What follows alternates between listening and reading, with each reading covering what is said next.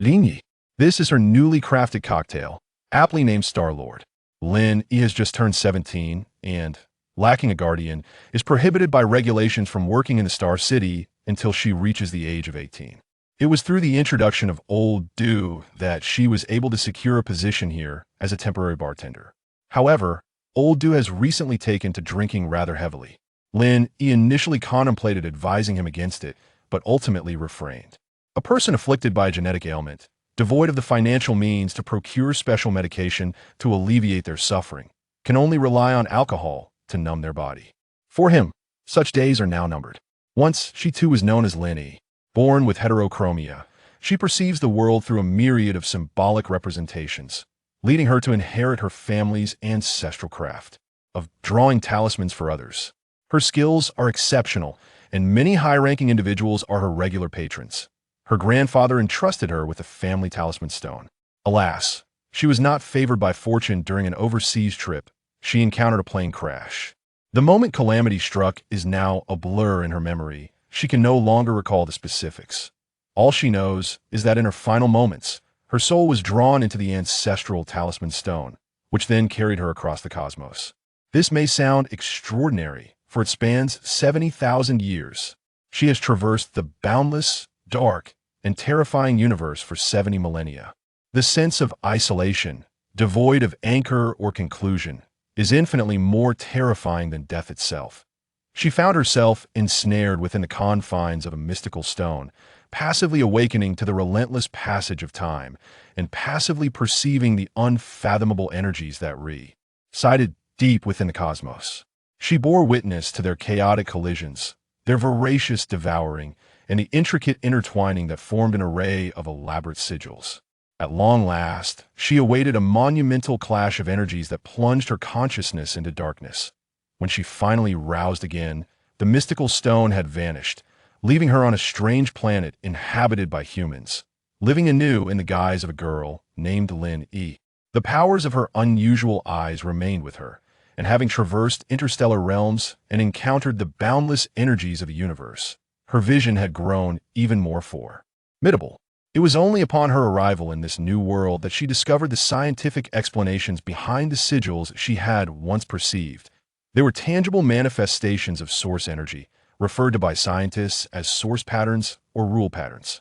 According to the treatise from the Authority on Cosmic Science, source energy is unlike any other form of energy. It is the primordial force that emerged with the birth of the universe. RSE. Source energy encompasses all vitality within the cosmos and every elemental energy, theoretically possessing the characteristics of infinite circulation and inexhaustible supply.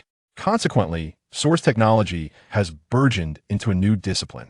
In the present age of the Cosmic Federation, intelligent robotics have seamlessly integrated into the daily lives of its citizens.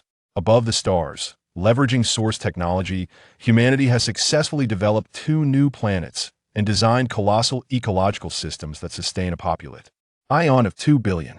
Beyond these new worlds lies an immense military stronghold within the vastness of space. More than 2 centuries ago, due to the advancement of source technology, humanity found itself engulfed in a grotesque revelry of genetic editing and enhancement. However, within a mere 50 years, the technology of genetic modification transformed social disparities into an insurmountable chasm, with inequality inscribed indelibly into our very genes.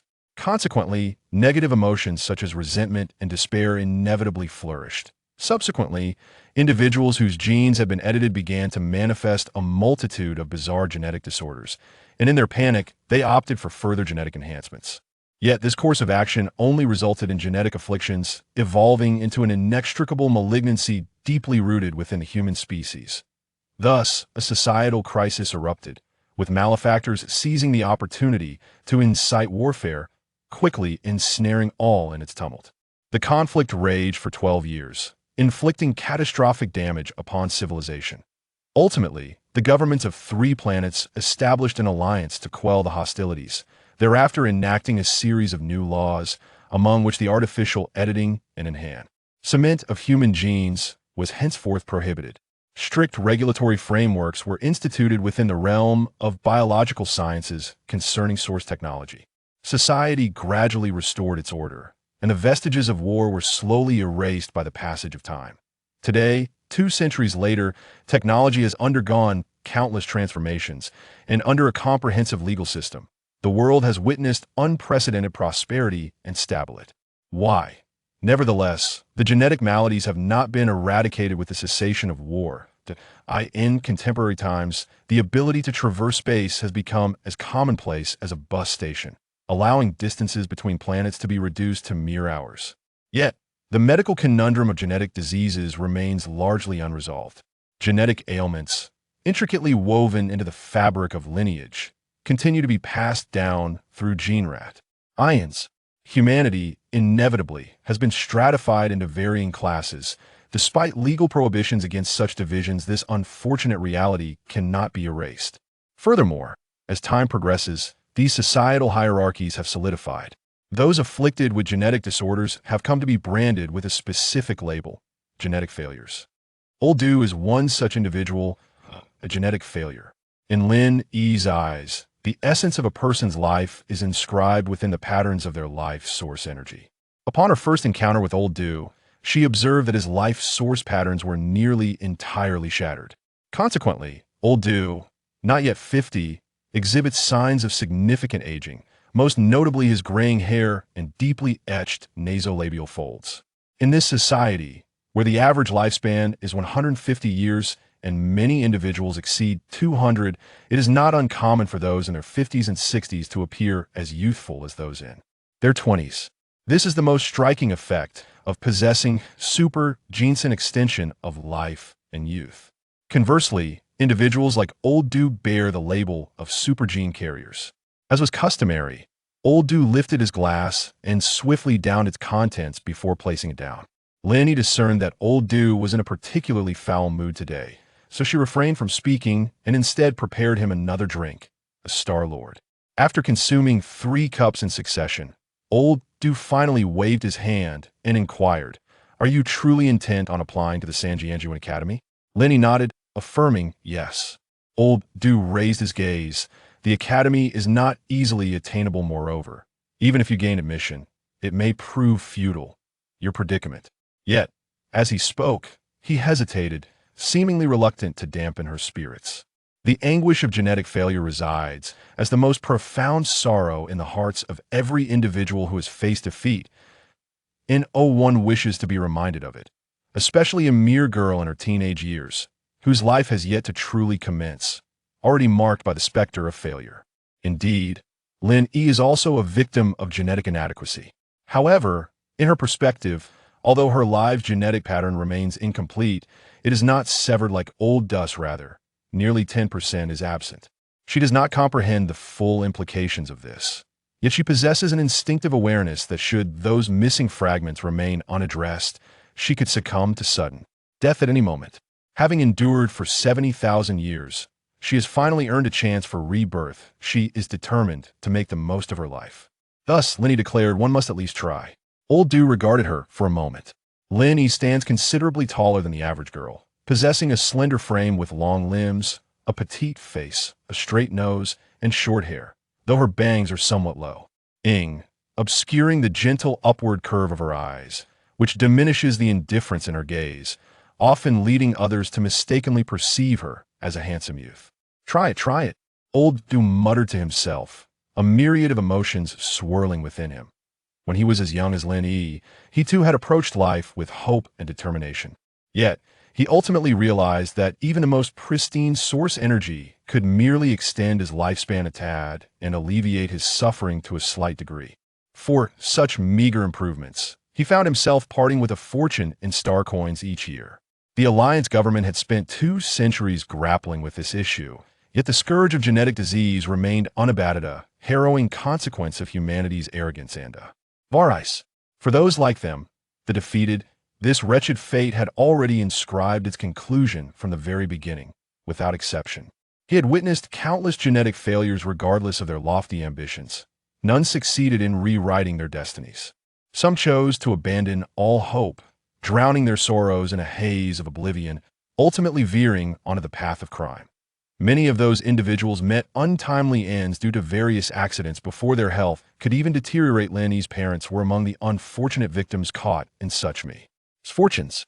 At just 17, Lin Yi stood on the precipice of her life, but old Du could already foresee her future brief existence marked by bitterness, yet ultimately powerless against it. He tied of fate. Gazing at Lin Yi's youthful visage, old Du suddenly inquired, "Have you prepared the tuition fees?" Lin Yi replied, "I have saved enough star coins, but I still need one examination source stone." If a genetic disease patient could graduate from the Source Academy, even if they could not alter their flawed genes, at least their lives could be somewhat improved. Regardless of how high the entrance threshold of the Source Academy may be or how low the acceptance rate, the number of applicants continues to soar year after year. Furthermore, prior to the annual admissions, tutoring classes outside the Source Academy emerge like mushrooms after the rain, each boasting advertisements of full refund if you FAI. Helped to pass the exam. Old Du took a large gulp from his cup of ice water, the chill jolting his mind into clarity. He then reached into his pocket, retrieving an object that he tossed to Lin Yi. "Come find me after work." Having spoken, he turned and departed. Lin Yi opened her palm to reveal what old Du had thrown her a piece of source stone, its core emitting a faint, enchanting glow. To her, the light intertwined into ever-shifting, profound patterns. Chapter 2. The High Starry City is a place that operates around the clock, and Lin Yi's working hours extend into the early hours of the morning, when darkness still blankets the streets, leaving them almost deserted. This locale serves as a haven for the indulgence of myriad desires, thus teeming with unsettling elements. It is not uncommon for idle ne'er-do-wells to lurk in the shadows of surveillance blind spots, on the lookout for potential victims to rob. Despite the city's extensive network of electronic eyes and robust security measures, the specter of crime can never be entirely eradicated. There will always be those willing to take perilous risks. Yuan, the intelligent robot bequeathed to Lin Yi by her parents, is classified as F-grade. Although it is primarily designed for domestic tasks, its metallic composition and capability to connect to the city's security systems render it a formidable presence. Furthermore, Lin Yi's appearance suggests she is not particularly affluent, making her an unappealing target for would-be robbers. The investment required to rob her would far outweigh the uncertain returns. Thus, only the most foolish of criminals would consider her an option. As autumn descends, the night air grows distinctly chilly. Lin Yi tightens her windbreaker and gazes upwards. This street serves as the heart of the South Sanjiang district, where each building's facade is adorned with colossal screens capable of displaying both static images and holographic projections. These screens operate incessantly, showcasing a plethora of advertisements that captivate passers-by, regardless of the time of day. During daylight hours, one can often witness renowned celebrities clad in bikinis stepping forth from the screens, swaying their hips amidst a backdrop of refreshing ocean waves, captivating the attention of many who cannot resist pausing to gaze upward during the sweltering summer. When encountering merchants who vigorously invest in advertising, the effect of holographic projections on screens is remarkably enhanced. A flock of pigeons bursts forth from the display, soaring 300 to 400 meters before vanishing into thin air. Often, the vast expanse of the starry sky and the enchanting realms of mythology are merely a glance upward away, blurring the lines between the virtual and the tangible. Even the automated vending machines along the roadside occasionally project a holographic image, passionately advertising their wares. The more grandiose and lifelike these effects are, the greater the need for energy sources to sustain them. Beneath the celestial canopy lies a paradise. At this moment, only the neon-lit billboards in the distance and the dimly glowing street lamps illuminate the desolate street. From her vantage point, she could not discern a single soul at the alley's entrance. The surroundings were eerily silent, devoid of even a cat's meow. Yet she was aware of the presence of others. Lin Yi paused for a brief moment, blinking as a spectral glimmer flickered in her obsidian eyes. Deep within the alley, two life signatures penetrated the structures, clearly visible to her gaze, revealing their identities. Two males, both in their 30s. One of whom was afflicted with a genetic disorder and appeared to be under the influence of illicit substances. His ailments had been suppressed. Yet this was merely a temporary reprieve. Should he continue his consumption of these forbidden drugs, he would meet his demise far sooner than old Du. She recognized these two. They were local thugs who had previously targeted her twice but subsequently retreated. However, this time, in addition to their life signatures, there was an unfamiliar one she had not encountered before. Lin Yi squinted slightly, It was evident that this was not a life source pattern, but rather some form of energy device. Could it be a weapon? Upon closer inspection, she dismissed her initial conjecture. She had encountered energy weapons at the security office in Star Ring City, and this object resembled something else entirely. Lin Yi turned to glance at Yuan. Pondering for a moment before speaking, activate Sirius. Yuan's eyes seemed to suddenly gain focus, and a steady voice emerged without fluctuation. Two individuals with no legitimate occupations detected ahead, danger level predicted at 2. Should we proceed or alter our route? Lin Yi responded, proceed. In a moment, they arrived at the mouth of an alley. Before she could turn in, the two men surged out, blocking her path one after the other. Lin Yi sidled against the wall, observing them in silence. The individual afflicted by a genetic disease, who had also consumed illicit substances, appeared to have his life source pattern dimming before her eyes. To be so young and already suffering such afflictions was a clear indication of his misfortune, perhaps even greater than old dues. At that moment, the dagger in his hand was pressed firmly against Lin Yi's neck. The accomplice beside him clutched a metal sphere the size of an egg. His gaze was not on Lin Yi, but rather fixed on Yuan. The gray energy pattern emanated from this very metal sphere. The head of the security team in Star Ring also possessed a similar sphere, albeit smaller and more exquisitely crafted, typically worn on his belt. At first, she was unaware of what it was until one day, two patrons engaged in a confrontation at the bar, each accompanied by a robotic bodyguard. As the two robotic guardians exchanged blows, the head of security from Huanqing approached, and instantly, both bodyguards ceased their actions as if they had suddenly malfunctioned. It was later revealed to her that this device was known as an intelligent system suppressor. Once activated, it rendered all targeted robots within its range inoperative, unless their system level surpassed that of the suppressor. The government's control over such devices was as stringent as that over firearms. Private ownership was strictly prohibited, with severe penalties for any infractions. Even those involved in the underworld were reluctant to display such a device. The two individuals she recognized from previous encounters were nothing more than street thugs without firearms. How had they managed to procure such an item? Their decision to wield it against her suggested a significant investment, prompting her to wonder what they sought from her. Chapter 3. Perception. Noticing Lin Yi's silence and her lack of fear, the two men exchanged puzzled glances. Ma Lu glanced down at the metallic sphere in his hand, confirming it had locked onto a Yuan system. After observing a Yuan's complete lack of response, he felt a sense of relief and nodded toward Chen Wu. Chen Wu pressed a knife against Lin Yi's neck and whispered, "Come with us." Lin Yi looked at him and asked, "Where to?" Chen Wu gazed into Lin Yi's eyes, feeling an inexplicable sense of oddity. How could a mere teenage girl, confronted in the dead of night by two men intent on abducting her, display no fear whatsoever? Even when her robot malfunctioned, she exhibited little reaction. Her gaze seemed genuinely unfabricated. In contrast, Ma Lu, lacking Chen Wu's perceptiveness, kept stealing glances at Yuan, feeling a twinge of anxiety, and thus spoke gruffly, "Stop your nonsense and come with us." Lin Yi turned to him, asking, "Where did you acquire that system suppressor?" Ma Lu was taken aback, a sudden unease surging within him, prompting him to instinctively glance at his superior. The peculiar sensation within Chen Wu intensified. This girl was somewhat sinister. Was she truly unafraid, or simply foolish? Or had today's youth become remarkably resilient? Although he was accustomed to the underworld, his dealings were typically limited to collecting protection fees, intimidating the meek, or trafficking in contraband. Kidnapping was an infrequent endeavor for him, and this was his first genuine experience of such a nature.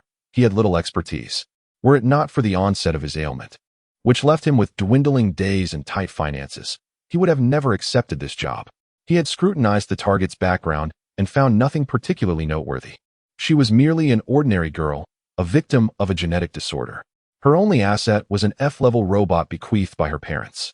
Yet, with her robot now incapacitated, what support did she have left? If she were indeed just an ordinary girl, why would anyone offer a substantial sum for her abduction? Her parents were deceased, and she had no close relatives who would pay her ransom. Regardless, the deposit has been received, and once this task is accepted, it must be completed. Chen Wu remained silent, the blade pressed against Lin Yi's neck, his left hand raised, intending to knock her unconscious and carry her away. But in that very moment, Yuan suddenly sprang into action. Lin Yi took the metallic sphere handed to her by Yuan and weighed it in her hand, remarking, "You don't seem like you're here to rob me. I have little money." Chen Wu replied, "You are the one committing the robbery now." having attacked someone and seized both the dagger and the suppressor. Lin Yi assessed them with a glance, then slightly bent forward, inquiring, kidnapping? Chun Wu shot a glance at Yuan, aware that the intelligent robot would unfailingly execute its master's commands, with crackling blue electricity still gathering in its hand. Given the girl's unpredictable nature, he dared not attempt any tricks and chose to remain silent, tacitly acquiescing to her question. Who is behind your actions? Both Chen Wu and Ma Lu remained tight-lipped. Although they were merely street thugs, they adhered to a code of ethics, understanding that divulging their employer's identity could jeopardize their future employment. Lin Yi straightened up, leaning against the wall, casually toying with the stolen metallic sphere, and lazily uttered a single word, strike. Yuan's database contained a wealth of combat techniques. All he needed to do was mimic a few basic moves while calculating the appropriate speed and force sufficient to inflict pain without rendering someone unconscious. Moreover, he had the ability to discharge electricity at will. Thus, with a flurry of punches, Chun Wu and Ma Lu quickly capitulated, exclaiming, "All right, we'll talk." Lin Yi then commanded, "Stop." Yuan ceased his assault, and the two men huddled on the ground, grimacing in pain and gasping for breath. Lin Yi impatiently tapped her toes on the ground, prompting Chun Wu to speak up quickly. "We received the order on the gray web." The other party merely provided the target and the task, along with a deposit. However, they have yet to specify the next steps for abducting you or the destination. "Let me show you the records." As he spoke, he opened his personal terminal in front of Lin Yi and accessed the special network. The gray web is an underground realm of the internet, where the identities of both the orderers and the contractors remain concealed, inaccessible to ordinary individuals. Lin Yi cast a glance and instructed Yuan to note the information displayed. She then weighed the metallic sphere in her hand. "Where did this come from?" "It was sent to us by the other party." "From where?" "We don't know. We've tried to trace it, but to no avail, truly." Lin Yi continued to ponder the metallic sphere, questioning who wished to abduct her and for what purpose. Having spent 6 months here in relative tranquility, why was there suddenly a plot against her? After a moment of contemplation, she found herself still at a loss and said, "Leave." Chen Wu was taken aback, glancing at Lin Yi in surprise. Ma Lu, noticing Lin Yi's serious demeanor, quickly got up and offered to assist Chen Wu, who, suppressing his doubts, stood in silence. Lin Yi remained lost in thought, ignoring them. Just as Ma Lu was about to turn away, he noticed Lin Yi absent-mindedly toying with the metallic sphere and could not help but ask, "Since it's defective, can we return it to you?" Only then did Lin Yi pause her actions, lifting her gaze to them, thinking, "Damn it, how foolish." Chun Wu inwardly cursed, raising his hand to deliver a sharp slap to Ma Lu's head. He then pressed down on Ma Lu's head, forcing him to bow towards Lin Yi. "Just consider it a passing gas. If you fancy that thing, please keep it." "Very well." Chun Wu acquiesced, lifting his head only moments later. It was not until Lin Yi had walked away that Ma Lu finally raised his face, rubbing the spot where he had just been struck, and awkwardly spoke, "Brother, are we just leaving like this? It will cost us money, brother. Our funds are already rather limited." Ma Lu appeared even more bewildered. "Leave this place? Why?" Chun Wu exhaled through his nose, for he sensed impending danger. He understood that the system suppressor had not malfunctioned, yet he wondered why the robot had not crashed. Either the opposing party possessed a high-level anti-jamming device, or the robot system had been clandestinely modified. Both scenarios indicated that the girl was far from the simpleton she appeared to be. More importantly, she had not called the authorities. Under normal circumstances, a girl in such a predicament at night would opt to report it, yet she had not. She seemed to possess an unfounded confidence. There was an inexplicable air of superiority about her, a demeanor typically observed only among those with superior genes. Chen Wu had previously researched her. She was clearly a genetic disorder patient, yet how could she exude such an air of disdain? It defied logic. Chen Wu was curious, yet he would temper his inquisitiveness. His intuition had always been remarkably accurate. Just moments ago, the girl's gaze, though not fierce and somewhat languorous, seemed to overlook him entirely. Yet, when their eyes met, an inexplicable terror gripped him, more daunting than having a high-caliber weapon aimed at his head. Ma Lu pressed on, "Brother?" Chen Wu, with a cigarette dangling from his lips and a visage marked by the weight of experience, replied, "Do not question why. Just remember, this is the wisdom I have gleaned from a decade of navigating these treacherous waters. What seemed like a sure thing can unexpectedly falter. This is not mere bad luck, but a sign that the situation exceeds your capabilities. Do not court disaster. Retreat if necessary, kneel if required, apologize if needed, and flee if that is what it comes to. Those who dwell in the lower echelons and engage in perilous trades must possess a keen sense of discernment to survive beyond a few years. When I began this journey, there were at least 100 or 80 of us. Now, scarcely 5, myself included, remain unscathed and free from incarceration. Malu, still bewildered, stammered, "But, brother, our abilities are limited. What if we can't survive elsewhere?" Chen Wu, continuing to walk ahead with his cigarette, stated, "Sometimes, vision is more crucial than capability." Had Lin Yi heard this proclamation, she would undoubtedly resonate with its profundity. Chapter 4. Desserts upon returning to the entrance of the residential building. The nearby dessert shop had already opened. Inside, the pastry chef busily attended to the counter, the aroma of caramel wafting through the slightly chilled air. Lin Yi, as usual, purchased 2 servings of caramel pudding, a slice of cheesecake, and a box of creamy pastries, all freshly baked and crafted from genuine ingredients. The slightly heavy bag in her hand uplifted her spirits. By the time she returned home, dawn had just begun to break. Lin Yi entered and washed her face. While Ai Yuan retrieved the utensils, arranged the desserts, brewed her a cup of red tea, and played a popular song, its melodic male voice gradually filling the air. As the music played, a bouquet of fresh flowers appeared on the dining table, their delicate petals glistening with dew. The buds trembled as they bloomed, releasing a fragrant aroma that soon attracted butterflies, which fluttered and settled on the pink petals. The holographic imagery was so lifelike that it even catered to the sense of taste, blurring the lines between reality and illusion. Many people here, lacking the financial means to enjoy true nature, spent their lives adorned by holographic imagery. When Lin Yi emerged from the bathroom, her short hair was slightly damp, with a few strands of bangs stubbornly standing upright, revealing her strikingly dark eyebrows and subtly upturned eyes that, combined with her nonchalant expression, gave her an air of rebellious charm. Upon entering the living room and observing the abundance of flowers and butterflies, she cast a sidelong glance at Ai Yuan. "Do you really need to create so much trivial decor every day? Isn't it wasteful?" Ai Yuan replied, "A small-scale holographic projection consumes 0.5 energy units per hour. Beyond that, the consumption increases by 10%.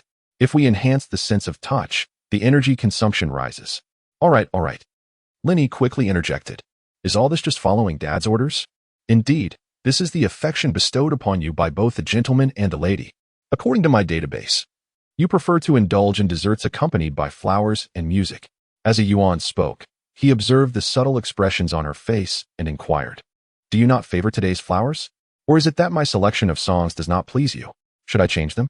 The song is acceptable, but the flowers—" Lin Yi glanced at the bouquet on the table, scoffing softly. "Put them away.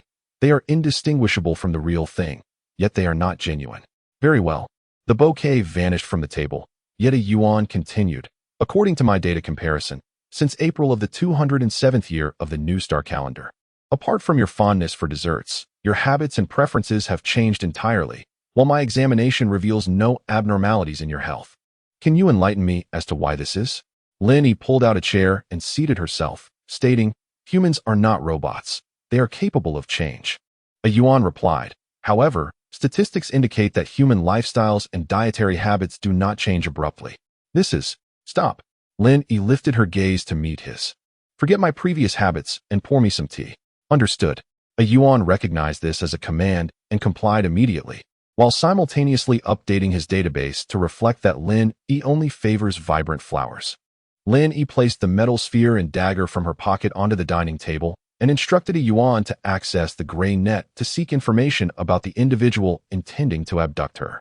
However, lacking the special key for the gray net, and with Ai Yuan's level still insufficient, even if he were to enter the gray net, he would be unable to trace personal information within it. Lin Yi sat at the dining table, her elbows resting upon its surface, fingers interlaced beneath her chin, gazing intently at the 2 menacing objects before her. Who could they be? What were their intentions? Their target was unmistakably clear. It was her. Ai Yuan placed the brewed tea before her, and as the warm aroma wafted through the air, she momentarily set aside her troubling thoughts. She picked up a delicate silver spoon and gently scooped a piece of caramel pudding into her mouth, closing her eyes in contentment. The taste was sweet, refined, and velvety. In this unfamiliar world cloaked in an icy sheen, it was the only thing that could soothe her hardened heart. After finishing her dessert, dawn had broken, and the corridor outside began to bustle with activity. Lin Yi rinsed her mouth, donned her trench coat once more, slipped the metallic sphere into her pocket, and entrusted the dagger to Wei Yuan. Together, they descended the stairs and arrived at the entrance of room 202, where she pressed the doorbell.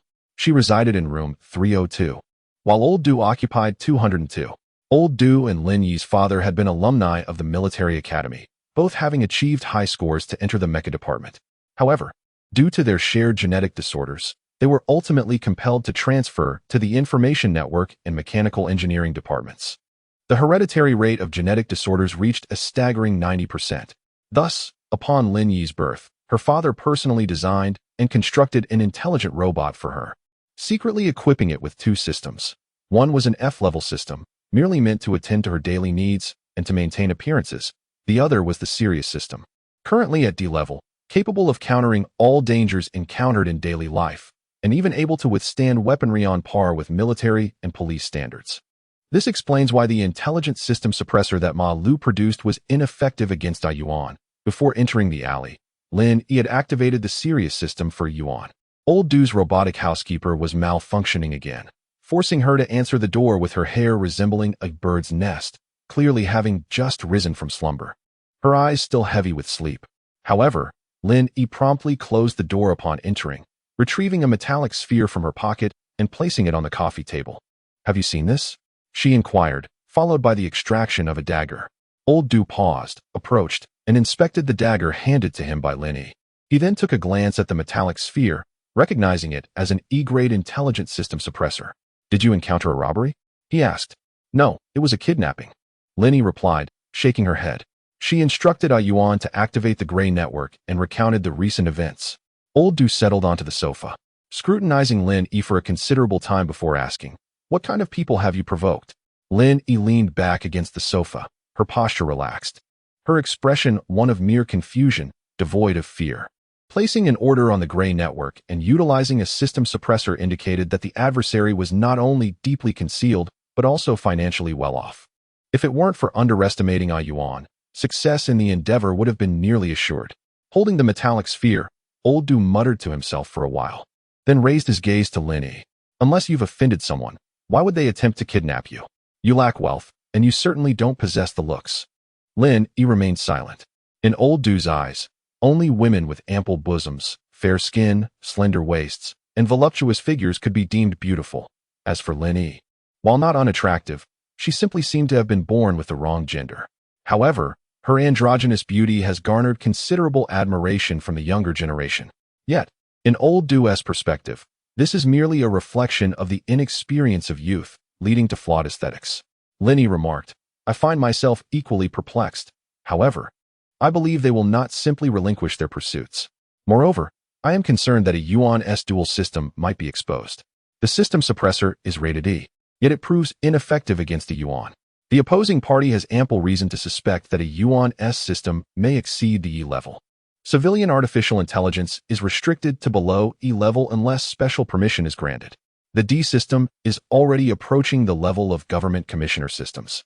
And should it be discovered, a Yuan would not only face destruction but also substantial fines, or even potential prosecution." Old Du scoffed, a hint of pride glimmering in his murky eyes. "You need not worry about that. Even if you were to submit a Yuan for inspection at the state government, they would be unable to detect the Sirius system designed by Old Lin, provided it does not undergo examination with systems rated a level or above. In a couple of days, I shall procure an anti-interference device for you. Henceforth, if anyone inquires, simply attribute the issue to the anti-interference device."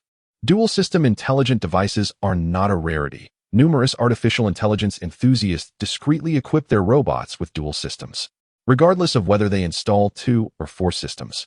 A mere scan by the detector will reveal them. However, a Yuan-S system is distinct. In its dormant state, the concealed Sirius system remains undetectable. It is akin to a clandestine weapon, its ultimate potential shrouded in mystery. Lin Yi was somewhat taken aback and glanced at Yuan. Could this robot, left behind by her father, be so remarkable? Yuan, who was typically reserved in the presence of outsiders, timely interjected, "Miss, if you upgrade my system to level A, I would remain undetected even upon entering QO." Lin Yi raised an eyebrow, suspecting that his sudden input was an attempt to secure personal advantages. How surprising. Old Du, noticing her expression, chuckled. If old Lin had been willing back in the day, he could have entered Quo's research institute solely based on this hidden system. Quo was the capital of Weixing, housing the Marshal's office, the Court of Judicators, the Elders' Hall, the Alliance Congress Center, the 10 top generals of the Alliance, and those few legendary source masters. So why didn't he go? Old Du rarely spoke of Lin's father, and his sudden mention piqued Lin Yi's curiosity. After a brief pause, Old Du continued, a patient with a genetic disease, lacking any background, short-lived and frail, burdened with family responsibilities, and besides his research, he possessed no other skills. He would have been unable to establish himself in Quo. Furthermore, a yuan is a gift from him to you. If this hidden system were to be disclosed, you would no longer receive this precious gift. Lin Yi had not anticipated such circumstances. By the time she arrived here, both her father and mother were no longer present. A yuan was created 3 years after her birth, and most of the records he contained pertained to Lin Yi's growth and the lives of her parents. Leaving little documentation behind, Lin Yi had indeed seen this metallic sphere in the bracelet left by her father. She had her own plans regarding upgrading a yuan, but such matters must be approached with patience. Advanced artificial intelligence is an exceedingly costly endeavor at present. Merely maintaining a yuan's daily upkeep and recharging was already proving to be quite burdensome. The expenses required for the upgrade were, to her current circumstances, astronomical. Furthermore, the subsequent costs for daily maintenance and recharging would escalate exponentially. Consequently, Lin Yi picked up the metallic sphere and tapped it lightly on the coffee table to draw Lao Du's wandering thoughts back to the present. Is it possible to trace the origin of this item? Since this suppressor was sent by the employer, perhaps investigating the provenance of the metallic sphere might yield some clues. Lao Du glanced at Lin Yi once more. It is possible to investigate, but do not harbor any illusions. The fact that the individual chose to operate through the gray net indicates a desire for anonymity. It is highly likely that we will discover no connections between this object and the individual in question. With no leads to pursue, there was little more to be said. They would wait for some trace or clue to emerge. Lin Yi was aware that Lao Du had his own methods. As she reached the door, Lao Du remarked, "You should refrain from delving too deeply into the contents of the gray net. The gray net represents a shadowy realm within the digital world, shrouded in secrecy and largely inaccessible to the average person. It falls outside the purview of the Alliance's oversight, thus hosting an array of perverse and explicit videos, all presented in high-definition holographic formats that could transport viewers into a vivid reality. Unlike cinematic productions, each viewer is acutely aware that everything depicted in those videos has transpired in reality. In comparison, hiring a hitman or engaging in kidnapping and extortion can be considered rather mild offenses. Old Du is concerned that Lin Yi, driven by curiosity, may delve too deeply into such matters and become frightened. He lacks the ability to console others and can only issue a warning in advance. He recalls a reckless youth from school, also in his teens, who somehow stumbled upon the dark web. Initially, he was quite exhilarated, but after a fortnight, his parents had to take him to a psychologist for treatment. Old Du, it appears she has already seen quite a bit. Lin Yi slightly curled her lips, a half-smile gracing her face as she remarked, "Just a bunch of clowns." With that, she opened the door and stepped outside. They merely lurk in dark corners, endlessly unleashing their inner malevolence, mercilessly tormenting and slaughtering those weaker than themselves, shattering ethical boundaries in their pursuit of pleasure, or, driven by a desire for profit. They recklessly splice alien genes for live experiments and advocate for war. Such perversions exist everywhere. The darkness of human nature will not be cleansed by the advancement of technology. Long ago, she had already witnessed this in her own world. Chapter 5. The supervisor. Upon returning to room 302, Lin Yi found herself restless and sleepless. So she proceeded to upload the contents of the card into her personal terminal. This material included a portion of past entrance examination questions, as well as this year's supplementary class content from Source Academy, complete with detailed explanations from the instructors. It was comprehensive, with key points highlighted. Old Du indeed possesses a certain level of competence. Such information is not accessible to just anyone, and many of the external tutoring classes offer little more than counterfeit materials. The materials in hand are either incomplete or disordered, and the majority of the answers are fragmented. Studying from such counterfeit resources guarantees the acquisition of erroneous knowledge, leading to the inevitable failure of many during the actual examination. The acceptance rate of the Source Academy is low, marked by fierce competition. Peers in the tutoring industry are constantly seeking to undermine one another, lest their clientele be swayed by competitors. This vicious cycle of rivalry, amidst a mix of quality, further accentuates the high value of the resources Old Do has procured for her. The entrance examination of the Source Academy consists of two parts, a written test followed by a practical assessment. Only those who pass the written portion may proceed to the practical. The purpose of the practical exam is to evaluate candidates' sensitivity to source energy. And the sole requirement for candidates is to bring their own source stone. However, for the practical examination, candidates can only undergo preparatory training prior to the test. There is no room for last-minute cramming.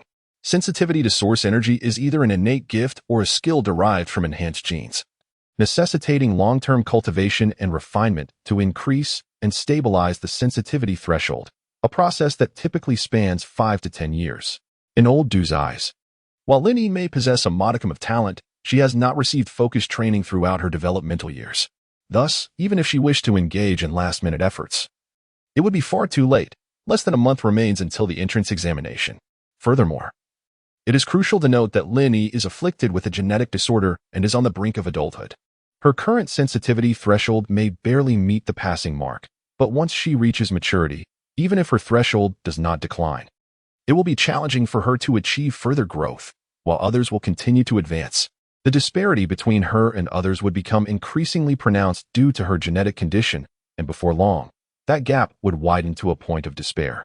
Consequently, the materials provided to her by Old Do consisted solely of written examination questions, with practical tasks merely accompanied by a set of operational guidelines, concluding with a rather disheartening remark. Whether she could succeed largely depended on luck. The threshold of sensitivity? Lin Yi took out the source stone given to her by Old Do and, using her unique vision, clearly discerned the intricate patterns of source energy embedded within the stone. Uncertain of how to calculate this threshold, she remained oblivious to her own sensitivity level, though she surmised it should not be too low.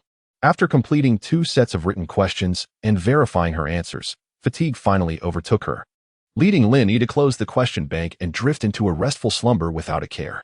After a full day and night of rest, when she arrived for her daytime shift the following day, she was surprised to see Old Do had also come in. "How did you know I was switching shifts?" she inquired. Old Do instructed her to prepare a cup of Star Lord for him, and after he finished, he remarked, "I am here to find Xiao Dong." "Is he around?" Xiao Dong was the supervisor on the first floor of the Interstellar Bar and had some connections with Old Do, who had facilitated Lin Yi's entry into this bartending position through Xiao Dong's influence. "He is here, but Supervisor Xiao is not in a particularly good mood today." Lin Yi offered him a glass of ice water and asked, "How is the investigation into that matter progressing?" She sensed that Old Do had uncovered something, yet it appeared he was not inclined to share it with her immediately, so she scrutinized him for a moment before replying. He should be here. Old Do had just departed, and Lin Yi watched his receding figure. At that moment, the bar was sparsely populated, with patrons ordering only the usual beverages, while the robotic servers attended to them. The 2 idle bartenders at the counter leaned together to gossip. Why was Supervisor Chow so irate today? Could it be related to the recent personnel changes? What personnel changes? The high-level personnel changes at Huanxing. It's been all over the trending news. Haven't you seen? What does that have to do with Supervisor Chow? I'm not sure, but I heard through the grapevine that Supervisor Chow might be reconsidering his engagement.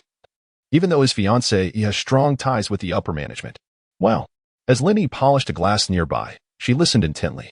Suddenly, her personal device chimed with a new message. She opened it, and with an impassive expression, closed it again, meticulously arranging the drinkware in front of her. The message was from Old Do, informing her that a friend of Supervisor Chow had his son kidnapped yesterday.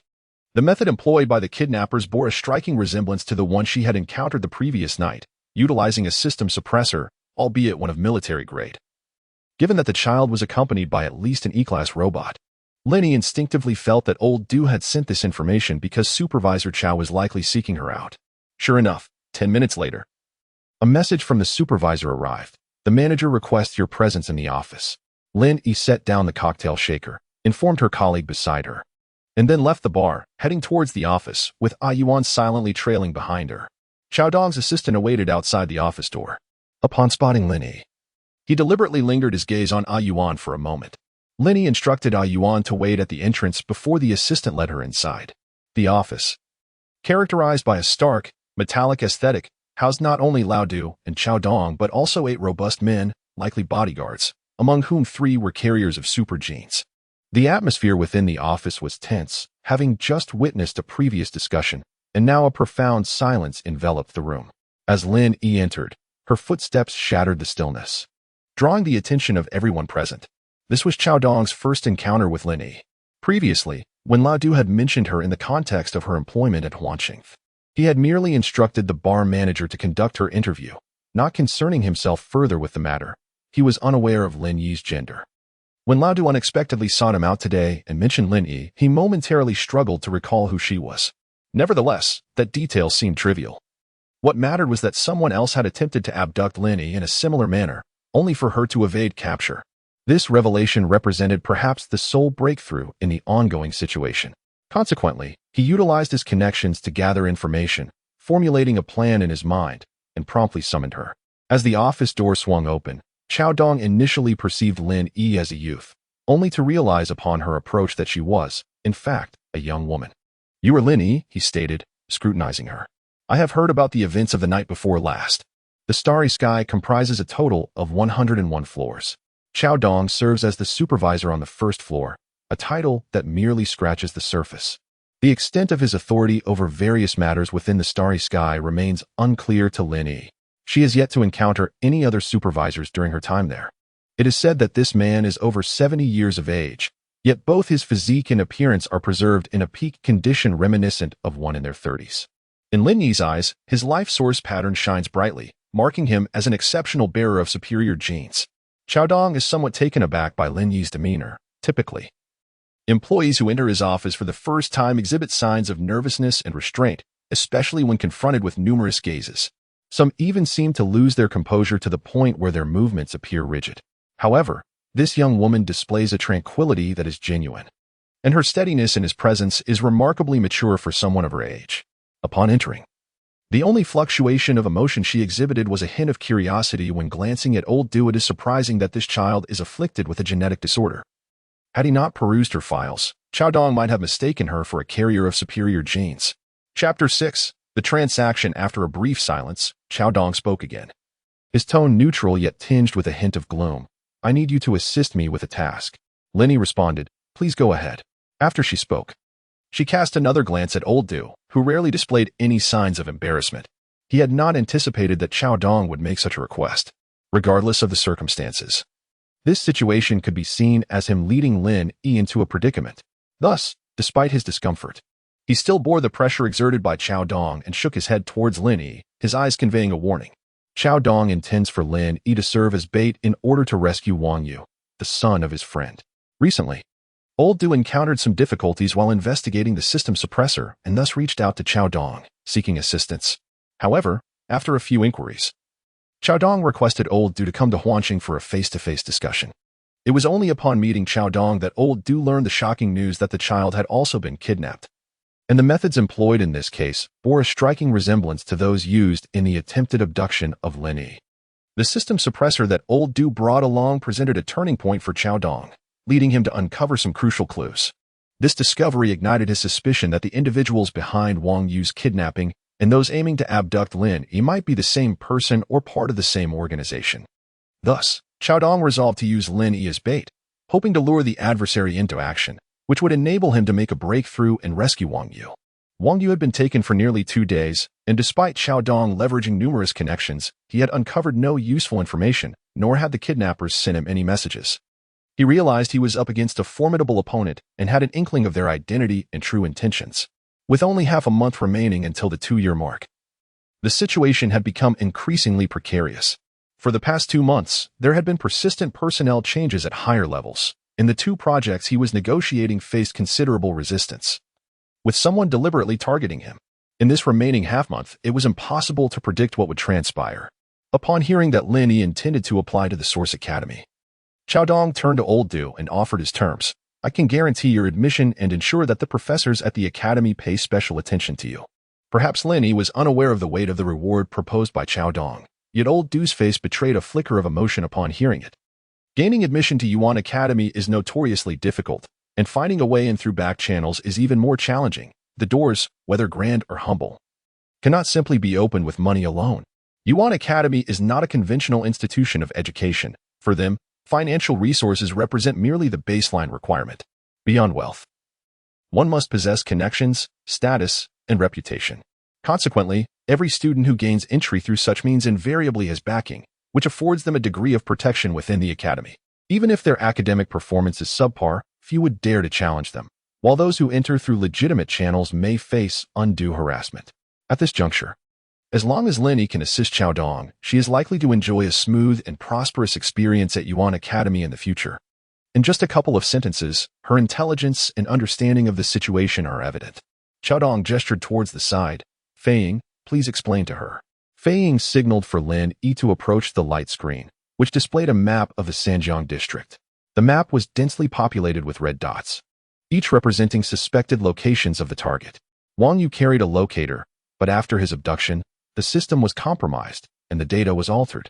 It appeared that the perpetrators sought to toy with us. Almost instantaneously, Wang Yu's position generated 300,000 different coordinates.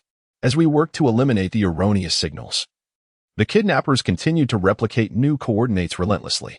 The technicians toiled relentlessly for 2 days and nights, managing to reduce the interference items from 300,000 to merely 3,000. Despite Xiaodong's stern insistence, the technicians found themselves unable to clear the disturbances and ascertain Wang Yu's precise coordinates within a short time frame. Other tracking paths were similarly obstructed, and under the current circumstances, it would take approximately 3 more days to unravel the virus. However, Xiaodong could not afford to wait that long. He sensed that someone on the board had caught wind of the situation. He had to rescue Wang Yu before any moves were made by the other party and ideally trace the threads back to uncover who was orchestrating this scheme against him. Fei Ying tapped on the display, and the map transformed into an unfamiliar streetscape. The camera zoomed in, revealing 2 figures standing beside a vending machine, Chen Wu and Ma Lu. You are to proceed here, Fei Ying instructed, handing Lin Yi a black diamond earring. Where this, we will discuss the particulars on the way. For Chen Wu and Ma Lu, having accepted an order on the gray market and taken a deposit only to abandon it, they were obligated by protocol to refund double the deposit. However, the deadline given to them was 7 days, and since the time had not yet elapsed, they hesitated to withdraw from the task order to return the deposit, knowing it would incur a loss. Naturally, they aimed to delay the inevitable as long as possible. Little did they realize that this procrastination would lead them into trouble. Standing beside the vending machine, Ma Lu feigned interest in the advertisements while whispering nervously, "Boss, who exactly are they? Could they possibly be the employers from the gray market?" Since yesterday, Ma Lu has been mulling over his thoughts. Ever since encountering that girl, it seems they have been beset by misfortunes. Chen Wu was intently scrutinizing the information on his wristband when Ma Lu inquired, prompting him to lift his gaze, extract a cigarette, and light it. After exhaling a few smoke rings, he remarked, "It's not the employer from the gray network. Then who could it be? Why would they want us to abduct that girl? And why the need for surveillance during the process? What kind of situation is this?" Chen Wu flicked off the ash with a hint of anxiety and replied, "We'll find out when she arrives. The other party has already notified me that the girl is on her way, so he must prepare himself." However, he had just seen a notification on his personal terminal, among which was a piece of gossip that immediately caught his attention. The son of a certain executive from Huanqing was kidnapped the night before. This piece of information lacked credible sources and did not disclose any specific names. In this age, where entertainment and sensationalism reign supreme, such stories often seem fabricated. Yet, after pondering it for a moment, he had a nagging feeling that this incident was likely true, which only served to worsen his mood. He had a strong intuition that today's events were probably linked to Huanqing. Huanqing's people? Damn. It appears they have indeed stumbled upon something significant. After Fei Ying departed with Lin Yi, the usually silent old Du finally spoke. "I never expected you would personally intervene for that child." Old Du has known Xiaodong for over 20 years, and in his eyes, Xiaodong has never been a benevolent character. In his earlier years, Xiao, driven by his whims and buoyed by his esteemed lineage and formidable genetics, engaged in numerous indiscretions. His tastes were eclectic, indulging in both the extravagant and the mundane. And over the years, he accrued a considerable amount of disarrayed debts. Wang Yu was indeed the child of a friend, a girlfriend, and he was the child's father. This matter remained undisclosed primarily due to the fact that Wang Yu's mother suffered from a genetic disorder, and Wang Yu had unfortunately inherited her condition rather than her father's exceptional genes. In this world, legally, All individuals are equal and free to marry as they choose. However, according to societal conventions, individuals afflicted with genetic disorders are prohibited from marrying carriers of superior genes. And there is considerable reluctance to accept the prospect of offspring resulting from such unions. The ramifications of such unions could not only taint the superior genes with genetic disorders, but also lead to an increase in the population of those afflicted, thereby straining the already dwindling resources. Consequently, should anyone dare to contravene this unwritten rule, they would find their family and peers of the same social standing collectively exerting pressure upon them, compelling them to make a decisive choice and sever ties. Indulgence and revelry may be tolerated, but sincerity in relationships is frowned upon, especially if it jeopardizes the collective interests of the community. Qiao Dong was already engaged to a woman of equal standing, also a carrier of superior genes, yet both parties seemed to regard themselves as still youthful, thus delaying their marriage. Being young, of course, meant possessing a surfeit of vitality that necessitated expression. Hence, despite their unmarried status, Qiao Dong's romantic pursuits were unceasing. His fiancée, he was well aware of his numerous liaisons, but seemed largely indifferent to them. It was merely a case of Qiao Dong producing a genetically flawed child and yet managing to protect him with utmost pretension, while continuously delaying the marriage agreement that had already been established. Naturally, some individuals grew impatient, and others sought to exploit this situation to oust Qiao Dong from the scene. Chapter 7. Getting in the car as Lin Yi approached the street, Chen Wu and Ma Lu had already departed, following the instructions whispered in her ear. She used facial recognition to purchase a bottle of beverage from the vending machine. When the machine dispensed the drink, she reached out to retrieve it, only to be interrupted by a passerby approaching from behind.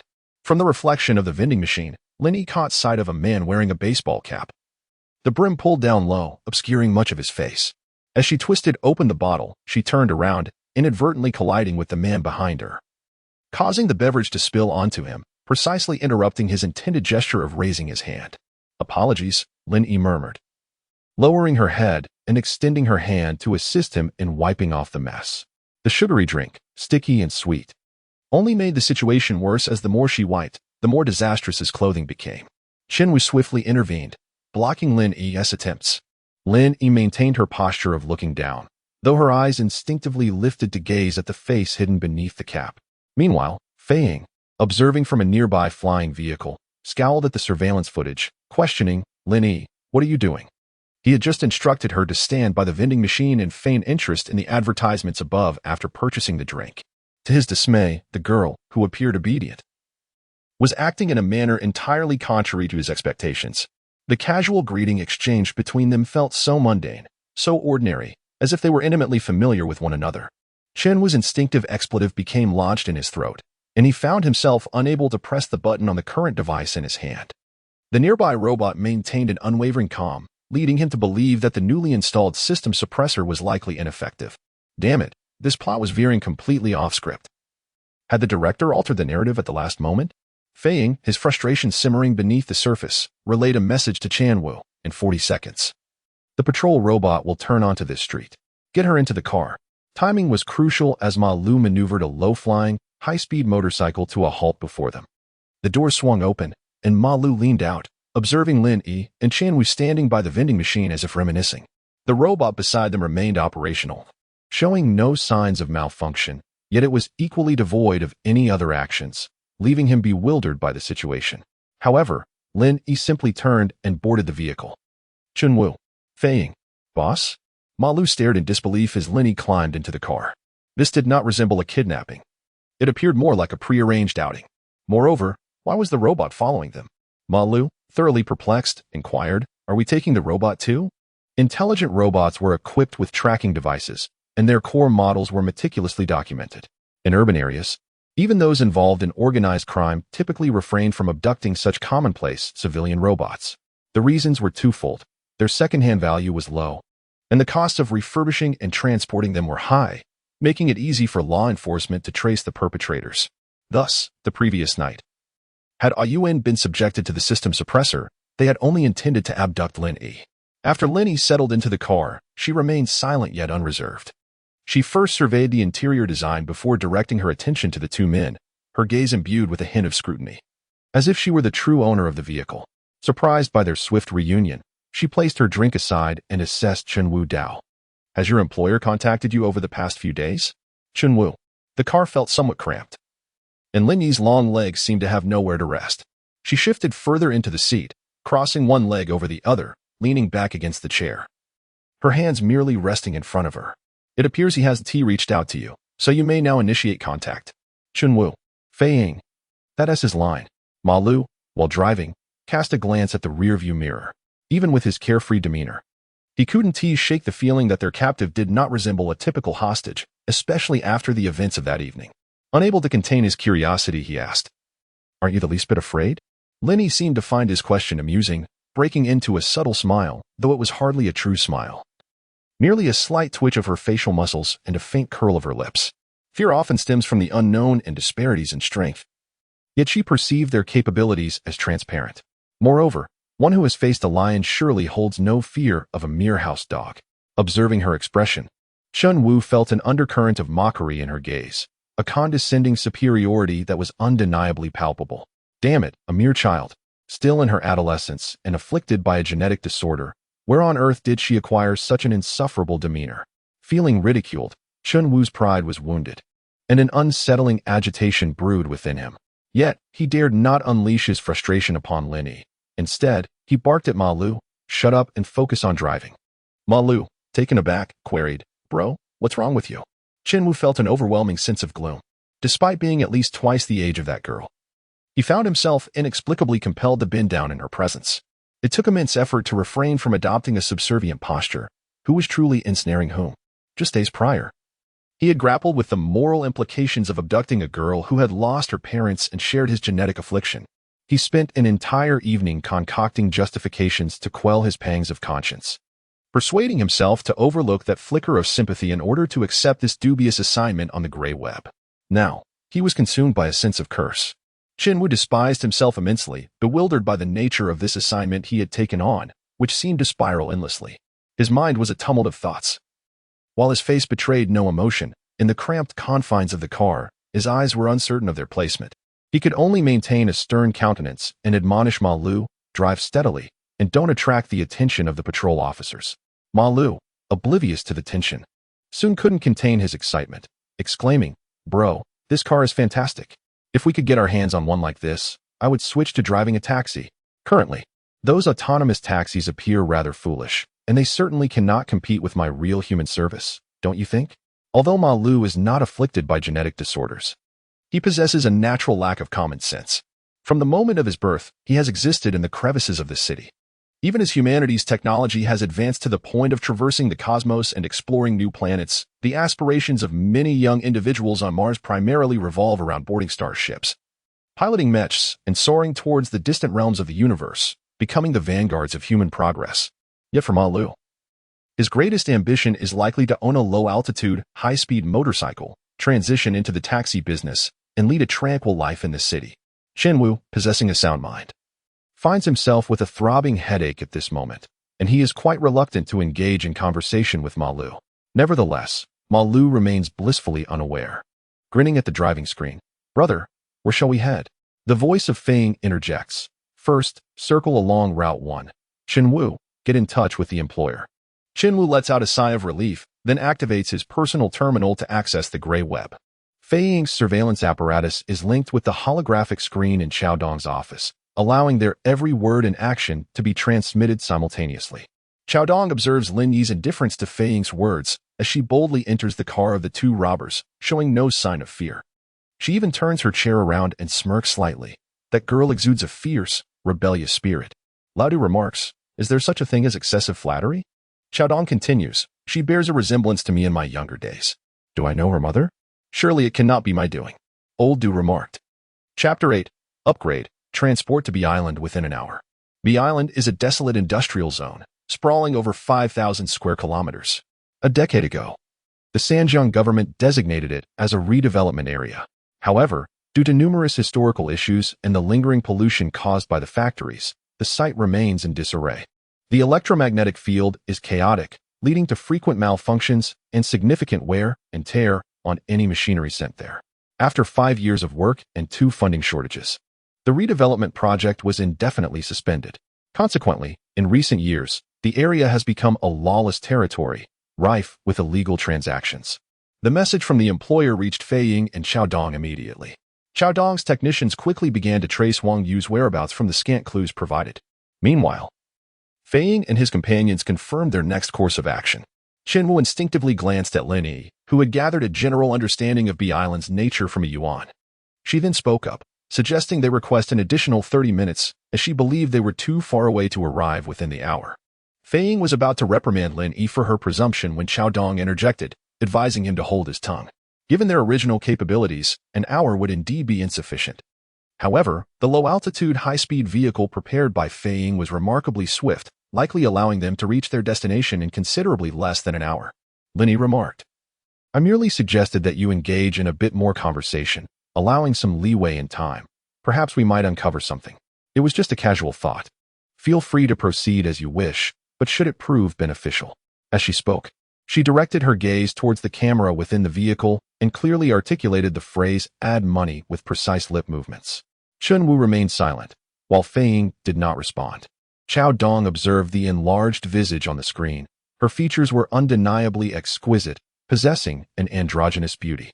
However, the expression upon her face conveyed a hint of impudence and an air of nonchalance, presenting an almost insufferable bravado. The technicians swiftly seized this opportunity to continue tracking the source of the bandits' information, urging, only within an hour. Subsequently, they provided a specific location for Qinwu to transport the individual. Lin Yi retrieved a map of Bee Island from a yuan, identifying the location, which was nearly at the heart of the island. Left with no alternatives, Qinwu, at Fei Ying's behest, instructed Ma Lu to accelerate towards Bee Island. At that very moment, the technicians on Xiaodong's side finally yielded results. "Boss, the young master is indeed on Bee Island." The individual contacting Qinwu is using the same set of keys as those who abducted the young master, confirming they are part of the same group. Xiaodong maintained a composed exterior, but with Wang Yu's location confirmed, he began to ponder their intentions. What could they possibly want with him? He was aware that the area was rife with illicit dealings. However, if the individuals who abducted Wang Yu were motivated by monetary gain, it would be far more economical to demand a ransom rather than resorting to dismembering her for sale. Yet, if their intentions were to issue a warning for breaching the rules and to teach him a lesson by eliminating Wang Yu entirely, why choose the location of Bee Island? The technician continued, "Boss, according to our data analysis, upon entering Bee Island, the electromagnetic interference will render low-altitude, high-speed motorcycles with a 75% likelihood of failure to start, and communication from the surveillance monitors will also be compromised. Consequently, they will rely solely on the power vehicles available on Bee Island to reach the designated rendezvous point provided by the kidnappers." Xiaodong tapped his fingers on the table a few times before conveying a message to Fei Ying. "I have a high-level meeting in an hour," which is expected to last about an hour. Fei Ying immediately grasped the boss's intent and replied, "Understood. I will rescue the young master within 2 hours." Just as Fei Ying finished speaking, the technician interjected, "Boss, we have just received information from the police. In the past fortnight, there have been 12 reported cases of minors being abducted within the Sanjiang region, and 2 of the kidnappers have been apprehended, revealing that their key is from the same group as that used by the kidnappers of the young master." As the technician successfully decrypted the kidnapper's key and pinpointed Wang Yu's location, Old Du activated his personal terminal, leveraging his network to investigate the matter. However, as more information surfaced, his expression grew increasingly grim. A few minutes later, Old Du lifted his face and gazed at Xiaodong. "The abduction of Wang Yu may not merely be a targeted attack against you." Xiaodong had already seen what the technicians had uncovered. All the abducted minors were afflicted with genetic disorders, the youngest being 4 years old and the oldest 16. If Lin Yi was included, the eldest would be 17. These children hailed from troubled backgrounds, and among the 12, only 2 had both parents present. It was the parents of these 2 children who reported the case, coincidentally just as the Sanjiang district had recently appointed a new officer who, driven by the fervor of a new position, issued a stringent order upon receiving the report, leading to the discovery of some clues. Previously, in cases of missing children like these, it was unlikely anyone would have genuinely cared. It seemed the abductors were also taken aback by the promptness of the police response this time. As for Wang Yu, Xiaodong did not report her disappearance, and thus she was not among those 12 children. Nevertheless, aside from being Wang Yu's father, he knew that her public persona bore striking similarities to those of the abducted minors, a genetic disorder patient, a minor, raised in a single-parent household. and from a disadvantaged background. A grave expression crossed Xiao Dong's face. This could not simply be a case of kidnapping for ransom. What secrets lay hidden in Feng Island? What purpose did they have for these children? After a moment, Xiao Dong inquired, "What actions are the police taking now?" The technician replied, "The police have yet to investigate Feng Island, but they should be close." As the technician spoke, he felt a sense of relief, recognizing that had it not been for Lin Yi encouraging Chen Wu to engage the abductors in further conversation, they would not have been able to decrypt the kidnapper's key so swiftly. The police are capable of tracking down the B Island, and it stands to reason that the robbers are also aware of the police's movements. Moments ago, Chen Wu's employer insisted that he deliver the individual within the hour, likely having caught wind of the situation. The only unforeseen element for the robbers is that we have already located them. As Lao Du spoke, he rose to his feet. Once Lin Yi is delivered, the robbers may swiftly relocate. The electromagnetic field on B Island is unstable, and chaos reigns within, even if the police manage to enter. Many of their devices may prove ineffective, and capturing anyone is not guaranteed. Chapter 9. Yinsu 30 minutes later. Ma Lu parked the vehicle at the entrance of B Island. "Brother, the electromagnetic field here is erratic, causing excessive interference. Even our splendid vehicle would encounter issues if we ventured inside. To proceed, we must switch to the unique energy-powered vehicles available here." As Chen Wu consulted with Fei Ying, Lin Yi curiously surveyed the surroundings through the window. The landscape revealed no hints of greenery. It was desolate and chilling, resembling a no-man's land. The vast industrial steel city, abandoned for years, exhibited a somber decay. Most buildings had their exteriors eroded by the elements into a cold gray hue, resembling monstrous forms standing in rows. A thin veil of mist enveloped them, and soon, delicate droplets of water began to condense on the car window. Fei Ying chose not to accompany them into B Island, merely instructing Chen Wu to take the signal booster along. However, due to the magnetic field's instability, its effectiveness would be considerably diminished even if carried. The individuals accompanying the Flying Eagle were diligently searching for signals on B Island, although the factories here lay abandoned. Numerous surveillance cameras remained operational. As long as a signal could be established, these cameras could be activated. Upon disembarking, Lin Yi immediately sensed a stark contrast in temperature compared to the city. The air itself felt rather uncomfortable. At the entrance of B Island stood a rental shop for powered vehicles, adorned with a large, slightly askew sign emblazoned with the words "Daily Car Rentals" in a graffiti-like font. The proprietor, a robust man appearing to be in his 40s, seemed unconcerned despite the approaching customers, as he remained firmly seated on his chair. To be honest, Chen Wu had never visited this place before. Yet having navigated the underworld for over a decade and interacted with various characters, he had heard whispers about the dynamics here. The area was not as desolate as it appeared. Thousands of square kilometers had been discreetly divided into territories, each overseen by its own local tyrant. Those conducting business here, whether entering or exiting, were expected to pay their dues, commonly referred to as tolls. Otherwise, unforeseen troubles could easily arise. However, the act of paying homage was not without its nuances. In a vast expanse of thousands of square kilometers, it would be impractical to seek out every toll collector. Observing the bewildered expression of Ma Lu, the indifferent demeanor of Lin Yi, and the calm presence of Yuan beside her, a sense of inexplicable indignation welled up within Chen Wu. How had they stumbled into such a predicament? Yet, no amount of regret could alter the present. Resigned, he stepped into the shop and addressed the owner. "I would like to rent a vehicle."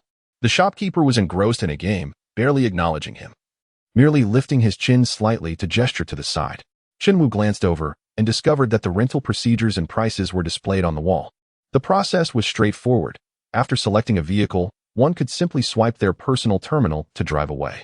However, upon inspecting the prices listed, Chen Wu felt a pang of regret. Moreover, there was only a single vehicle remaining in the shop, looking rather worn, leaving him uncertain whether it would even reach the destination. Spending such a hefty sum without the option of choosing a quality car was disheartening. Casting another glance at Lin Yi, the thought of her captivating eyes made him abandon the idea of having her foot the bill. Damn it, will this expense be reimbursed?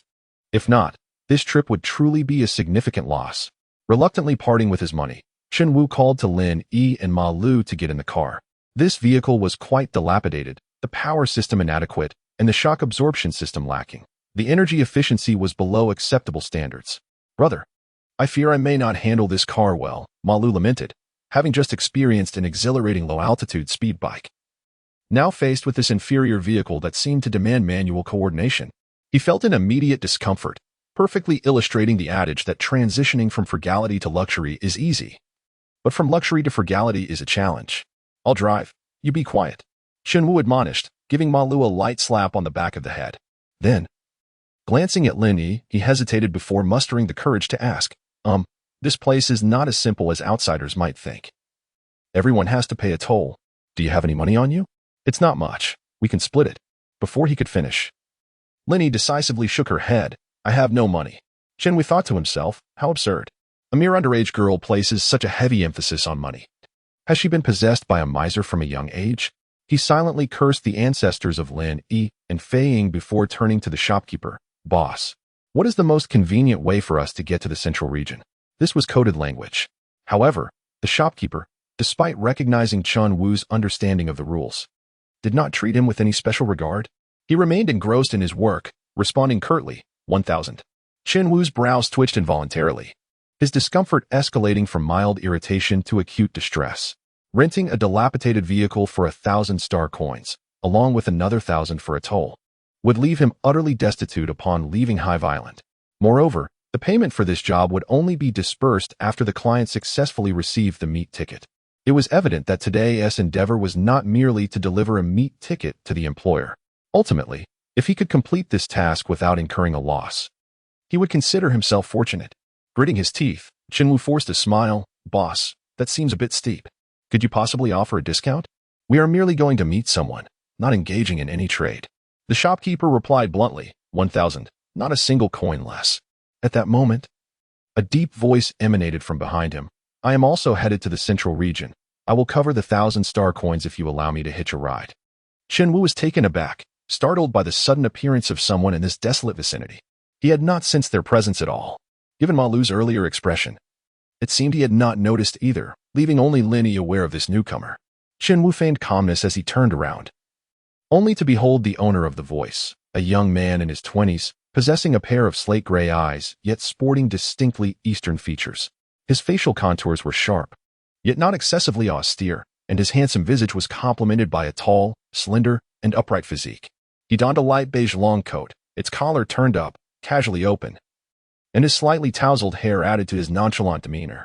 Nevertheless, he exuded an air of meticulousness and refined nobility, characteristic of his social echelon. In Lin Yi's eyes, this sudden apparition radiated a vitality more luminous than that of Chao Dong. Chunwu gazed silently at the stranger, withholding an immediate response. The young man had already transferred 1,000 star coins to the shopkeeper, who confirmed receipt with a tap on his personal terminal. Consequently, the power vehicle rented by Chunwu emitted a series of special symbols from its roof, signaling that the toll had been paid. "Thank you." The young man nodded slightly at Chunwu. His demeanor, though polite, carried an unmistakable air of arrogance and superiority. This sensation was all too familiar to Chunwu, who currently had someone exuding an inexplicable sense of superiority seated in his vehicle. As the man approached the energy-powered car, he added, "Just drop me off by the Black Tower in the central region." Daring to venture alone to the island and appearing so quietly, Chunwu could surmise, even with his toes, that this individual was most likely a supergenetic carrier. In truth, he was reluctant to involve the other party, as he could not discern whether the man was genuinely traveling the same route as they were or had ulterior motives. However, given that he was a patient with a genetic disorder, he was certainly no match for the man. Furthermore, Ma Lu was equally incapable, and the presence of that girl-s robot, well, it might only complicate matters further. Thus, Chunwu chose silence, quietly approaching to open the car door and take the driver's seat. The seat beside him had already been occupied by Ma Lu, prompting the man to pull open the rear door. Yet, the back seat, which could accommodate 3, was currently filled by Lin Yi and a Yuan. The man regarded them, signaling with his gaze for them to make some room. However, Lin Yi merely lifted an eyebrow, indicating that there was no space available. The man observed the evidently sufficient space in the back seat but refrained from speaking. Over the past 6 months, a Yuan had meticulously recorded Lin Yi's words and actions, leading him to believe he had a profound understanding of her current demeanor. Thus, he interjected, "What the lady means is that if you are willing to pay extra, we can certainly make some room within the vehicle." A Yuan, appearing as a real human, could easily conceal his robotic nature when silent, but once he spoke, his identity was instantly revealed to those in the know. as his voice and tone lacked any inflection, and his face bore little expression. Shenwu silently praised the robot for its keen insight. After a moment of contemplation, the man inquired, "How much extra?" Lin Yi replied, 1,000. Shenwu gasped in astonishment. How bold of her to make such a demand. The man's hand rested on the car door, his face slightly lowered, with strands of hair dampened by the mist falling delicately around him, adding an air of allure. That's rather expensive. Not expensive, Lin Yi remarked as she scrutinized him. The risk factor is too high. To Ma Lu, their conversation seemed like a riddle. Yet Chun Wu comprehended her meaning. To accompany a formidable stranger could be harmless under normal circumstances, but if trouble arose, the consequences would be unpredictable. Upon receiving this information, Lin Yi observed the man's name, Yin Su, on her personal terminal. Chapter 10. The confrontation minutes after the car had departed. Chun Wu realized that the 1,000 star coins belonging to Yin Su should rightly be his, or at the very least, he should receive half. How could that girl consume it all? He contemplated urging Lin Yi to relinquish half of it, yet he understood that with her disposition, extracting even a fraction would be impossible. In her presence, he found himself unable to assert any dominance. The more he pondered, the more vexed he became. Unknowingly clenching his jaw tightly, his expression transforming into one of grimace. Ma Lu noticed the unsettling change in Shen Wu's demeanor, and with Yin Su's overwhelming aura. It felt as though the space within the vehicle had contracted by half upon his entry. The ensuing silence thickened the atmosphere with tension. To alleviate the pressure, Ma Lu began fiddling with the car's navigation system. According to the displayed route, they would reach the coordinates provided by their employer in approximately 15 minutes. The Black Tower, where Yin Su was headed, was not far from their destination, merely a few kilometers away. 10 minutes passed uneventfully. And with just 2 or 3 minutes remaining to reach the Black Tower, Ma Lu remained fixated on the screen, counting down the seconds in his mind. Suddenly, Lin Yi sat up slightly, turning her gaze towards the window, her eyes narrowing. Yin Su activated his personal terminal, magnifying the luminous projection filled with a myriad of points and symbols. Almost simultaneously, both individuals exclaimed with urgent fervor, "Turn left." However, Chun Wu was momentarily caught off guard. Yin Su, seemingly anticipating this, had already risen as he spoke, leaning forward abruptly to seize control of the vehicle. He pressed the accelerator, propelling the power vehicle several hundred meters to the left. In the next instant, a missile struck the very spot they had just vacated, nearly toppling the vehicle with the force of its aftermath. Lin Yi was swiftly shielded by a yuan, escaping without a scratch or a bump. Once the vehicle stabilized, a yuan released her. After regaining her composure, Lin Yi turned her gaze to Yin Su. She had sensed an unusual disturbance in the energy patterns around them, though the cause eluded her. In that fleeting moment, an instinctive awareness of impending peril compelled her to urge Shen Wu to change course. How did Yin Su possess such insight? She had noticed him accessing his personal terminal and magnifying the projection, yet the information displayed was indecipherable to her. Moreover, the magnetic field of Hive Island was unstable, causing intermittent disruptions in the terminal's data, yet his device appeared unaffected. There were two factions embroiled in conflict over uneven spoils, and it was initially believed that their confrontation would unfold over several days. The unexpected immediacy of their clash caught everyone off guard. They were merely collateral damage. Yin Su merely relayed the events that had transpired without elucidating how he had acquired this knowledge. Although he too occupied the vehicle, his choice of words implied a separation. Addressing them as you, Ma Lu, with a somewhat dazed expression, opened his mouth in astonishment and after a considerable pause, inquired, "So, does this mean we might encounter missiles flying our way?" Yin Su, simultaneously glancing swiftly at his personal terminal, replied nonchalantly, "You should consider yourselves fortunate. The weapons in their possession are rather antiquated. Otherwise, the mere shockwave from a missile could reduce this vehicle to mere fragments." However, Lin Yi suddenly interjected, "Who are we entangled with?" "You?" Yin Su then raised his gaze, scrutinizing Lin Yi. Chun Wu and Ma Lu were oblivious, yet he had just caught wind of her prior knowledge of the impending danger. How had she become aware? Was it her robot companion? Unlikely, given the peculiar magnetic field here. Even the most advanced artificial intelligence would have its scanning range curtailed, leading to diminished accuracy.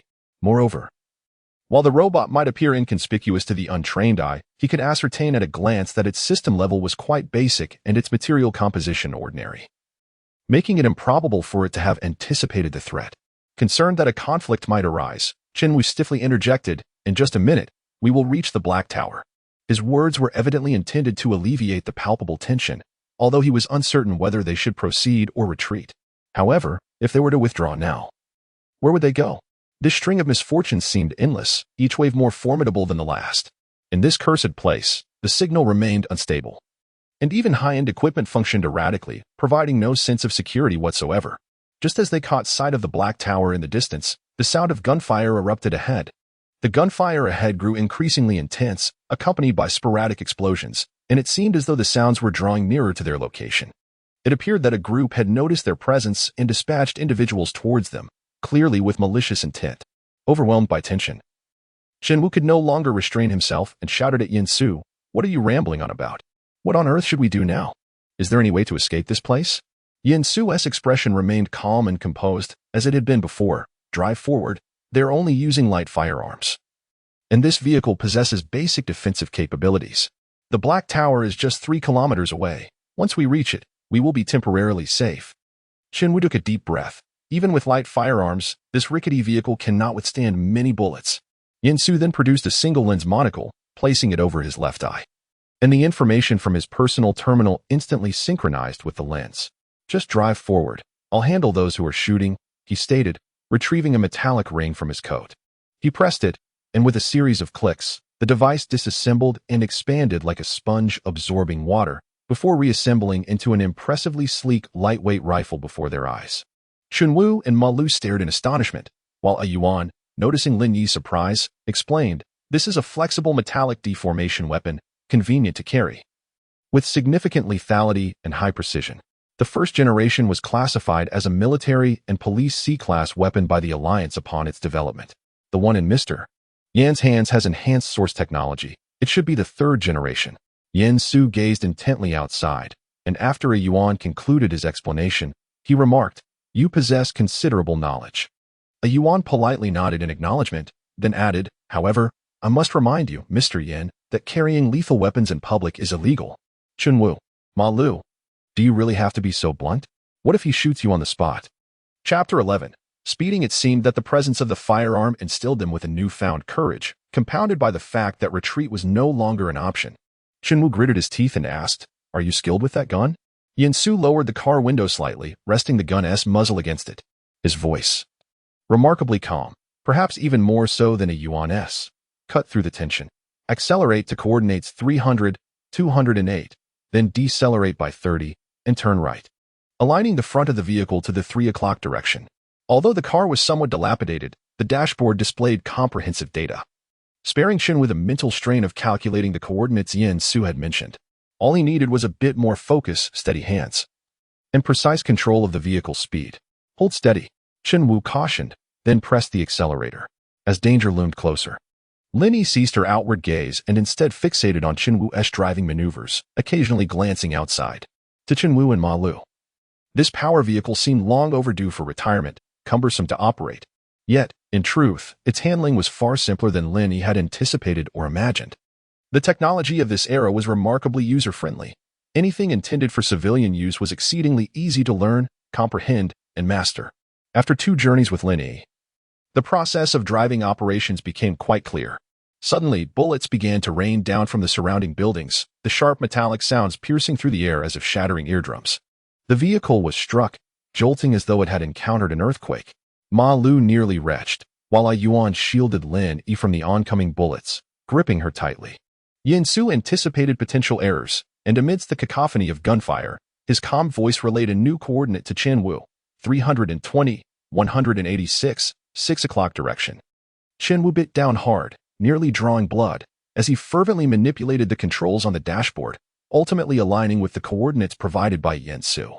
However, in adjusting the direction, he slightly deviated, yet this was sufficient for Yin Su to target the enemy.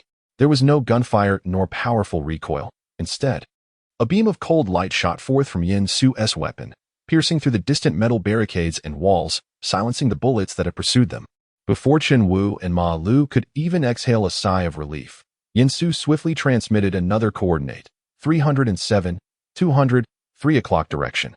The gunfire had barely ceased for a second before a new barrage began. Chen Wu was drenched in sweat, uncertain of how many adversaries lurked in the vicinity, relying solely on Yin Su's gun to take down a few. They harbored no conflict with these assailants. Yet the latter seemed intent on annihilating them without offering a chance for dialogue, as if they had conspired to hunt down these unwelcome intruders. The vehicle was struck several more times, the impacts more rapid and fierce, nearly breaching the chassis. It is possible that someone has taken an interest in Yin Su's robbery. Or perhaps the local bullies were caught off guard by the audacity of these unfamiliar intruders, who dared to confront them head-on, thus triggering their instincts. Once Yin Su eliminated the first individual, the adversaries were no longer inclined to allow them to escape, unleashing a torrent of gunfire to seal off their retreat. Yin Su could only relay coordinates to Chen Wu, guiding the battered vehicle as it navigated the vast expanse of the architectural complex, systematically eliminating those lawbreakers. However, within mere minutes, Chen Wu struggled to keep pace with Yin Su's rapid movements. After misjudging the coordinates twice, the rear of the vehicle suffered damage. And had a bullet struck the window, it would certainly have claimed one of their lives. 334, 234, 3 o'clock direction. 359, 278, 4 o'clock direction. 344, 288. 6 o'clock direction.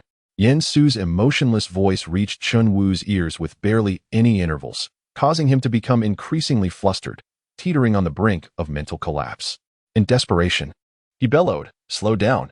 I haven't undergone this training." Ma Lu was even less capable than Chen Wu. Despite sitting beside him, he was of no assistance whatsoever. "Find cover. Park the vehicle and switch seats. I will take the wheel," Lin Yi commanded as she instructed A Yuan to halt. Unfazed, A Yuan inquired, "Miss, are you certain you are capable? I must ensure your safety before accepting any orders." "Cut the nonsense. If he continues driving, I will meet my demise even quicker." A Yuan felt justified and rose to the occasion, seizing control of the vehicle from Chen Wu while inquiring, "Mr. Yin, where can we find a suitable shelter to park? Please locate the nearest one. The magnetic interference has hampered my agility, rendering me incapable of maintaining precise control over this vehicle for an extended period." Yin Su's gaze remained fixed outside, his lenses continuously displaying streams of information. Though Lin Yi expressed a desire to drive, it was unclear whether he truly concurred. As soon as A Yuan finished speaking, he promptly relayed the coordinates, 412, 309. It became evident that artificial intelligence could indeed supplant human capabilities in numerous tasks, such as operating a vehicle. 20 seconds later, A Yuan skillfully parked the car at the specified coordinates. He was the first to exit, opening the driver's side door to assist the pale-faced Chen Wu, whose limbs trembled uncontrollably, along with Ma Lu, pulling them out to exchange places with himself and Lin Yi.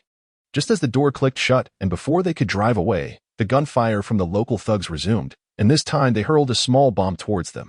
"Damn it," Lin Yi cursed, her fingers deftly dancing across the control screen, before Chen Wu and Ma Lu could secure themselves with their seatbelts. A resounding explosion reverberated as the vehicle executed a sudden 180-degree turn under Lin Yi's command, hurtling forward with great force. Chen Wu slammed against the window, nearly losing consciousness, while Ma Lu collapsed onto him, desperately gripping Chen Wu's waistband and heaving in distress. Chen Wuyan found himself utterly powerless against Ma Lu's fury.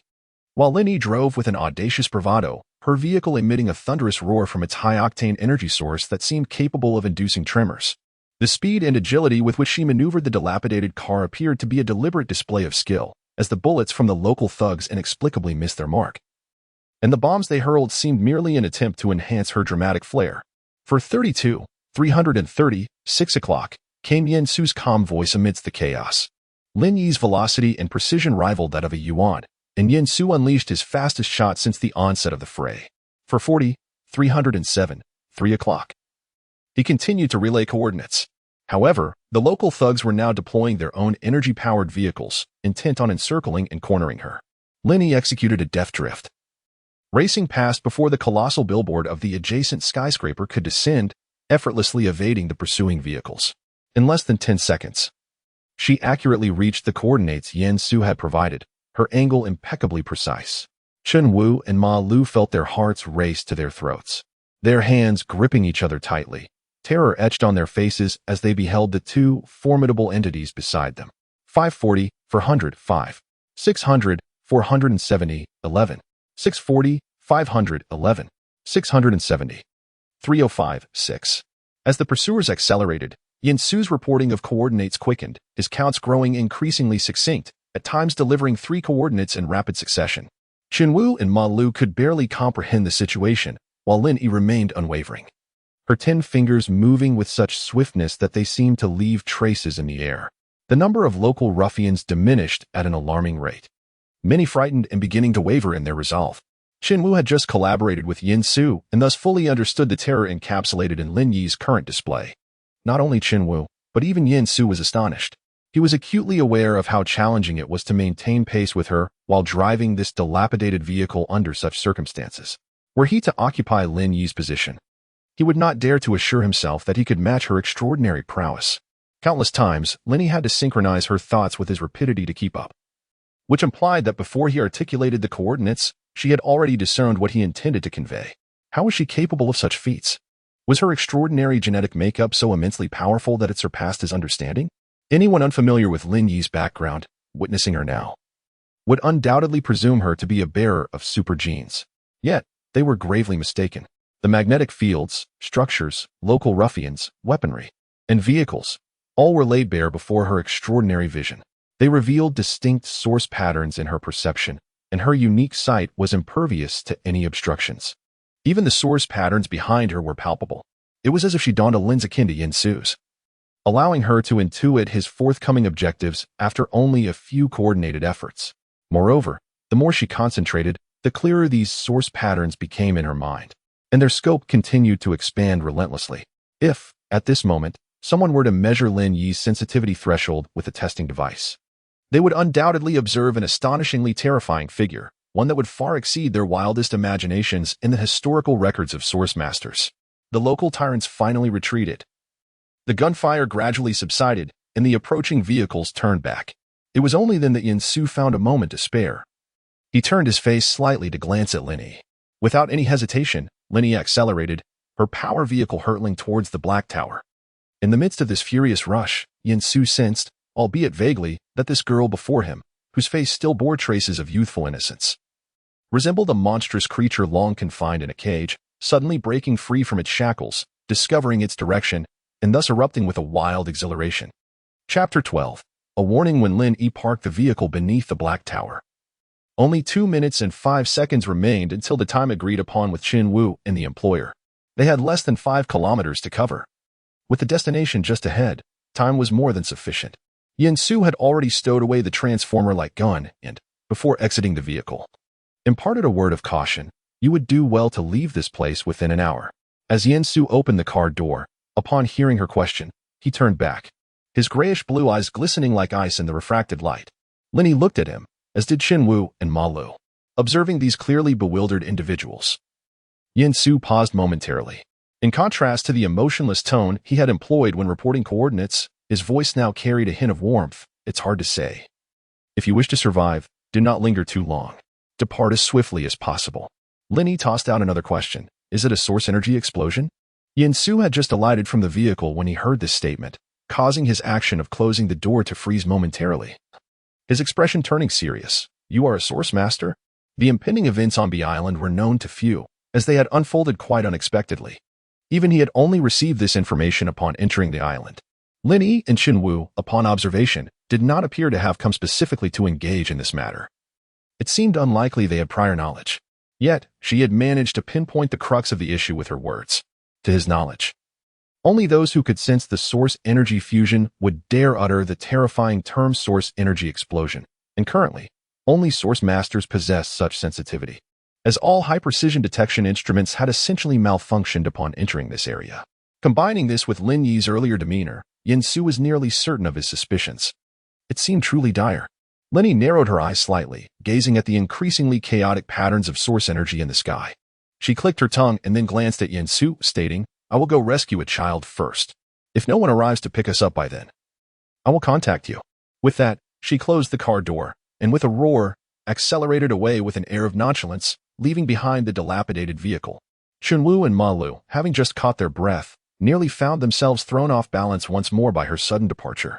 However, Qinwu was too preoccupied to concern himself with whether his internal organs had settled back into place. He had clearly overheard the conversation between Lin Yi and Yin Su, and hurriedly inquired, What did you mean by source energy explosion? Ma Lu echoed, What is a source energy explosion? A Yuan commenced his exposition once more, The source energy explosion refers to the phenomenon wherein a source energy body undergoes fusion in an exceedingly brief span of time, resulting in an immense release of source energy that surpasses the spatial load capacity, thereby triggering an explosion. It is particularly noteworthy that when the mass of the source energy body reaches a tonnage and its mass energy equivalence exceeds 6, the explosion resulting from its fusion is comparable to the destructive force of 10,000 battleship missiles. Furthermore, should 10,000 battleship missiles descend upon the island, the entirety of the island would cease to exist, and even the Sanjiang region would be affected.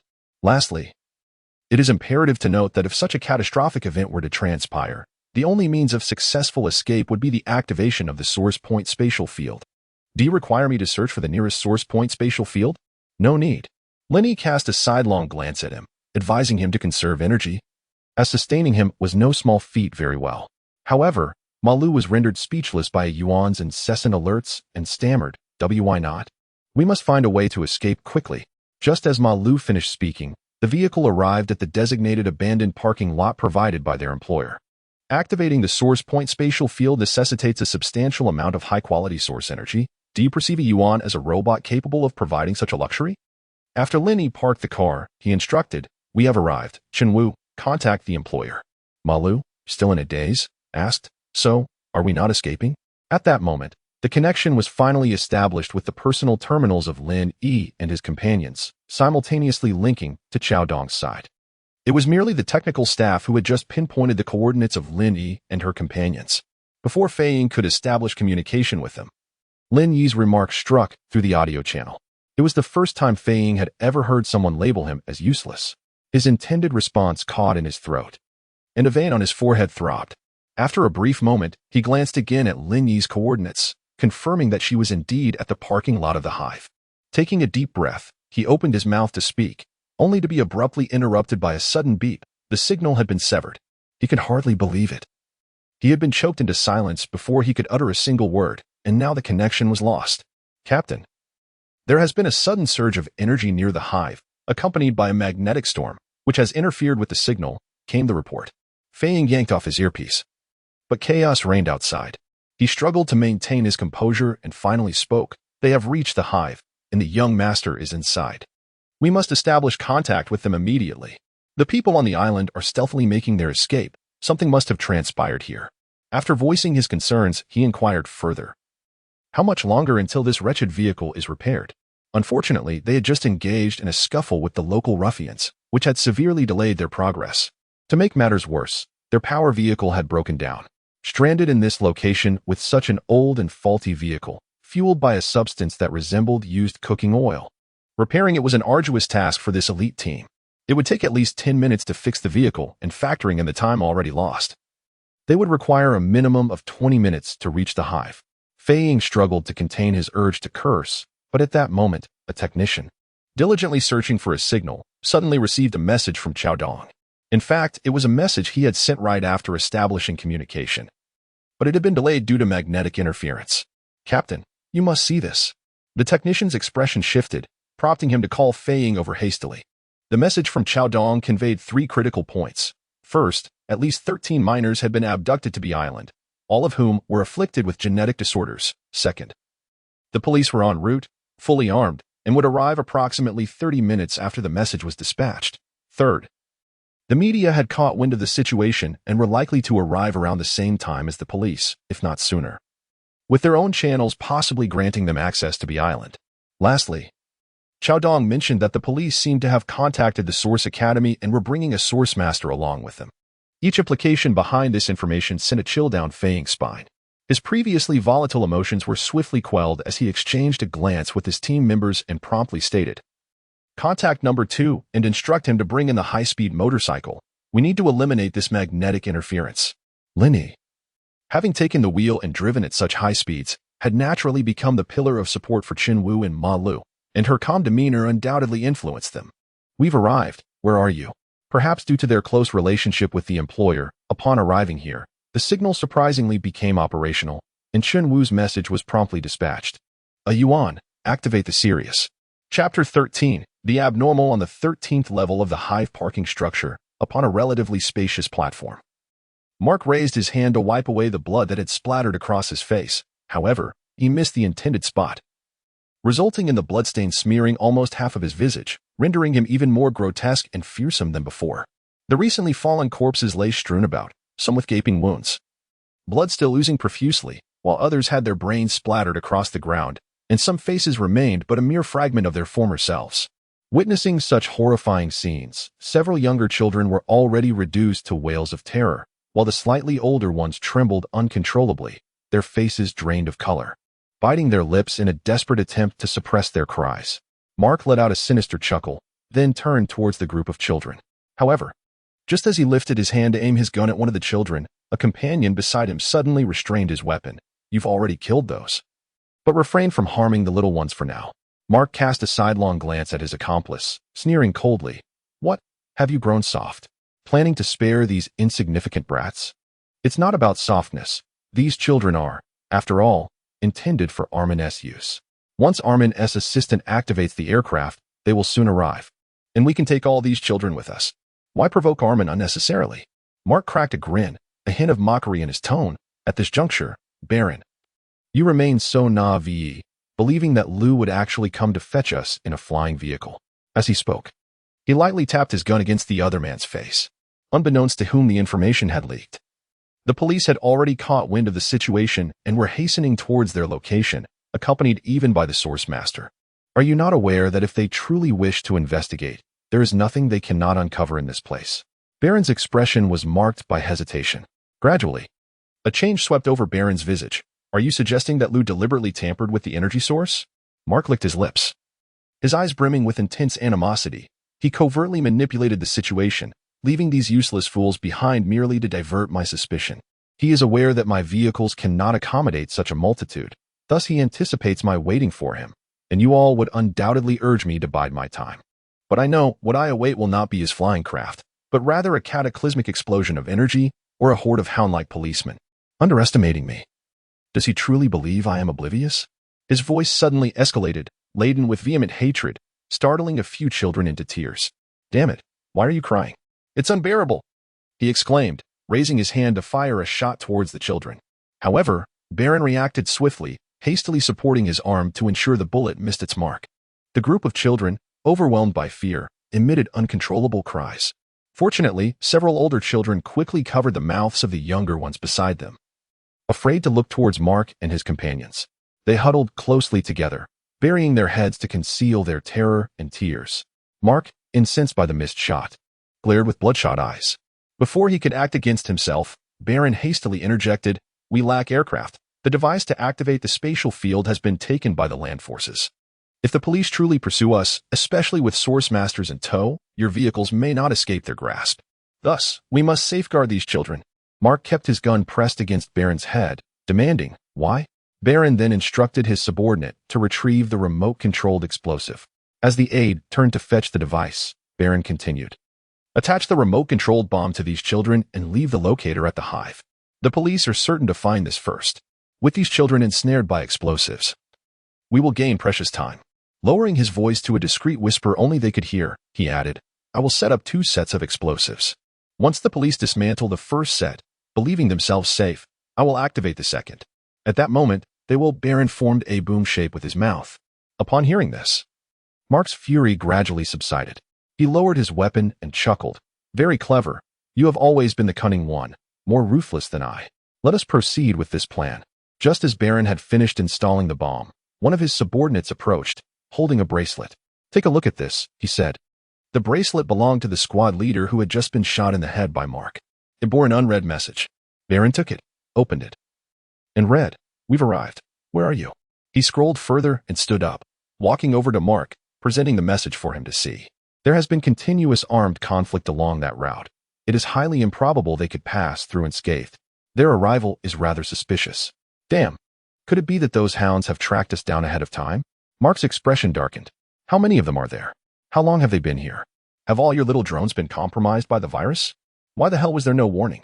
Due to the influence of the magnetic field." The drones only patrolled within the hive and were not particularly intelligent.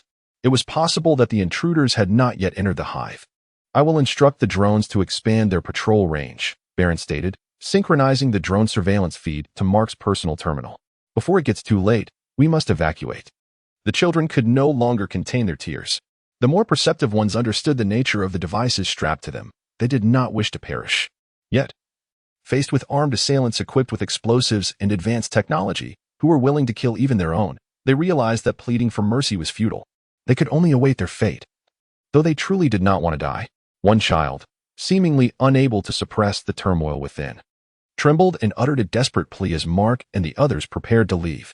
Baron remained fixated on the surveillance of the small flying saucer, its range having expanded to encompass the area beyond the hive. Yet, he still detected no signs of life, nor any peculiarities. However, he was not anxious, instructing the saucer to leave no stone unturned. Just as the vehicle rented by Lin Yi and the others was about to come into the saucer's line of sight, Mark suddenly called out to him. He lifted his gaze, thus missing the vehicle's appearance. Take him along? Baron furrowed his brow in confusion. Why? Mark's temperament was volatile and eccentric, often leading to unpredictable outbursts, making it challenging even for Baron to manage at times.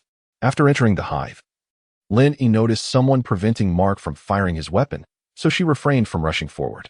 Instead, she descended to the lower level, where 3 aesthetically pleasing energy-powered vehicles were parked, clearly of a much higher caliber than the one rented by Chinwil. It was evident without a doubt that these belonged to the individuals above. Chapter 14. The Abandoned Society. A location deemed an abandoned site typically equates to a dumping ground. If this forsaken place is situated near human habitation, then it is assured that approximately 80% of the refuse consists of domestic waste. Conversely, if the abandoned site lies within the remnants of a once mighty industrial city, the majority of the refuse will undoubtedly comprise discarded industrial products. Thus, as Lin Yi entered this derelict parking lot, the multitude of refuse she observed consisted primarily of obsolete industrial goods. Among these discarded items, many still housed energy cartridges, with a significant portion containing energy blocks. They were either destroyed or long since dried up. Otherwise, they would not have been discarded as mere refuse. However, in Lin Yi's eyes, a significant portion of those abandoned energy boxes still contained vibrant energy within. Thus, when Chenwu and Ma Lu stealthily followed her down, she instructed Ah Yuan to lead them in scavenging through the waste, while she circled the vehicles, observing intently, and activated her personal terminal to contact Yen Su. At that moment, Yen Su was in the Black Tower, engrossed with a team of engineers in deconstructing a colossal metallic shell intricately connected to numerous pipes of varying sizes. Encased within this shell was the energy core, previously mentioned by Mark, buried underground, which supplied energy to the entire B island. The core had initiated fusion, and once it reached a critical threshold, a catastrophic energy explosion would ensue. The pipes linking the energy core directly branched out beneath the surface, weaving an extensive web that enveloped the entirety of B Island. Thus, should an explosion occur, the island would instantly be reduced to dust, and all adjacent regions would suffer severe damage. This situation unfolded with alarming swiftness. The government had no opportunity to organize an evacuation for the populace. Furthermore, if this information were to spread, it was likely that panic alone would incite a significant riot before the explosion even arrived.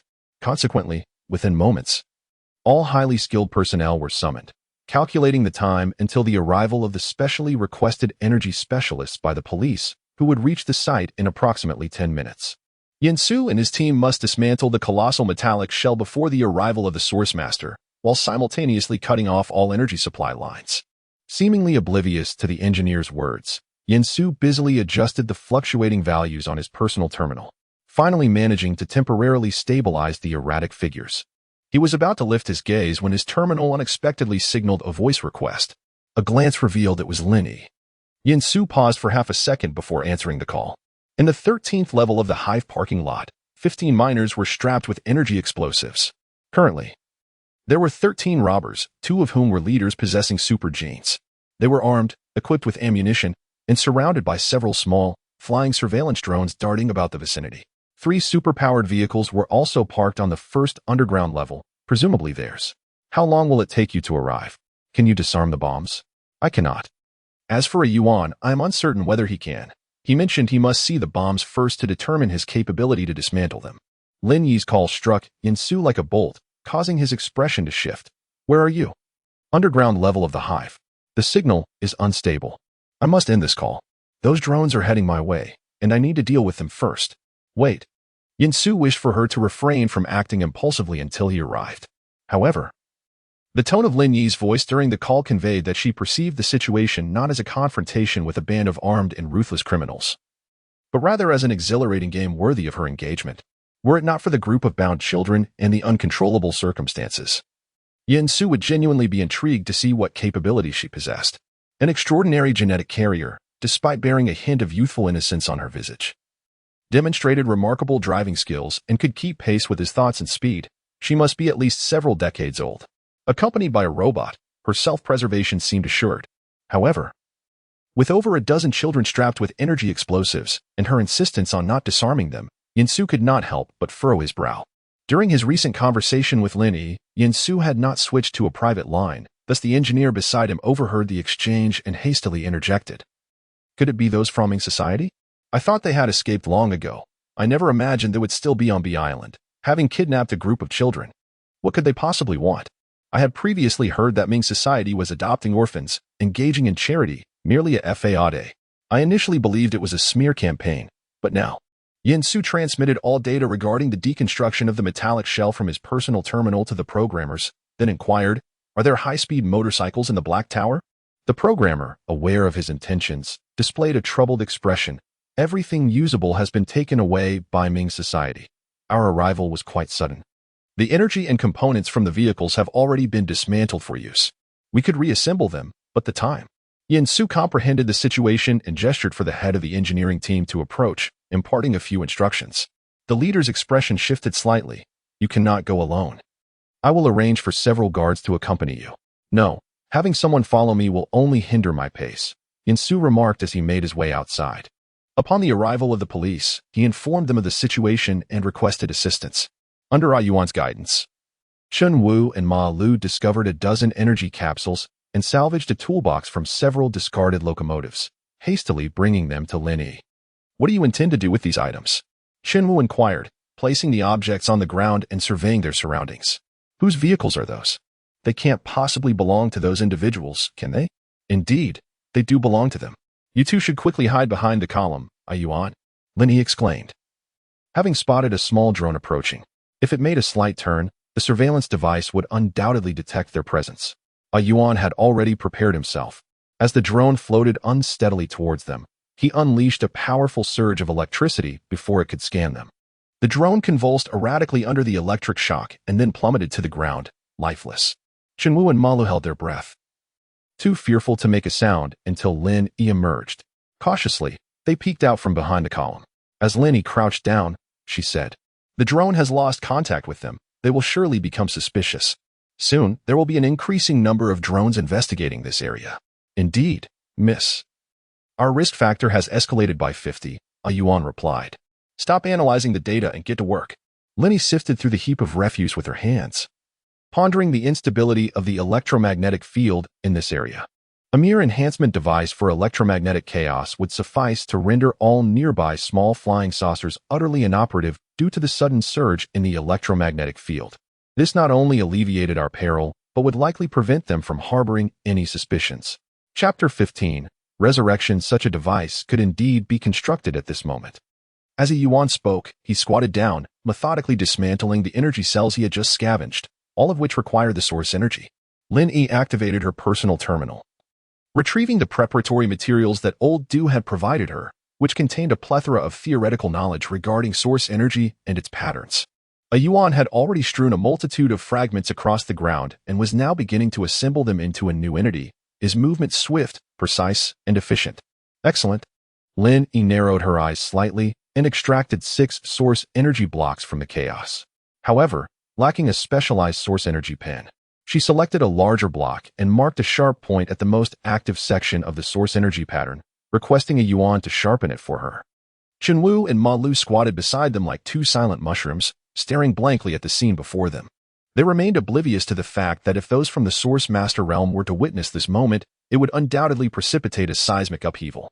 In theory, source energy is said to possess an inexhaustible quality, yet this remains merely a theoretical assertion.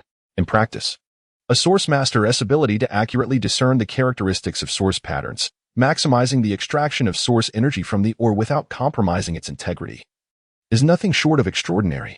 For instance, The colossal source energy entity within the Black Tower remains vibrant due to the meticulous craftsmanship of the Source Master from 2 centuries past, who etched the source patterns with remarkable precision. However, if one were to compare the values from that time, they would find that the energy within the entity has actually diminished by 60. Lin Yi is now engaged in the audacious act of resurrecting the source energy blocks that had been condemned to oblivion, extracting their energy anew, unbeknownst to her.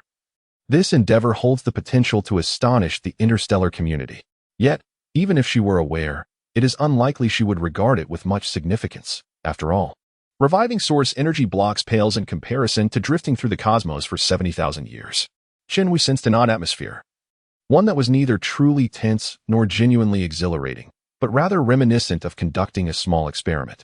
With a hesitant flick of his tongue, he inquired, "What exactly are you all doing?" "Eliminating electronic eyes," Lin Yi replied, testing the sharpness of her sharpened pencil tip on her finger before proceeding with her grim task. "A miss," a Yuan interjected. "Mistress, murder is illegal. You ought to phrase it as a rescue operation for 15 minors." Wu found himself at a loss for words, taken aback by Lin Yi's nonchalant tone when discussing such sanguinary matters, while Ma Lu appeared equally bewildered. A Yuan, having received the successfully revived source energy block from Lin Yi, assessed its precision and remarked, "Tolerable deviation rate, 2.5. Lin Yi responded, "It's my first attempt. And the tools are not ideal. As long as it functions, that suffices." A Yuan continued, "Mistress, be advised that once this enhancement device is activated, I too shall be affected. You must exercise caution." "Understood." After A Yuan incapacitated the small flying saucer, Baron adeptly disarmed the bomb affixed to the child. He then noticed that one of the indicator lights on his personal terminal had extinguished, prompting a furrowed brow as he immediately magnified the display. "What is the matter?" Mark inquired, a hint of trepidation in his voice. "Is it the hounds that have arrived?" As he spoke, he hefted his weapon onto his shoulder, an expression of menace crossing his features. "How many are there?" Baron replied, "It may not necessarily be the hounds. I have not observed any other flying saucers in the vicinity." Mark pressed, "Where did the saucer lose contact?" "On the first underground level." The imagery prior to losing contact appeared quite normal. After reviewing the footage, Baron continued, "The magnetic field here has consistently influenced the flying saucers. Given our proximity to the Black Tower, it is plausible that a sudden magnetic storm has rendered them entirely inoperative." Mark scoffed, "What are the odds of such a coincidence?" Meanwhile, A Yuan deftly installed the energy block onto the enhancement device, and they subsequently concealed themselves in a blind spot.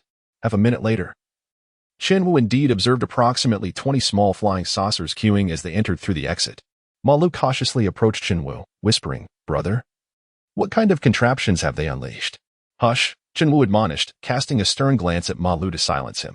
The enhancement device triggered a minor magnetic storm, completely obstructing the scanning functions of the flying saucers, rendering them incapable of detecting any life forms, while their surveillance systems collectively experienced interference. Baron observed the values displayed on his personal terminal, his expression one of relief, though his brow remained slightly furrowed. It appeared that a minor magnetic storm had erupted below, causing the small flying saucers to malfunction upon descent, while those left outside functioned normally. Mark scrutinized the images and values synchronized to his personal terminal multiple times, frowning as he inquired, "Are you certain?" Baron replied, "In times like this, isn't making any decision a gamble?" Upon hearing this, Mark chuckled, "Indeed. Even if it truly is the hounds of hell, I fear them not. We shall face them head on." As he spoke, he licked his lips, signaling his men to take the child, and urged them to descend swiftly and vacate the premises. Baron interjected, "Use the stairs." The remaining children erupted into tears, the one being taken away struggling, but was swiftly silenced and bound, then hoisted onto his shoulder. Mark, observing the wailing children, laughed heartily. "Splendid. From this moment forth, cry out as loudly as you can. Ensure your cries reach those who might come to your rescue. Oh, and do remember to be cautious. Do not struggle recklessly, lest the bomb strapped to you go off and reduce you to mere fragments." They were descending. Lin Yi noticed that a Yuan had completed a bomb and handed him the prepped energy block, urging him to hasten and load it onto the vehicle. A Yuan replied, "Miss, the magnetic field enhancement apparatus is hindering my speed." Lin Yi responded, "I understand, but you must learn to overcome it." A Yuan remarked, "Miss, I believe this should be your responsibility. If you could upgrade me, this device would no longer interfere with me." Lin Yi replied. Ma Lu quietly inquired, "Are you planning to blow up their vehicle?" Wu asked, "Will they discover us?" Lin Yi cast a sidelong glance at the two of them, smilingly said, "Do you have faith in any deity? It's time to start praying, for if we are discovered, the first to perish would likely be the two of you." Qinwu and Ma Lu fell silent, intimidated by her words, and found themselves involuntarily offering silent prayers. When Mark and Baron reached the 8th floor, a Yuan had prepared the second bomb. By the time they descended to the 3rd floor, a Yuan had finally completed all 3 bombs and began to discreetly place them in the vehicle. The chosen locations were cleverly concealed, and the bombs possessed stealth features. Coupled with the magnetic interference in the area, even if they scanned the vehicle, it would remain undetected. Upon reaching the 1st floor, Mark paused, instructing his subordinates to venture ahead and scout the path. It was at this moment that Lin Yi noticed they had brought a child with them. She hesitated for a moment and quietly asked a Yuan, "Is the remote control for the bomb accurate?" A Yuan replied, "The accuracy is 95%. Lin Yi further inquired, "They have brought a child down with them. Do you have the capability to rescue the child and eliminate them?" A Yuan responded, "There are 13 robbers, 2 of whom are super gene carriers, armed with weapons. They could harm the child at any moment. The intensified magnetic field has adversely affected my speed and precision. However, should we deactivate the instruments, they would immediately detect the bomb and, consequently, us as well, with the instruments still operational. My current condition renders the probability of successfully rescuing the child to a mere 20%. Furthermore, should they discover our presence, I cannot guarantee your safety. Thus, I strongly advise you to abandon the attempt to save this child." Chapter 16. Lullaby. Lin Yi fell silent as the lead robber descended. Each member of the gang armed with firearms and various lethal weapons of differing lengths. Their movements and the coordinated formation displayed a remarkable professionalism. What could compel such a fully armed group to abduct a few impoverished children? Upon discovering the motionless, fallen miniature UFOs, one of the robbers cautiously knelt to pick one up, examining it closely before attempting to activate it, only to find it irreparably damaged. Even the scanning devices they bore were significantly impaired. "Search." The leader gestured, instructing his companions to conduct a manual search in the vicinity. Ma Lu, consumed by anxiety, clutched Chen Wu's arm tightly, beads of cold sweat forming on Chen Wu's forehead. A robber, gun in hand, approached closer, diminishing the distance to less than 10 meters. If he circled around the abandoned vehicle ahead, their concealment would be compromised. Ma Lu held his breath, waiting until the man had moved far enough away before cautiously exhaling a long, relieved sigh. Chen Wu cast a wary glance at Lin Yi. Moments earlier, while they were hiding, Lin Yi had placed a source energy block beside the car ahead. He was perplexed by the function of that object, which seemed capable of compelling a living person to halt and turn away upon approach. Qinwu wished to inquire, yet silence was paramount at that moment. So he held his tongue. In truth, Lin Yi had merely utilized source energy to influence the neural pathways of that individual. Such knowledge was documented within the curriculum of the Source Academy, though the material was presented in a rather simplistic manner, and the effectiveness was rather mediocre. Had that person been a super gene carrier, the tactic might have proven futile. However, should Lin Yi further her studies at the Source Academy, coupled with her unparalleled advantages, even advanced artificial intelligence might be deceived by such trivial maneuvers. After several reconnaissance teams completed their assessments and confirmed safety, they relayed the information to Mark and Baron. Upon descending, Mark noticed the small flying discs scattered on the ground and kicked one aside in irritation, remarking to Baron that the items were utterly useless. Baron, however, paid him little heed, his attention fixated on the personal terminal in his hand, his expression grave. The magnetic storm intensified as they ventured deeper, likely due to the increasing fusion activity at the Black Tower. "We must depart swiftly," he urged. Mark approached his vehicle, scanned for anomalies, found none, and opened the door, instructing his subordinates to place the child inside. He then beckoned to Baron, inviting him to share the ride. Baron hesitated momentarily, but chose not to voice his thoughts. After casting a glance at the small flying saucers scattered on the ground, he slightly furrowed his brow and approached Mark, entering his vehicle. The roar of the engines stirred up a small vortex of debris around them as the 3 powerful cars sped away, swiftly vanishing from sight. Chen Wu gradually rose to his feet, instinctively bending at the waist. They had taken a child away. "A Yuan, deactivate the enhancement device and lead me to the 13th floor. Let's take the stairs," Lin Yi said, disregarding Chen Wu's words as she activated her personal terminal to locate Yin Su. She did not inquire whether Yin Su had arrived or his whereabouts. Instead, she directly transmitted the coordinates of the 3 vehicles to him, specifically marking Mark's car with a note indicating that a kidnapped child was inside. She continued, "I've equipped all 3 vehicles with explosives. I will detonate the first in 30 seconds and the second in 60 seconds. A Yuan turned off the enhancement device, then lifted Lin Yi and nearly leaped up the stairs, heading straight for the 13th floor, while Chun Wu and Ma Lu trailed behind, utterly bewildered. Ma Lu cautiously asked, "Brother, should we follow them?" Chun Wu felt a chill run down his spine. How could a mere domestic robot cause such chaos? His worldview was on the verge of shattering. He forcefully wiped his face and exhaled. Where else could we possibly go?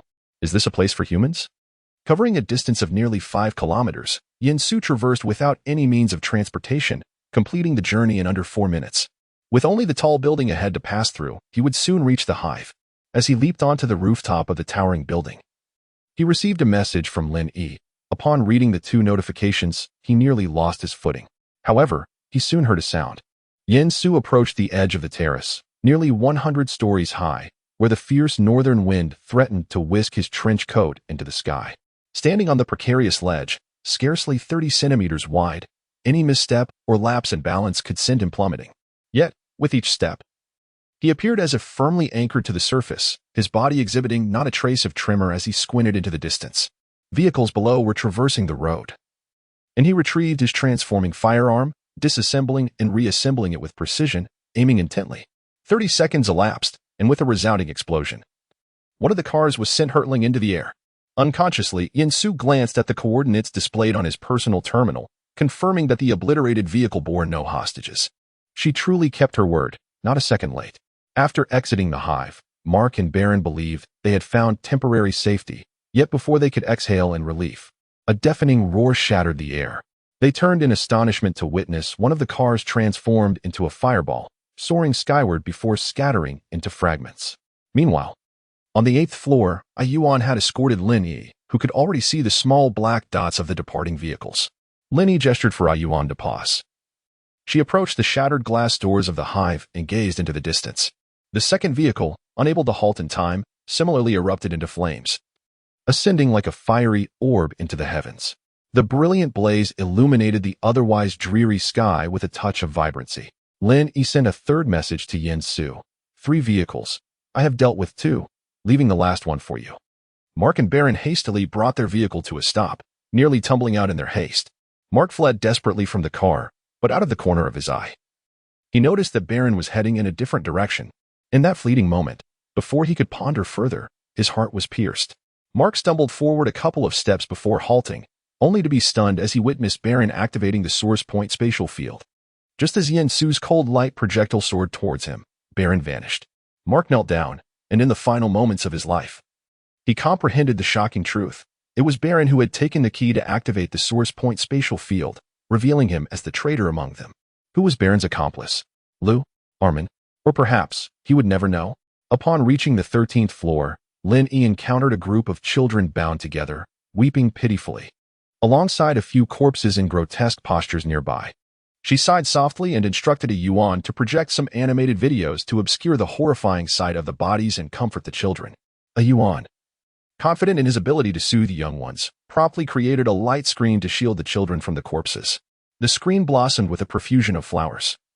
And then a winged girl emerged, holding petals in her hands, joyfully scattering them across the sky. The children were momentarily taken aback by this unexpected transformation.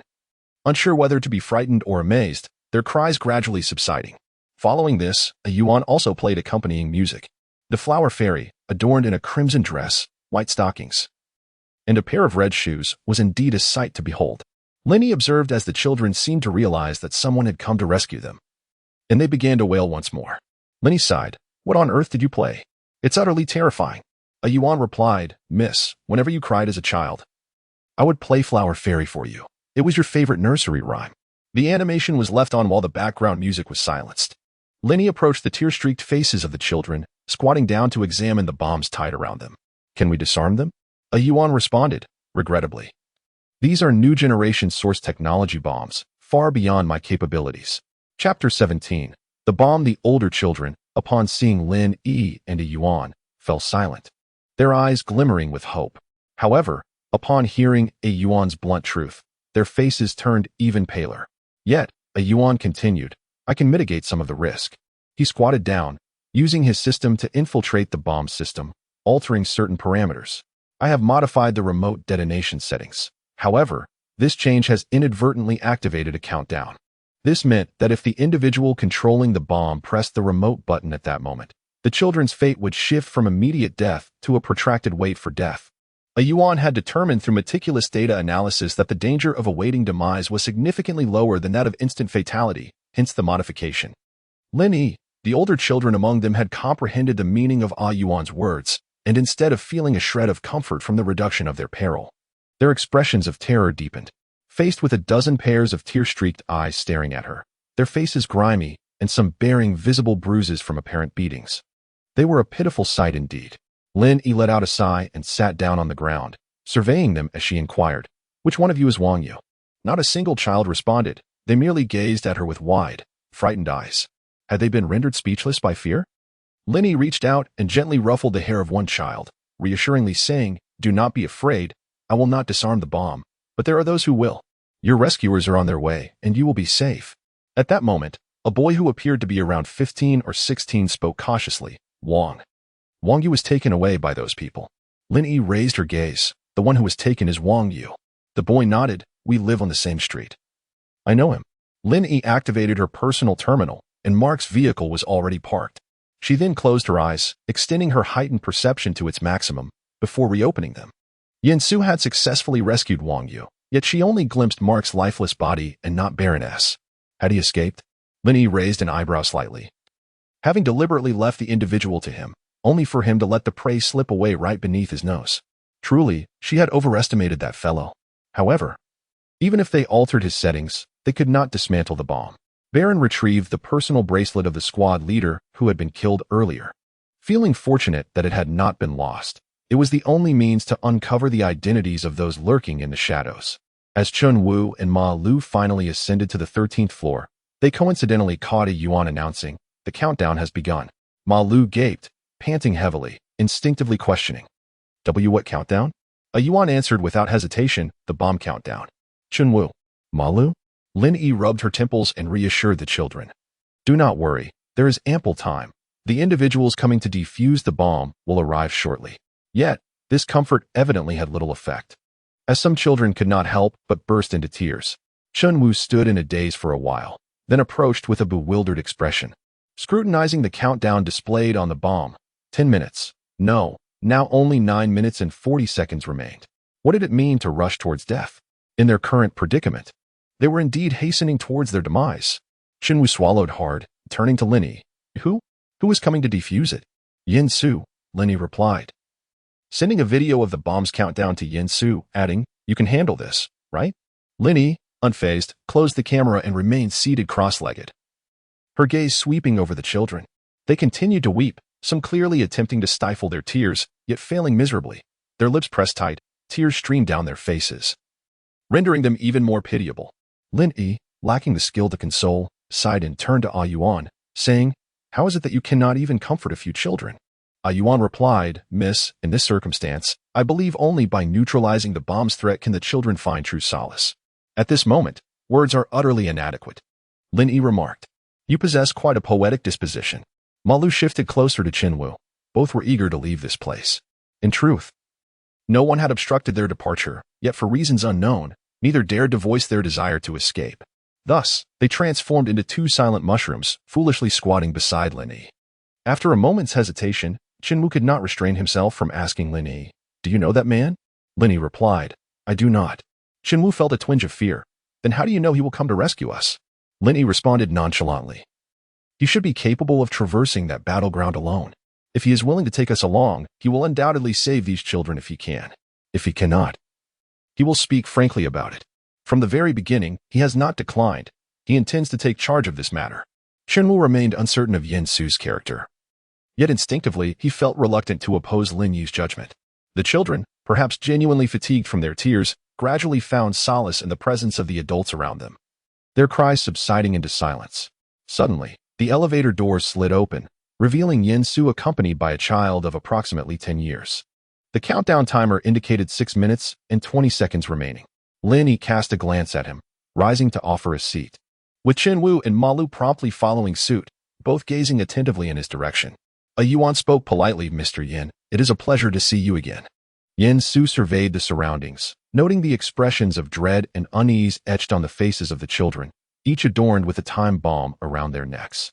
Not far away lay several gruesomely lifeless bodies. Between them flickered a vibrant yet silent animated film, accompanied by a few adults who appeared to be in a daze. This scene was undeniably surreal.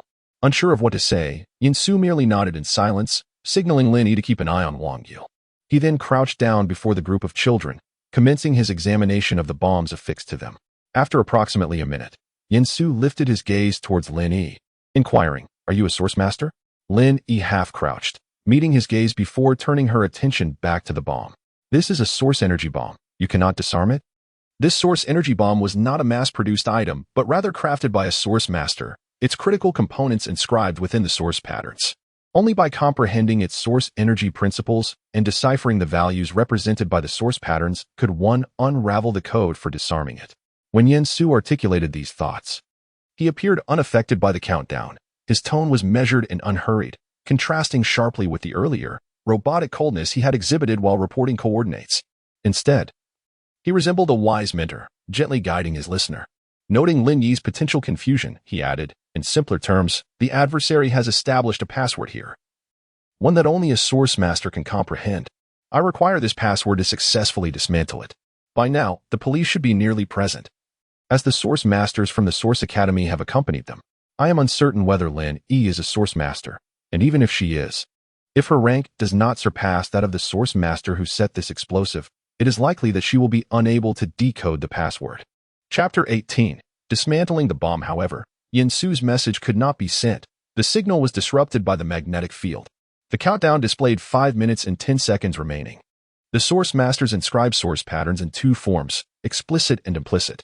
As the name suggests, explicit patterns are visible even to ordinary individuals, while implicit patterns elude the sight of both common people and some source masters. The energy bombs affixed to the children utilize implicit source patterns. Are you implying that I must identify the set of source patterns that represent the password, and then convert this set into numerical values? From starships to everyday appliances, source energy is indispensable. Yet, in this world, only a small fraction of individuals can perceive source energy, discern its myriad characteristics, and understand how to harness it. Therefore, to facilitate the widespread application of source energy and its mass production, it is imperative to first digitize it. After centuries of research and experimentation, the source masters have distilled nearly 100,000 formulas, establishing a universal standard that facilitates communication between source masters and modern technology, ultimately culminating in the emergence of source technology. Although Yin Su is not a source master, his profession often leads him to interact with them, granting him some insight. He nodded and inquired, "What is your sensitivity threshold?" Only those with an exceptionally high sensitivity threshold can accurately perceive the dark source patterns. He surmised that Lin Yi was likely not yet a source master, but she was perhaps close to achieving that status, potentially a gifted scholar of source studies. This conjecture, while not particularly favorable given the current circumstances, was at least not dire. There remained a glimmer of hope. That night, she had practiced her calculations, oblivious to whether her results were correct or if her methods were flawed, as her curiosity had merely driven her to explore without concern for accuracy. Now, however, she found herself in a precarious situation. The countdown stood at 4 minutes and 55 seconds, with 14 children strapped with explosives. Each child had an average of merely 21 seconds for her calculations. Lin Yi felt the weight of the challenge and readied her previously sharpened pen tip. "A Yuan. Deploy the three-dimensional grid and prepare for calculations." "Understood," a Yuan replied, projecting a densely packed three-dimensional grid before her. "I am currently unable to ascertain which source pattern you require, and each of the 14 bombs bears a distinct source pattern. Let us commence with the one closest to you. I will calculate all the source patterns, and you can find the password you need from these values," Lin Yi declared, disregarding whether Yin Su agreed or could accomplish it. Her hand had already delved into the three-dimensional grid, the tip of her pen tracing a symbol in accordance with her movements. Almost simultaneously, a Yuan computed the value represented by this source pattern and displayed it beside the grid. Without the slightest pause, Lin Yi twisted her wrist, and another symbol materialized within the three-dimensional grid. Its corresponding value appeared in tandem. Following this, a third, a fourth, until she completed the seventh. at which point Lin Yi turned her gaze towards Yen Su. As the first value was revealed, Yen Su commenced his own calculations. After Lin Yi paused for about 4 seconds, he raised his eyes and pointed to the fourth value, this source pattern. How does your intuition about it differ from the other 6? Lin Yi replied, it is more concealed. Yen Su stole a glance at her, then lowered his eyelids, reaching out to stroke the child's head before inputting the value. If this were incorrect, they would face dire consequences in the next moment. Whether it was overconfidence or genuine faith in Lin Yi, his expression remained remarkably composed, not even a crease forming on his brow. Meanwhile, a yuan, as Yen Su prepared to enter the value, pulled Lin Yi behind him. He was confident that within 0.3 seconds, he could leap from the 13th floor while holding Lin Yi and ensure her safe landing. The potential for his own destruction was not a priority in his decision-making. Chunwu and Ma Lu were so tense that their legs felt weak. They clutched Wang Yu tightly. Even if they wished to flee, it was too late.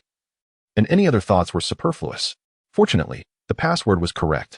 The countdown on the child's device halted at 4 minutes and 27 seconds. The children, still in a state of disbelief, collectively exhaled a sigh of relief. The first bomb had taken 28 seconds, and they knew they had to expedite the process for the subsequent ones. Lin Yi stepped out from behind a yuan, beginning to sketch the source pattern for the second bomb.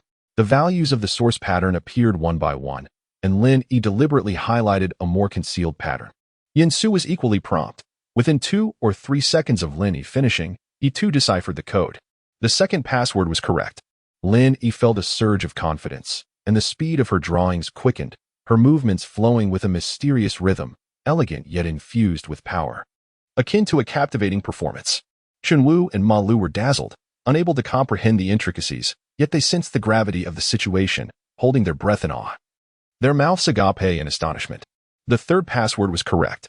The fourth password was correct. It wasn't until the 10th password was confirmed that Baron, having successfully escaped, finally encountered Lu. Lu was, in fact, Louis, yet Mark would never learn that his true name was Louis Davis. At that moment, the shock on Baron's face was unmistakable. Could it be that someone had unraveled the energy bomb meticulously crafted by Lu himself?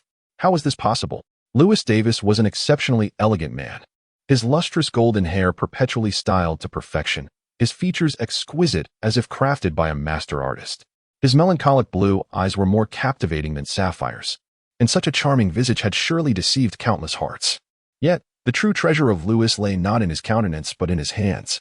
For those hands possessed the extraordinary ability to carve the most exquisite and opulent designs, unparalleled in artistic value. An ordinary piece of jewelry or a commonplace source stone, when touched by his skilled hands, would instantly transform into a dazzling gem of allure. Noticing Baron S.'s troubled expression, Louis remained unfazed, having just finished his lunch. He was contemplating a dessert, likely to be his final meal on Honey Island, and he intended to savor it without haste. After taking a sip of sweet wine, he leisurely inquired, "Is Mark dead?" "Mark is indeed deceased, along with all those around him," Baron replied, striving to conceal his anxiety while grappling with how to broach the subject of the bomb. He resorted to displaying the countdown on his personal terminal, which was ticking down to a halt one by one. Louis set down his glass, his gaze fixed on the 14th countdown, which ceased at 56 seconds. Only then did he speak again. "Tell me everything from the beginning." Baron presented the squad leader's wristband to Louis, recounting in detail the events that transpired in the hive, how Mark met his demise, and how he ultimately escaped from that dire situation, leaving no stone unturned. Upon hearing this, Louis said nothing. He merely scrutinized the messages within the team leader's wristband, swiftly retrieving Lin Yi's profile. After a cursory glance, his gaze settled on Lin Yi's genetic code. Moments later, Louis raised his eyes and questioned, "Do you believe this girl is responsible for those actions?" At that moment, Baron also caught sight of Lin Yi's profile and felt an overwhelming sense of disbelief, shaking his head in response. She must have accomplices. However, Louis's attention returned to Lin Yi's dossier, a delicate smile gracing his lips as he noted, her genetic traits align remarkably well with the society's criteria. No wonder, nearing adulthood, she still attracts attention. The team leader possesses a discerning eye. As if a thought struck him, he turned and inquired, "Oh, he is dead?" Baron hesitated, carefully nodding in affirmation. "Who was the perpetrator?" "It was Mark. They have always had their differences. I intended to intervene, but it was too late." Baron felt a jolt of surprise. "You mean?" Louis interjected, instructing, "Activate the flight apparatus in 10 minutes. Chapter 19. capture even though the countdown had ceased. No child was willing to bear the burden of such a terrifying device around their neck. This collar-like contraption, it was unclear how the kidnappers managed to affix it. Lin Yi had cast several glances, yet she could not find any seams on the collar. However, this challenge seemed trivial to Yen-Su. With remarkable swiftness, he required no tools. With just his 10 fingers, he effortlessly pinched and lifted, removing the seemingly seamless collars one by one, leaving the children entirely unscathed. It seems that every profession has its own expertise. Lin Yi meticulously examined each of the collars, noting the source pattern bombs, which were only the size of pigeon eggs. Yet, the elegance of the source patterns was unparalleled, suggesting that their creator possessed an almost obsessive dedication to beauty. In her perspective, some of the intricate designs were merely superfluous, even wasteful. However, this paradoxically underscored the notion that, at times, achieving beauty necessitates the expenditure of excess energy. As Yen-Su unfastened the last collar and turned his gaze, he found Lin Yi manipulating the source energy block against the source pattern bombs, prompting his inquiry, "What are you doing?" Lin Yi accepted the final collar from him and, with the tip of her pen, inscribed a mark upon it, setting a password. Having recently deciphered the password 14 times in succession, she had gleaned sufficient insight to practice her skill.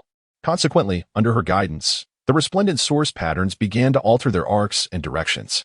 Should Lewis witness this spectacle, he would likely be infuriated to the point of apoplexy. Yen-Su furrowed his brow, and Lin Yi cast a sidelong glance at him, seemingly aware of his concerns.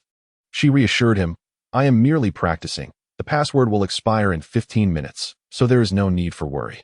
With so many eyes upon her, even if she wished to claim these items as her own, it would not be a simple endeavor. Moreover, she knew that a Yuan would undoubtedly be incessantly whispering in her ear, "Miss, this is illegal."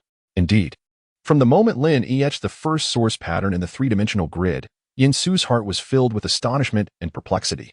To his knowledge, very few source masters can accurately perceive the intricate dark source patterns designed by other source masters and flawlessly replicate them in such a short span of time.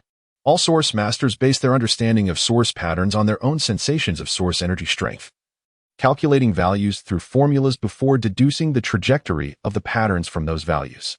Yet, she is the opposite. Had he not accompanied her throughout, he might have been compelled to doubt whether these explosives originated from her hand. Is she truly not a source master? Yen-Su cast a scrutinizing glance at Lin Yi. It was evident that she was unfamiliar with many fundamental concepts, clearly indicating she could not be a source master.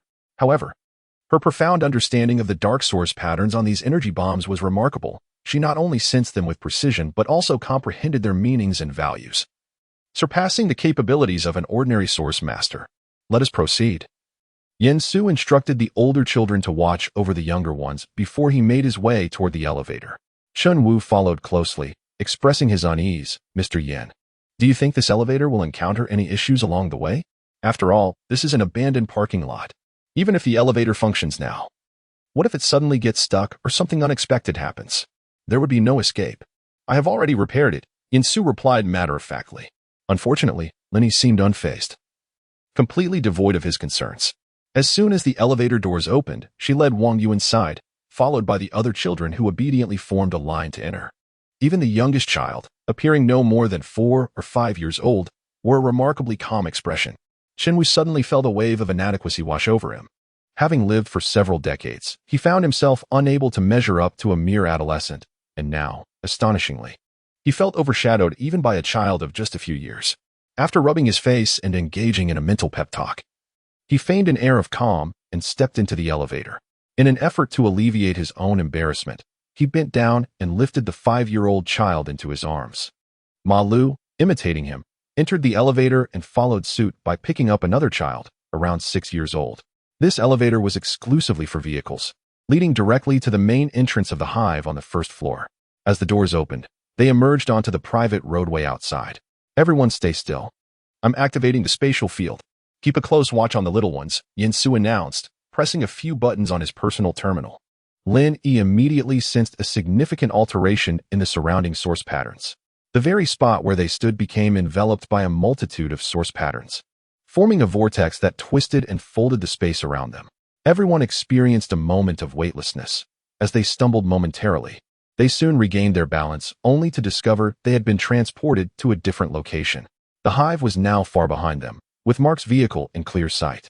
In the blink of an eye, they had teleported several thousand meters away.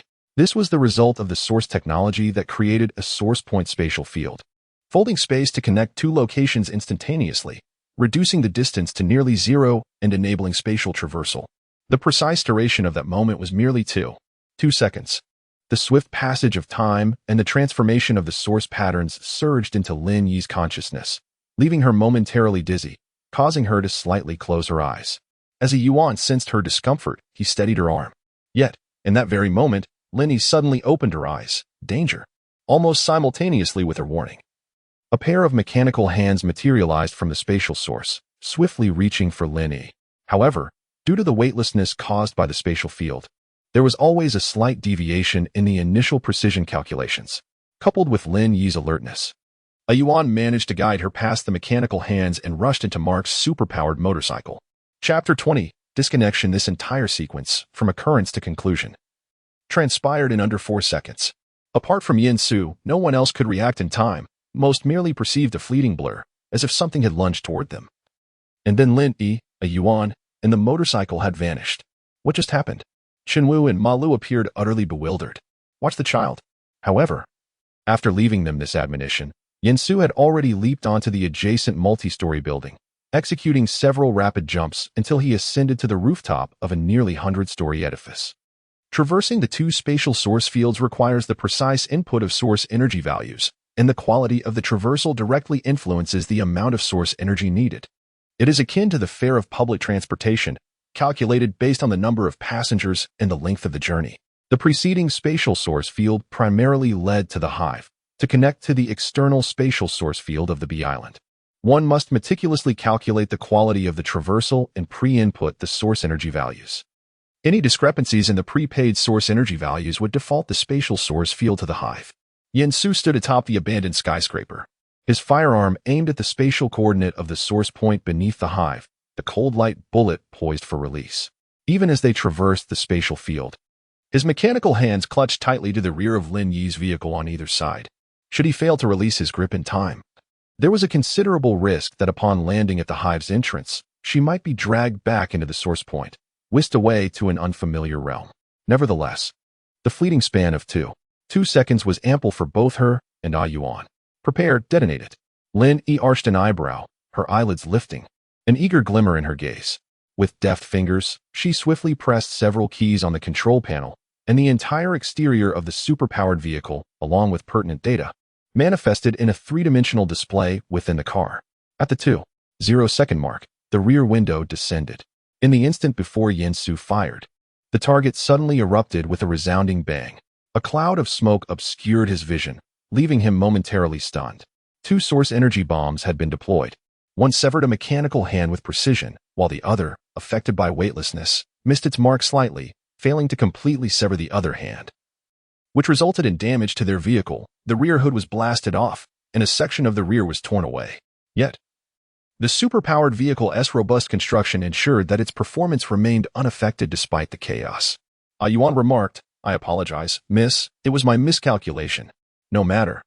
Lin Yi replied nonchalantly, unfazed by the blunder. This error did nothing to dampen her spirits. Instead, it simply meant she could indulge in the thrill a little longer.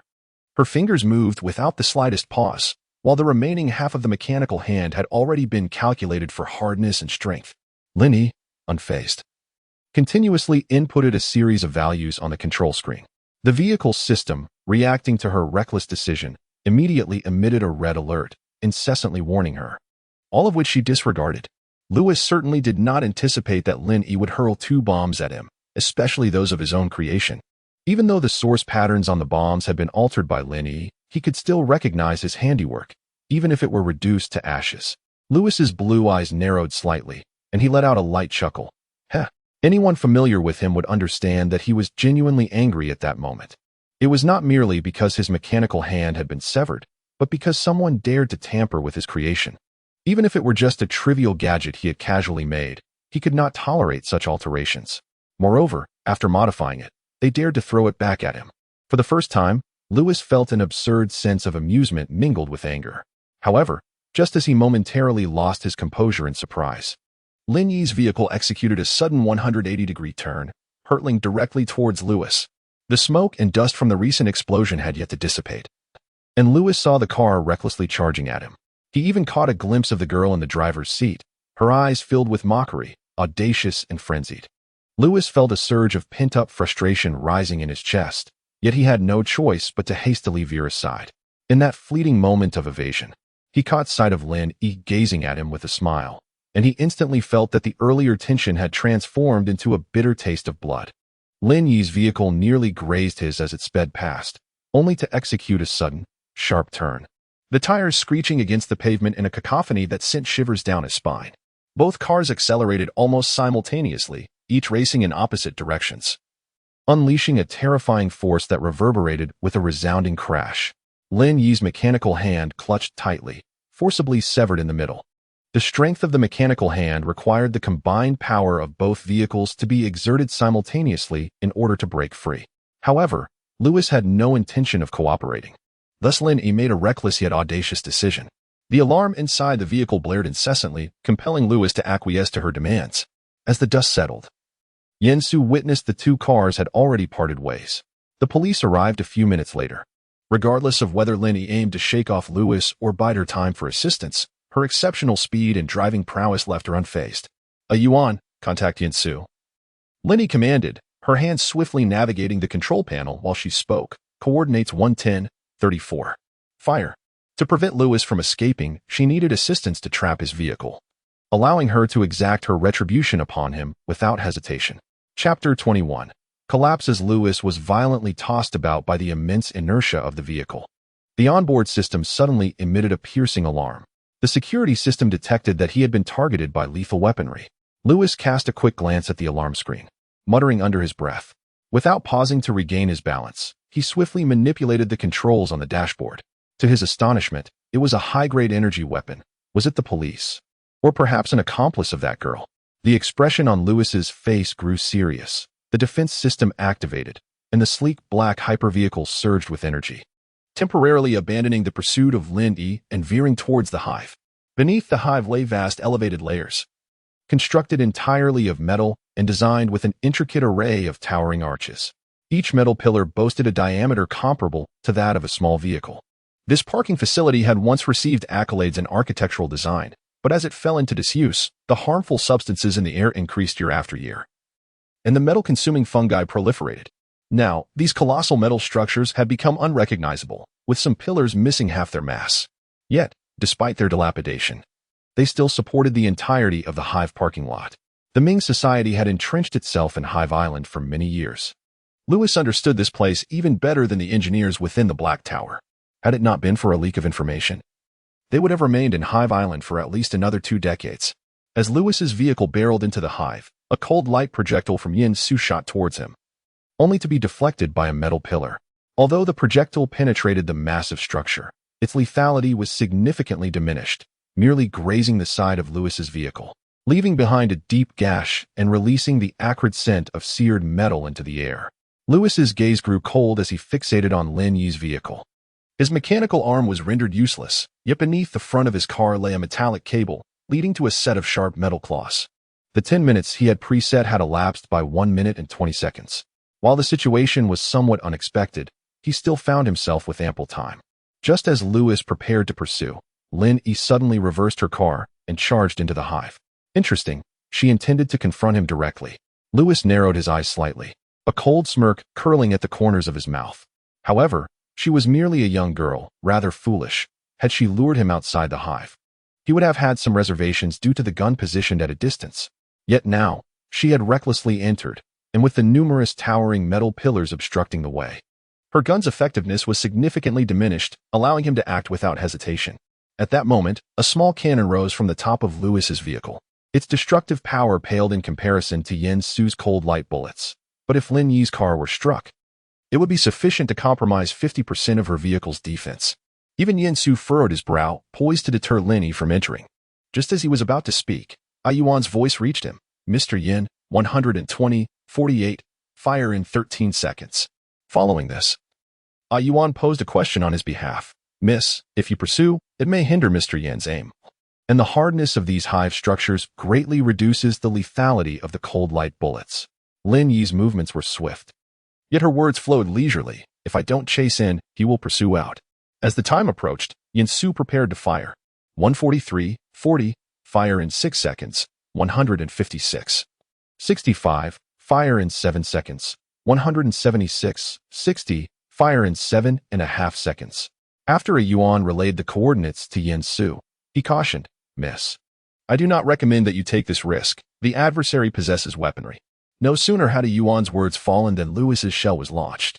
Yet Lin Yi seemed to have anticipated it, as her vehicle abruptly retreated, observing the shell soar past her and detonate 200 meters away, erupting in a blaze. Outside, there existed a source point spatial field. Once she exited, escape was always a possibility. As Lin Yi spoke, she straightened slightly, her fingers deftly inputting commands on the driving console. After a brief moment of evasion, that fool was likely to be driven to madness. Is your voice activated? I will relay the coordinates directly to Yin Su. Things are about to get serious. I hope he does not fail me. When a Yuan connected with Yin Su, he had already activated the voice feature. Thus, every word they exchanged was audible to Yin Su. At this moment, Yin Su chose to feign ignorance to her statement. However, as Lin Yi continued to announce coordinates, accompanied by the intermittent sounds of bombardment from the other side, he began to surmise her intentions. Unable to suppress a frown, he nonetheless had to comply with her actions. If his assumptions were correct, the situation was exceedingly perilous. She was utterly reckless. A mere slip could ensnare her in chaos. Moreover, the police were rapidly approaching. She had no need to undertake such a hazardous venture. Yet, Lin Yi did not afford him an opportunity to dissuade her. In just a minute and a half, the police would arrive. After Lin Yi maneuvered around Louis for nearly 2 minutes within the hive, she gradually reduced the radius of her evasive movements, closing in on Louis. A Yuan, it's time to tighten the net, she signaled. Until that moment, Louis remained oblivious to the grim reality that he had long since transformed from the hunter into the hunted. He had always believed that it was he who forced Lin Yi to scurry about in evasion. Had it not been for the occasional piercing cold light bullets from the gun, capable of penetrating metal, he would have captured her by now. However, now Lin Yi found herself with no retreat and no refuge, seemingly intent on a desperate fight to the bitter end. A sardonic smile crept across Louis's lips. He had no intention of killing her, merely of overturning her vehicle. As Lin Yi charged forward with reckless determination, Louis adopted a scrutinizing demeanor. Inputting commands on the control screen, the cannon atop the vehicle tilted slightly downwards, and the metallic cable at the front prepared to discharge. 300 meters, 200 meters, 100 meters. Lin Yi's vehicle drew ever closer. A smirk played on Louis's lips. She was not charging directly at him, yet all her maneuvers fell within his calculations. His finger hovered over the weapon's command button, ready to press. But in that very instant, a massive steel plate suddenly descended from above, crashing violently onto the ground, causing the earth to tremble. To his astonishment, the projectile he had launched was perfectly intercepted by that steel plate. The explosion erupted in a cacophony of sparks and sound, sending shockwaves that momentarily stunned Louis, and in the blink of an eye, he lost sight of Lin Yi. The objects returned to their rightful places. Lin Yi gazed into his eyes, articulating those 4 words with precise lip movements, and then, with a graceful flick of her tail, she surged past him with an air of audacious confidence. Lewis's reaction was not slow. However, he had already ensnared himself in a trap. 12 energy bombs detonated simultaneously around him, and in that moment, the earth trembled violently. The battered metallic structure, having endured prior devastation, could no longer withstand such overwhelming force. As Lin Yi burst forth from the hive-like vehicle, the colossal parking structure, which had stood for over 2 centuries and had once garnered accolades in architectural design, collapsed with a thunderous roar, enveloped in billowing smoke that obscured the sky. Chapter 22. Identity. The commotion was indeed tremendous. Chen Wu and Ma Lu, leading a group of children, stood agape, astonished as they beheld the vehicle that, despite having been blown apart at the rear, still emitted an aura of invincibility, barreling forth with cataclysmic momentum amidst a cloud of smoke. Ma Lu swallowed hard, exclaiming, "Brother, that car looks so familiar. Could it be Lin Yi?" Chen Wu replied dryly, "I can hardly conceive of anyone else." Ma Lu gulped again. That massive building, could she have been responsible for its collapse as well? Chen Wu remarked, "It certainly bears the hallmarks of her capabilities." The car raced with astonishing speed, And before they could finish their exchange, Lin Yi's vehicle thundered into view, whipping up a tempest that sent sand swirling, prompting the onlookers to instinctively turn away and shield their eyes. A Yuan alighted from the vehicle on one side, while Yin-Su leapt down from the rooftop, approaching her. He glanced at her, then at the distant collapsed beehive, momentarily at a loss for words. At that moment, Lin Yi suddenly spoke. What a pity. Yin-Su inquired, what is so regrettable? Lin Yi turned her head and asked him, is there not also a source point space field within the beehive? Yin-Su was taken aback and promptly opened his personal terminal, maximizing the scanning range and intensity. After a brief moment, he raised his gaze. Indeed, there was still a spatial field inside, albeit one that had been abandoned for 30 years. Yet just moments ago, it had inexplicably been reactivated. Upon stating this, Yin-Su was even more puzzled. How did you know there was still a spatial field inside? It was not so simple. That individual must have had no other choice but to land precisely at that point, thus forcibly restarting the spatial field. In such circumstances, even if he managed to traverse successfully, he would undoubtedly sustain injuries. As Yin-Su spoke, he cast another glance at Lin Yi, pondering whether that person could even evade the explosion. Lin Yi clicked her tongue. Well, if he managed to escape, he must be quite fortunate. Her initial intention had been to capture that individual, regardless of the cost, to uncover his identity and the reasons behind his pursuit of her. Yet, to her astonishment, amidst the unforeseen chaos, he had somehow managed to slip away. Yin-Su still wished to inquire further, but at that moment, the police's aerial vehicles had arrived, compelling him to hold his questions for the time being. The approaching aircraft belonged to the police, however. Among the individuals accompanying them were two military personnel, one a lieutenant colonel and the other a major, both of whom were acquainted with Yin-Su. As they hurried towards the scene, they witnessed the sudden collapse of the beehive from a distance. The man bearing the insignia of a lieutenant colonel disembarked from the aircraft, scrutinizing Yin-Su with a mix of astonishment and inquiry. What on earth has caused such a commotion? The lieutenant colonel responded, Director Xiao has arrived. The fusion of the source energy body is becoming increasingly potent. Director Xiao and the general have already proceeded to the Black Tower, and we are here specifically to escort you. Lin Yi cast a glance at the two men in military attire, then raised her hand to pat the superpowered vehicle. There are too many children. The aircraft is too cramped. I shall drive and follow you. Rest assured. I am a law-abiding citizen and will not flee. Chunwu. Ma Lu. Which law-abiding citizen can drive like a rogue, detonating an entire building without a word of warning? Even the kidnappers who attempted to seize her fled in disarray.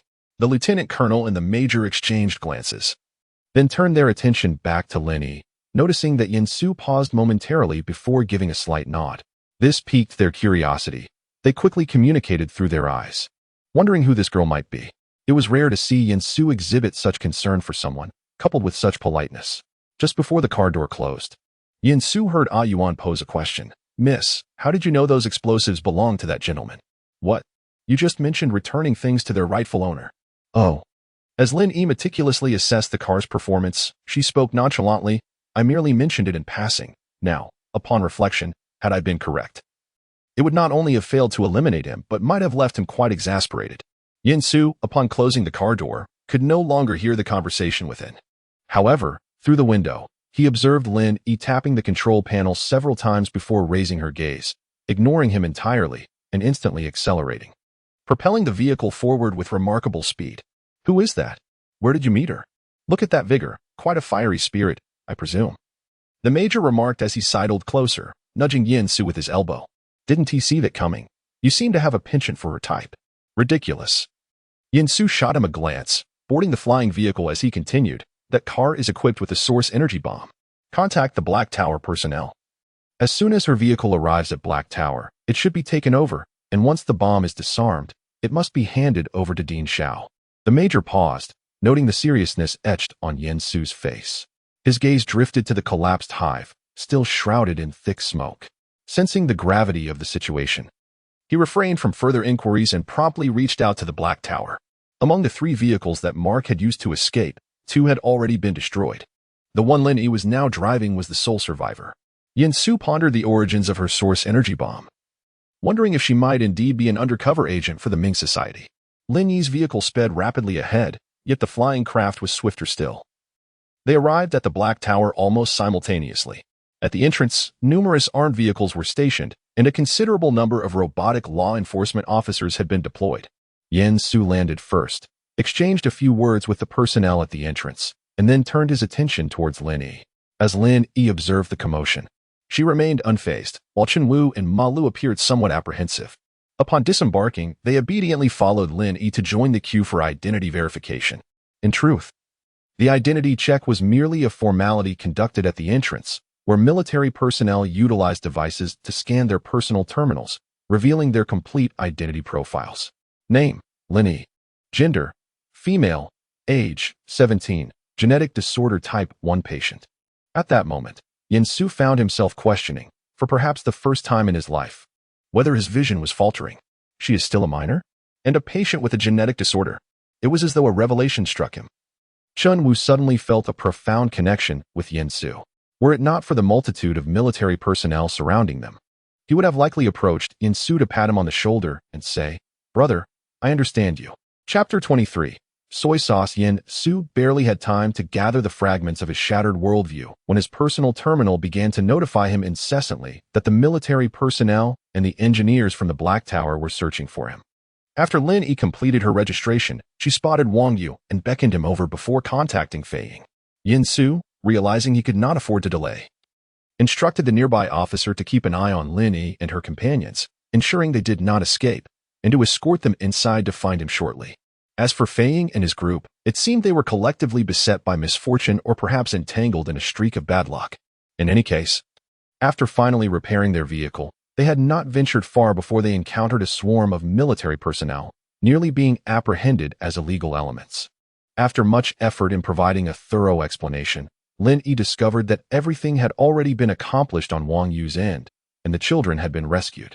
Thus, when Fei Ying, accompanied by a group of brothers, hurriedly arrived at the Black Tower, he felt a sense of relief upon seeing Wang Yu standing unscathed beside Lin Yi. Finally spotting Fei Ying, he realized that this task, which should have been his responsibility, had been entirely delegated to her. As Fei Ying approached, Lin Yi raised an eyebrow and remarked, "Did you come here merely to make an appearance?" Fei Ying found himself at a loss for a retort. Even if Chen Wu sought to claim credit, it was unreasonable for him to allow a mere girl to usurp his achievements. At that moment, he had foolishly asked what Chen Wu and Ma Lu were doing alongside Lin Yi. Now, hearing Lin Yi's words firsthand, he felt as though he had been reduced to the same level as a street thug. Although Lin Yi's tone was calm and unhurried, her expression and demeanor exuded an audacious defiance. Those she confronted, despite feeling choked by her words, could only swallow their indignation in silence. The brothers following Fei Ying seemed either unwilling to engage in a dispute with a woman or genuinely embarrassed, trailing behind him like quails, none of them eager to offer him an escape. "Is this child with you?" Lin Yi gently patted Wang Yu's shoulder and then glanced behind Fei Ying. "Are those individuals from the media?" A group distinctly separate from the military personnel arrived at Black Tower simultaneously with the Flying Eagle. However, their approach diverged. Some appeared to have come from the direction of the hive, while others, upon landing, immediately rushed towards a group of children, only to be intercepted by the military. Consequently, their focus shifted towards Wang Yu. The members of Flying Eagle were already prepared, effectively blocking any media from advancing closer. Nevertheless, despite these precautions, the press managed to clandestinely capture numerous videos and photographs. When Yen Su entered, the military had already disarmed the bomb from Lin Yi's vehicle and handed it over to Director Xiao. Initially perplexed by the arrival of such a rudimentary energy bomb at that moment, Director Xiao's expression transformed upon examining it. He promptly instructed his aides to locate the individual responsible for delivering this item. The soldier who had brought the bomb was soon found. Although Director Xiao maintained an impassive demeanor, his gaze sharpened. "From where did you acquire this?" The soldier hesitated briefly before responding. "It was disassembled from a vehicle." "What vehicle? Whose vehicle?" "The vehicle came from the direction of the hive, and it was driven by a woman. Her identity is still unknown. I will investigate this immediately." Director Xiao continued to inquire. "A vehicle from the hive? How could it possess such a bomb?" The soldier's gaze towards Director Xiao grew increasingly grave, causing a surge of tension within him. He had received information from Director Yin, yet before he could articulate his thoughts, Yen Su approached. "I instructed him to dismantle it. Allow me to discuss this matter with you." As he spoke, he directed the soldier to attend to other duties, then stepped closer to Director Xiao. His eyes lingered on the source energy bomb for a moment before he inquired, Is there an issue with this device? Having never encountered this bomb before, he could ascertain with a mere glance that it was merely a rudimentary source energy bomb, hastily assembled. Although it possessed some stealth capabilities, the technology was fundamentally basic. Even a first-year student from a military engineering academy could construct it. Why then did Director Xiao regard it with such seriousness? Within the confines of the Black Tower, among the most solemn individuals present, any one of them could shake the entirety of the Sanjiang region with but a few stomps. Yet, among these figures, the one whose words carried the most weight was undoubtedly Director Xiao Ruxing.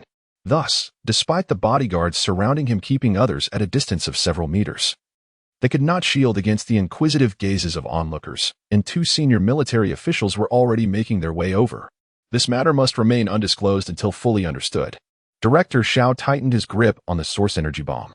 Upon seeing Yen Su, his expression softened slightly, and he patted Yen Su's shoulder. I was just looking for you. There seems to be an issue with the casing of the source energy body. Come with me to take a look. With that, he seamlessly tucked the bomb into his pocket. As Director Xiao walked alongside Yen Su, he quietly inquired, do you know where that bomb came from? Who created it? Yen Su felt an increasing sense of curiosity, yet he replied softly, it should be a girl who brought it. But I am still uncertain if she is the one who made it. Director Xiao paused, raising his gaze. A girl? Yen Su confirmed, indeed, a minor, 17 years old, suffering from type 1 genetic disease. The girl who drove over from the hive? Yes. Is she still here? Right outside. Find a reason. But do not draw too much attention and have her come in to see me. Chapter 24. The meeting after the Eagle and military personnel completed the handover of Wang Yu, they approached Lin Yi, saying, the boss has arranged for an aircraft. It will arrive in 10 minutes. Something significant is about to happen here. We should leave promptly. Lin Yi was gazing towards the direction of the Black Tower. Noticing that the chaotic forces in the sky, previously brimming with violent energy, had transformed from their frenzied state into a more subdued form. As if a certain power had calmed them, reorganizing their chaotic patterns. The various sources of energy that had been converging from all directions had also ceased their unlawful gathering. However, they did not disperse entirely, merely settling down, no longer exhibiting their earlier madness, yet still lurking, poised to strike again.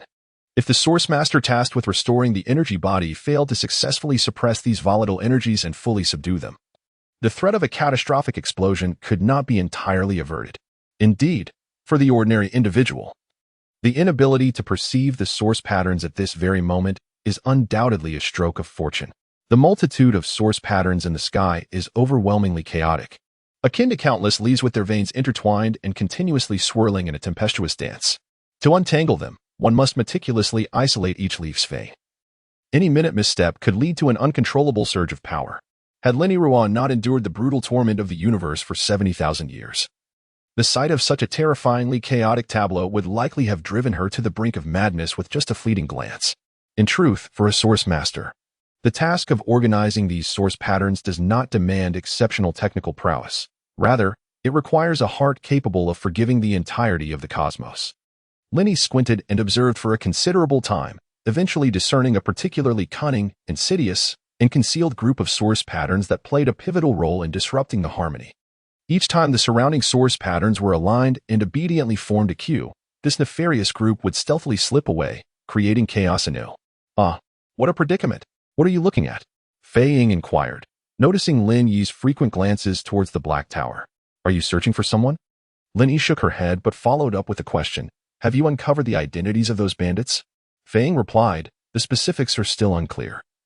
We only know that they are affiliated with the Ming Society. However, the Ming Society is embroiled in numerous matters, and the military and police are unlikely to divulge information casually. If you wish to know more, it would be best to consult the boss. Chao Dong, a high-ranking official within the Ring Star, might possess more insights. The Ming Society? Lin Yi cast a glance towards the media, her ears catching a familiar sound. It seemed to be a group dedicated to philanthropy.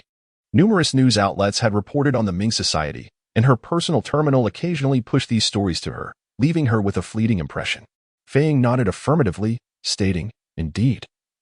The Ming Society is an organization focused on charity, yet that charity is merely a facade they present. Now, this veneer is about to be stripped away. Observe how the media has caught the scent of scandal. Their eyes are gleaming with excitement. Lin Yi inquired, why would the individuals of the Ming Society capture those children?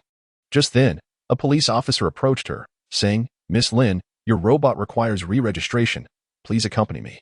Lin Yi turned her face. Wasn't it just registered? The officer replied. Due to magnetic field interference, the system encountered some malfunctions, necessitating a re-registration with a different device. Lin Yi scrutinized him, asking, Must I enter as well? The officer responded. As the owner of the robot, your presence is required during the re-registration process. Lin Yi sighed. Very well. Fei Ying urged, Hurry, the aircraft is about to arrive. The further they ventured inward, the more elevated the security became. Over half of the personnel were advanced artificial intelligences. At the landing area of the Black Tower, several large mechas were stationed, their capacity seemingly sufficient to accommodate all individuals within the Black Tower. Lin Yi cast another glance at the sky, where the individuals within were making their final efforts while simultaneously preparing for the possibility of surrender. It remained uncertain whether the media outside were aware of these circumstances. A police officer escorted Lin Yi and Yuan into the Black Tower, leading them directly to the lowest level, where they were ushered into a room resembling a lounge. Instructed to wait momentarily before the officer departed. The room contained 2 chairs, a sofa, and a coffee table adorned with a platter of fruit. Just as Lin Yi had finished half an apple, the door swung open, revealing Yin Su accompanied by a man who appeared to be in his 40s or 50s. Lin Yi remained seated, unperturbed, nibbling on her apple while casting a sidelong glance at the newcomers. Director Xiao, having lived for over a century, was well acquainted with various encounters. Upon entering and noticing Lin Yi, he scrutinized her briefly before offering a gentle smile. You must be Lin Yi? Director Xiao possessed the visage of a benevolent elder, complemented by an air of scholarly elegance that easily endeared him to others. Lin Yi straightened slightly, placing her apple down. Indeed, I am. And you are? Once inside the Black Tower, she had already sensed Xiao Ruxin's presence through her unique perceptive abilities, deducing that he was a source master, the one who had engaged in a mutual struggle with the source energy entity. However, his exact role remained unclear. Xiao Ruxin, director of the Sanjianjuan Academy, he stated, approaching her and revealing his identity. Despite this, his tone remained calm and devoid of any semblance of arrogance. Lin Yi merely raised an eyebrow and nodded slightly. Hello. Yin Su moved the chair beside him, and after Dean Xiao sat down, she took out the energy bomb from her pocket and placed it before her. Did you create this? Lin Yi glanced at the bomb. What is wrong with this? I've reviewed your profile. You should not have studied energy technology. Dean Xiao regarded her intently. If you did not create this, please tell me, who did? Lin Yi raised her eyes, slowly lifting her gaze to glance at Yin Su, then scrutinizing Xiao Ruxin once more before she spoke deliberately. I recall that under extraordinary circumstances, whether for self-preservation or to save others, the unauthorized creation of a bomb is not considered a crime. What is your intention in persistently questioning this matter? Dean Xiao hastily reassured her, do not be anxious. I am not seeking to assign blame. I merely wish to understand how this bomb was constructed. Lin Yi took another bite of the half-apple in her hand, crunching it before responding, that was not my creation, it was Yuan's. Yuan? Dean Xiao paused, realizing that the robot beside her was named Yuan. She then frowned. Lin Yi, a robot cannot possibly produce such a device. While munching on the apple, Lin Yi replied, Yuan, please tell him who made it. Hello. Dean Xiao. Yuan politely greeted before explaining, this energy bomb was indeed created by me. The first-year textbook on military mechanical engineering contains knowledge about this subject, and my young mistress does not wish to learn about such things, so she has me study them. However, the energy core above has exceeded my capabilities. It was indeed designed by the young lady. As expected. Dean Xiao gazed at Lin Yi, feeling his heart race and his palms subtly dampened with sweat. Chapter 25. Attention. Under the intense scrutiny of Dean Xiao, Lin Yi remained composed, calmly finishing the apple in her hand. As soon as the core was tossed onto the table, it was swiftly consumed by the trash bin concealed beneath the coffee table. After wiping her hands on her trousers, Lin Yi spoke again. You specifically summoned me to inquire about this matter? Dean Xiao managed to suppress the excitement surging within him, pondering for a moment before picking up the energy bomb. Where did you acquire this energy core? I found it beneath the hive. It was merely a dumping ground. Lin Yi replied, just repurposing waste. Repurposing waste. Repurposing waste. This child, she has no idea that in the realm of energy masters, such a declaration could create a seismic shift. Dean Xiao reflected on his century-long life and realized that moments like today, where he could hardly contain his excitement, were exceedingly rare. Gently caressing the energy core on the bomb, his movements were tender, akin to cherishing his first love. The energy core you discovered should have been depleted. Yet, the energy within this core is astonishingly vibrant, its activity levels far exceeding the normal range for such a core. It was precisely upon witnessing that point of depletion that Dean Xiao was so taken aback. After further sensing the intrinsic energy within, his excitement became uncontrollable. He caressed the energy core repeatedly. This bomb, diminutive in size, barely the width of 2 fingers, possessed an explosive power capable of obliterating a superpowered vehicle. What was once utterly exhausted, yielding not a trace of energy and relegated to waste, now regained such formidable lethality. What did this signify? Merely contemplating it sent shivers down his spine. Her words were evidently ambiguous. Lin Yi shrugged her shoulders. Is this not what you all have stated? In the preface of The Authority of Weisheng Science and all the instructional materials from the Source Academy, it is mentioned that source energy is the primordial force birth with the universe, encompassing all vitality within the cosmos and all elemental energies. Theoretically, source energy possesses the attribute of infinite circulation, never to be depleted. Dean Xiao scrutinized her for a moment before instinctively lowering his voice. This source energy core, which was originally exhausted, has been revitalized by you. Do you comprehend the magnitude of what you have accomplished? She was, of course, aware of her actions.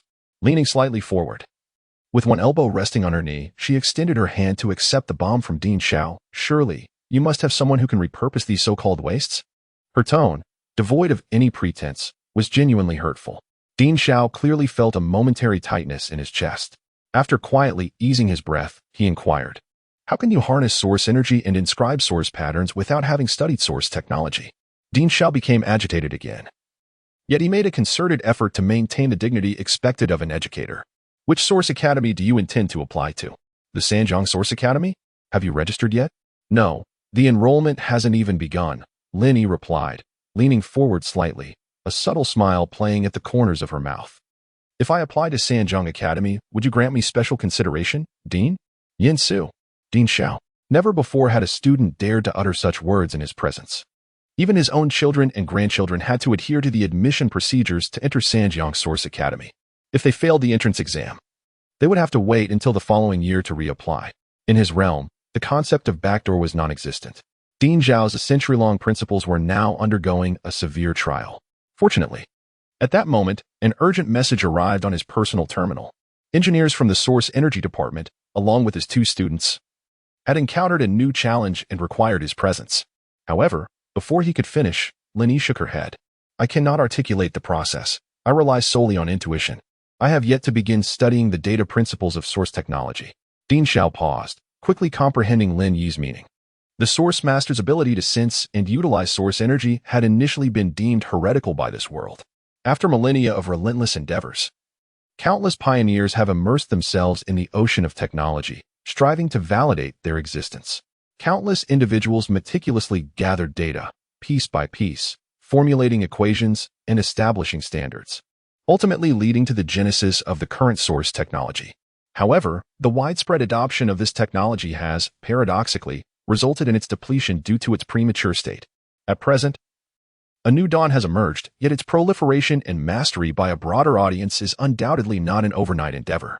Director Xiao nodded, grasping the source energy bomb in his hand, and solemnly addressed Lin Yi. You must not speak of restoring the vitality of source energy to anyone. Yet, Lin Yi appeared oblivious to his earnest concern, casually responding, I understand. The engineers were pressing him again, but Director Xiao remained preoccupied with Lin Yi's seemingly carefree demeanor, which left him feeling somewhat unsettled. Unable to restrain himself, he inquired, what exactly do you understand? Lin Yi, noticing his hesitation, flashed a hint of mockery in her eyes. A tree that stands out in the forest is bound to be toppled by the wind. Director Xiao paused slightly. Lin Yi continued, human nature is intricate. The circle of source masters must be even more complex. You fear that if I become too prominent, I might meet an untimely end. Director Xiao, Lin Yi then asked, if I gain admission to the Source Academy, will you provide me with special consideration? Director Xiao. He had never encountered someone so adept at climbing the ladder of opportunity. Perhaps his earlier concerns were unfounded? Chapter 26. The Love for Talent. When does the Kao Source Academy commence its enrollment this year? On the 25th of February, with merely 20 days remaining. Dean Xiao furrowed his brow in contemplation. What is the enrollment date for our academy this year? The assistant, equally perplexed, replied, it is also on the 28th of February. Dean Xiao's frown deepened. Why does our enrollment commence 3 days later than that of Qo? The assistant, bewildered, could not comprehend the implications of the dean's inquiry. Our academy typically begins enrollment around this time each year. Is there an issue? Indeed, there is. Dean Xiao cast a look of disappointment at the assistant, expressing his exasperation. Starting 3 days later than Qo Academy means that promising students might be snatched away by them. What if the students perceive the later enrollment date of Sanjiang Academy and decide to enroll at Qo instead? This would mean losing our potential talents to a rival. The assistant was taken aback, overwhelmed with confusion. But how could students possibly choose Qo Academy simply because our enrollment starts a few days later? These two esteemed institutions are not mere outdated commodities on sale for students to pick and choose at their leisure. In truth, across Weixing and the other 2 planets, there are numerous academies.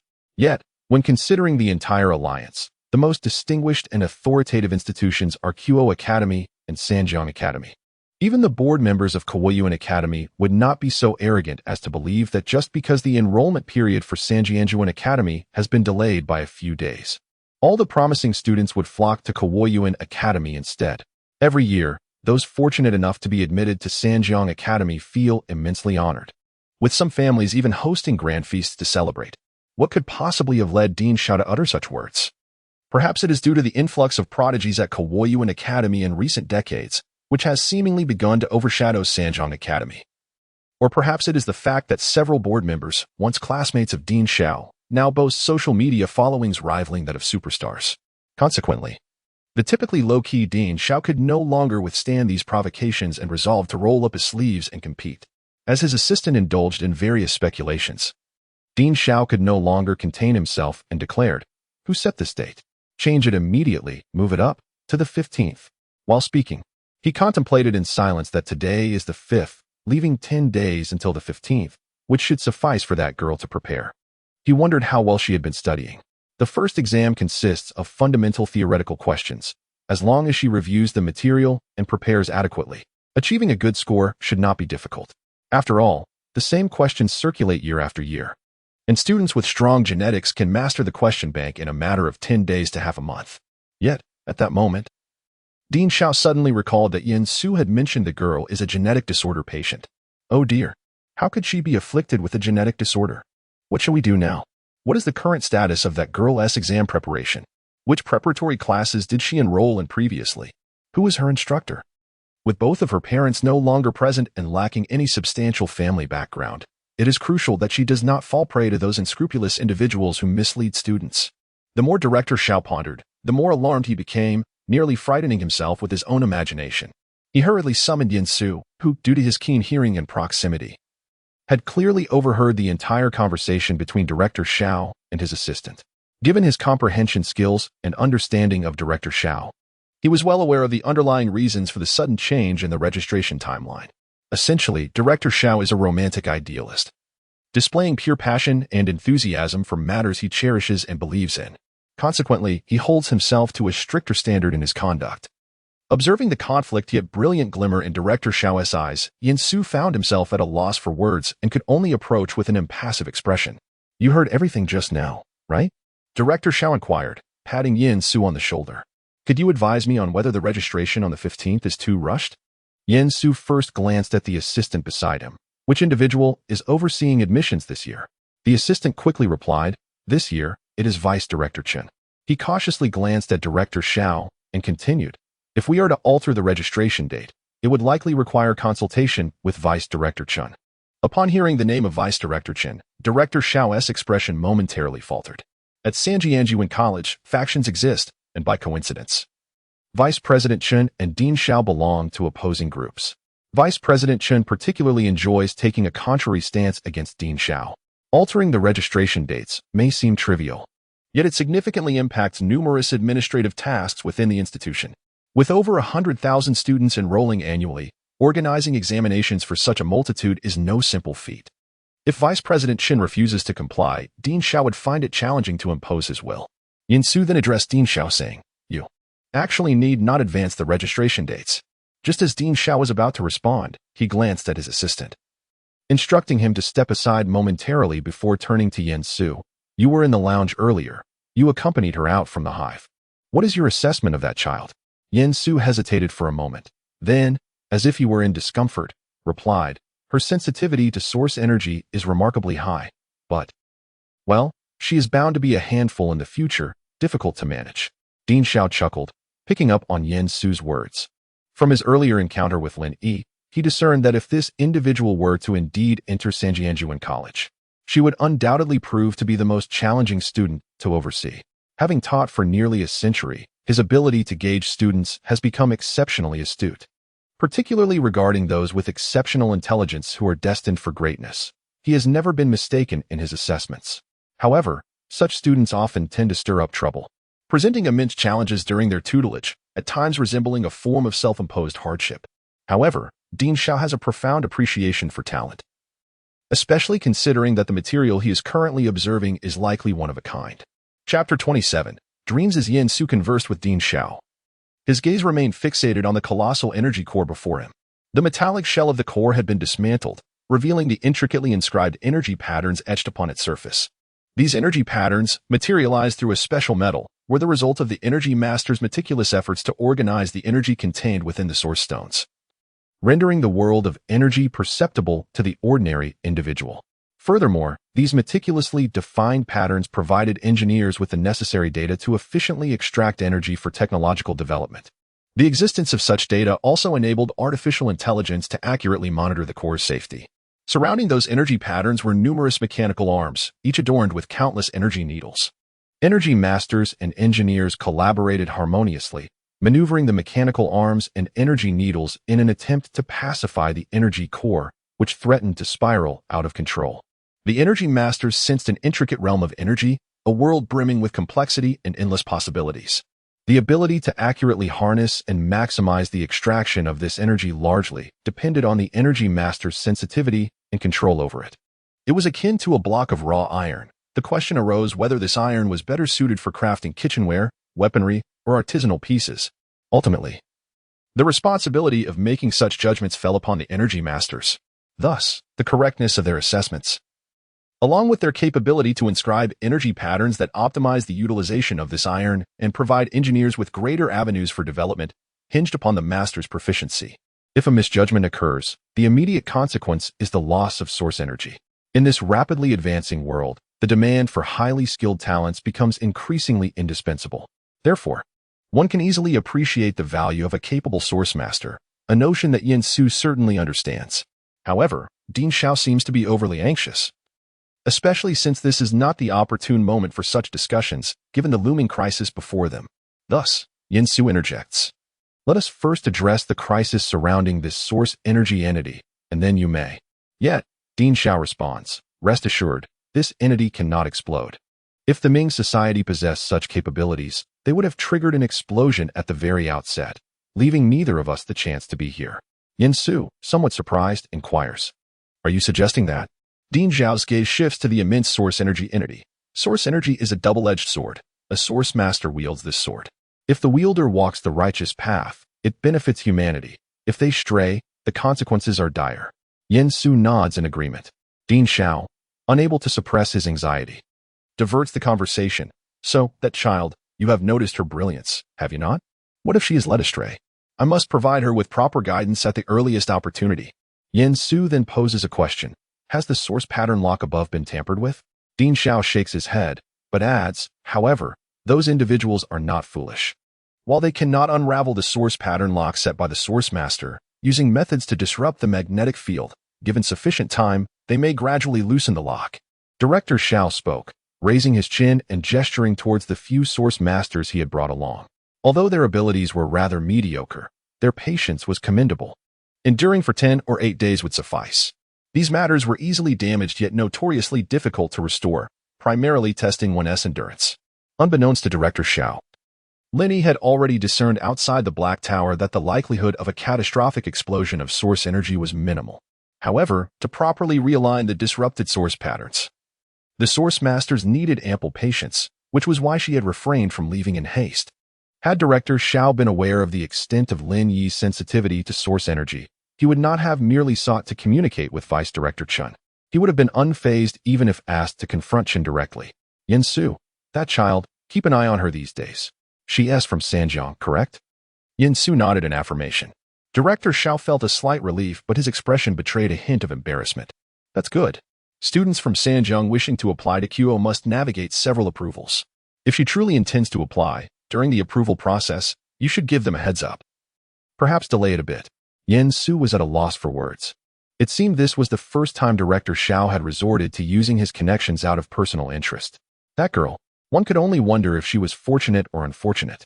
Nevertheless, Director Xiao was quite inexperienced in such underhanded dealings, and to alleviate the awkwardness, he continued.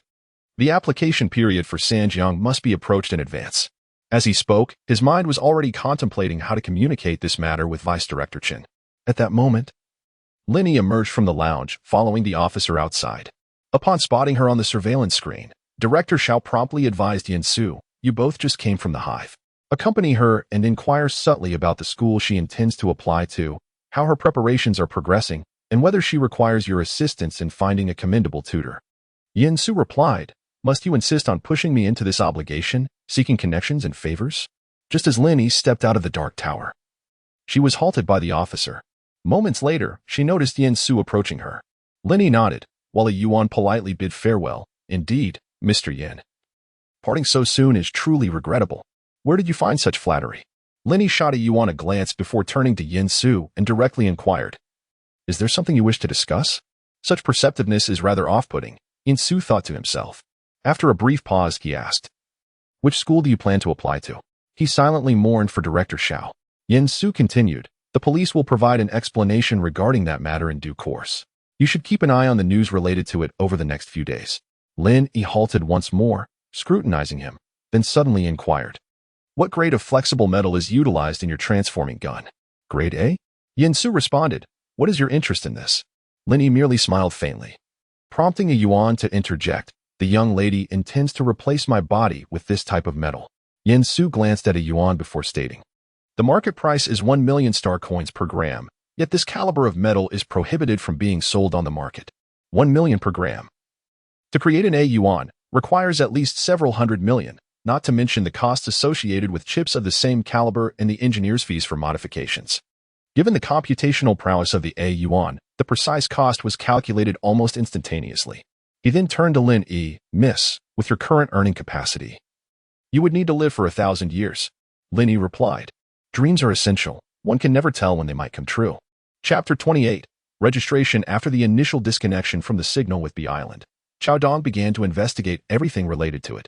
Yet, the more he uncovered, the more alarmed he became. What disturbed him further was that just as he began to grasp certain matters, he found himself unable to delve deeper. The intricacies involved entangled too many individuals, reaching the upper echelons of both the military and political spheres, causing a stir that impacted the circle of source masters, thus barring him from accessing those central figures, leaving him shut out entirely. As he spoke, he faltered, casting a knowing glance at old Du, who appeared utterly perplexed. Sensing the confusion, Chao Dong sighed and bluntly stated, "Illegitimate daughter." Old Du responded with incredulity. "I truly wonder what thoughts occupy the mind of someone with the surname Chao." Observing old Du's silence, Chao Dong displayed an expression of understanding. "Rest assured, I shall not elaborate on such matters. You are overthinking this." Old Du was tempted to approach and vigorously shake his head to clear his thoughts. Chao Dong remained puzzled. "Oh?" Old Du reluctantly spoke, expressing his disdain. "Lin Yi's identity is well documented. She has inherited a genetic illness since birth. How many genetic tests do you think old Lin has conducted for her? Can you please clear your mind of those nonsensical thoughts? Old Lin is no longer here. And yet you continue to tarnish his reputation." "Ah, I wasn't speaking lightly," Chao Dong replied, waving his hand dismissively. "But didn't you hear what Fang just said? Aren't you curious how she managed that?"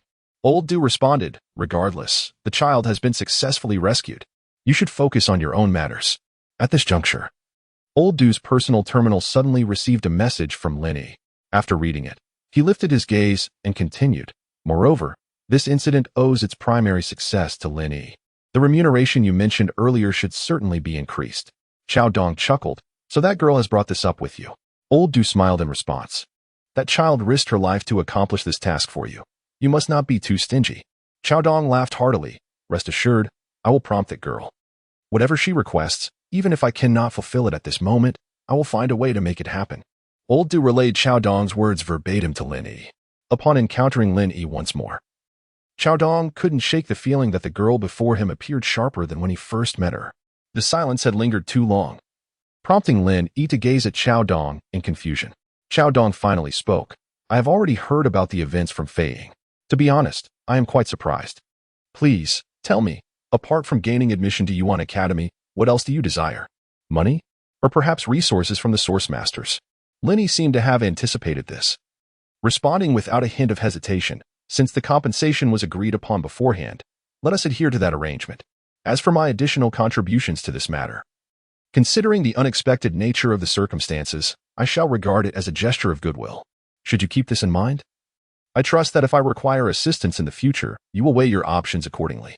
Xiao Dong appeared somewhat taken aback, then smiled, as if it was only at that moment that he truly believed Fei Ying's account. This girl, though her face bore traces of youth, spoke and acted with a maturity that belied her age. Remarkably, she struck a perfect balance. This situation not only compelled him to owe her a favor, but also avoided giving the impression that she was being overly demanding. Few have succeeded in placing me, Xiao Dong, in their debt. Well done. Very well done. He slapped the armrest, rising to his feet. Then, it is settled. Oh, by the way, I have also uncovered the identities of those who kidnapped you. Lin Yi inquired. Were they members of the Ming Society? Xiao Dong nodded. You are already aware. Lin Yi replied. When I registered my identity at the Black Tower, I overheard the police mention it briefly, and the media also released some information. However, the specific motives remain unclear. Xiao Dong paused before responding. The individuals and matters associated with the Ming Society are far too numerous. My investigations can only uncover so much. Currently, it is known that they have clandestinely conducted illegal experiments and engaged in various underground transactions. Among these experiments, a portion pertains to human trials, targeting abducted individuals, particularly minors afflicted with genetic disorders, presumably linked to an ongoing experiment. Lin Yi remarked, the Ming Society has covertly maintained a presence on Bee Island for decades, perpetuating illegal trades. It is implausible that no one is aware of this, for certain individuals must be complicit, which is why even you cannot delve too deeply into this matter. Xiao Dong nodded. At this juncture, the situation has escalated beyond my capacity to influence. You are still quite young and may not fully grasp the gravity of it all. However, I offer you this counsel, regardless of your curiosity or sense of injustice. From the moment you depart Bee Island, it would be prudent to forget everything related to this affair. Focus on preparing for your examinations. Once you enroll, I shall reserve a position for you at Huanqing. You may arrange your time freely, and for each day you work, you shall be compensated accordingly. Lin Yi displayed no signs of discontent or resentment, merely nodding. I understand. Thank you. Xiao Dong was somewhat taken aback. At her age, encountering such events and having just rescued a group of children, most would be overwhelmed with a sense of justice, fueled with fervor, eager to champion the cause of the world. Yet, she exhibited a demeanor that was remarkably composed, perhaps even dispassionate. Moreover, she appeared to possess a deeper understanding than he did. Was it merely an illusion? As Lin Yi and Old Du emerged from the star ring, a Yuan suddenly spoke up. Miss, the enrollment for Sanjianjuan Academy has commenced, and the examination date has been advanced to February 15th. Lin Yi inquired. Why has it been moved up by so many days? A Yuan replied, the announcement from Sanjianjuan Academy did not provide an explanation. Would you like me to assist you with the registration now? Lin Yi responded, please proceed. A moment later, a Yuan announced, Miss, your registration has been successfully completed. Old Du expressed his astonishment. How could it be so swift? Typically, after submitting an application, it usually takes half a day for approval. The quickest would take about an hour. Lin Yi also pondered. Could it be that the declining reputation of Sanjianjuan Academy in recent years has led to fewer applicants? If Dean Xiao were to hear her words, he might indeed spit out a mouthful of blood. To expedite the enrollment and examination schedule, he had sacrificed a significant portion of his interests to Vice Dean Shun. Who was this all for? Chapter 29. News recently. The Sanjiang region has been rife with newsworthy events, with various media platforms buzzing with updates and speculations regarding Bee Island, each bringing forth a cascade of revelations and twists. Sanjiang News. The Ming Society has been discovered engaging in underground illegal transactions, with its leader having fled Bee Island, prompting the police to initiate a manhunt. Sanjiang Major Events. Bee Island harbors numerous criminals. 6 individuals connected to the case have already been apprehended. Weixing News. The Ming Society poses a threat to Bee Island, with a list of offenders now disclosed. Interstellar Express. The energy supply to B Island has been disrupted, leading to heightened magnetic field disturbances. Dean Xiao has personally arrived on B Island. These headlines, disseminated by mainstream media, predominantly direct attention towards the alleged criminal activities of the Ming Corporation. While occasional mentions are made regarding the disruption of energy supply and magnetic field anomalies, there is a conspicuous absence of any reference to the cataclysmic explosion, as well as the specific details of Ming Corporation's illicit dealings.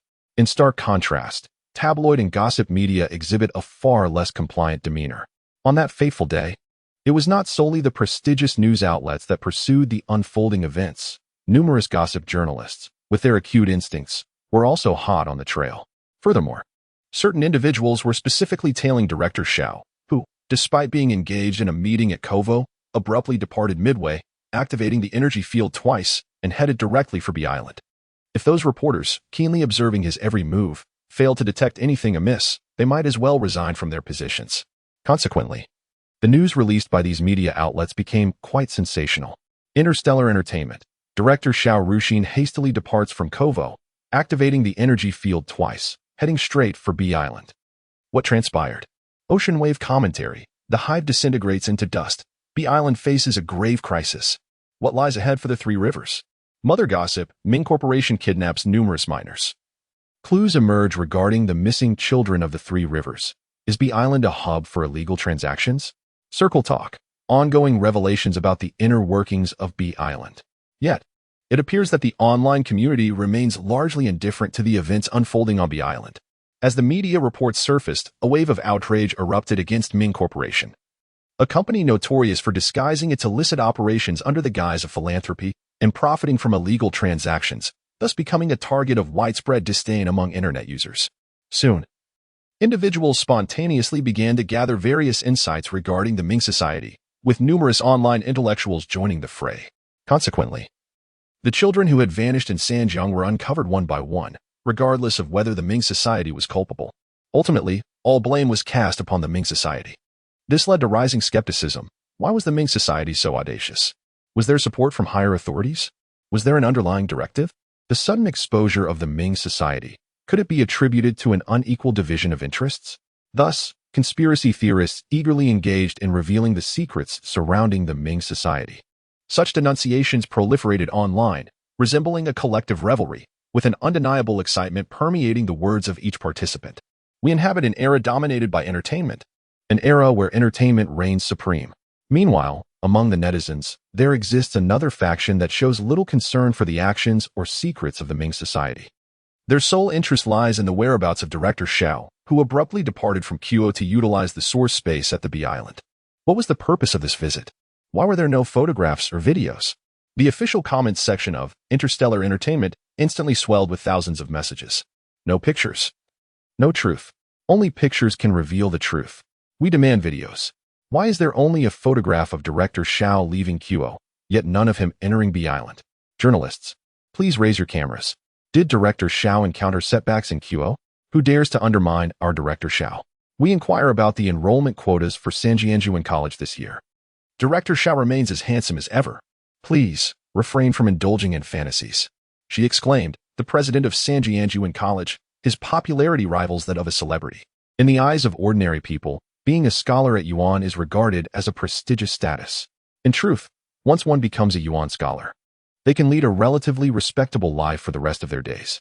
Lin Yi clicked to take a look and was somewhat astonished to find herself captured on video. As she finished watching, a plethora of comments had already flooded in below the video. Please accept my kneeling. I am bowing down. Such a decrepit vehicle exudes an almost divine aura. Goodness, wasn't that car long deemed an obsolete relic? This is outrageous. Damn it, he's so handsome it left me breathless. Did the person above just shoot their shot? Report them. Report the one above. Everyone, are you missing the point? Has a gunfight erupted at Fondao? What on earth happened there? Is no one concerned about the truth? Indeed, who is the driver? We seek the truth. We demand the truth. After watching the video, Old Du lifted his gaze towards Lin Yi. Is it you? Chapter 30, Trending News. The moment it was deleted, the internet erupted. Holy smokes. There truly is a hidden agenda. Why delete the video? Xingji Entertainment, please provide an explanation. The video on Zhalan's platform has also been removed. The gossip on Dunyang's site has vanished too. What on earth? I haven't downloaded it yet. Who has? Please share. Add me. I have saved it. Who is the person driving? Someone from the Ming Society? A police officer? A soldier? Betting 5 Mao, it surely is not a member of the Ming Society. Betting 5 Mao, it must be someone from the Ming Society. Otherwise, why delete the video?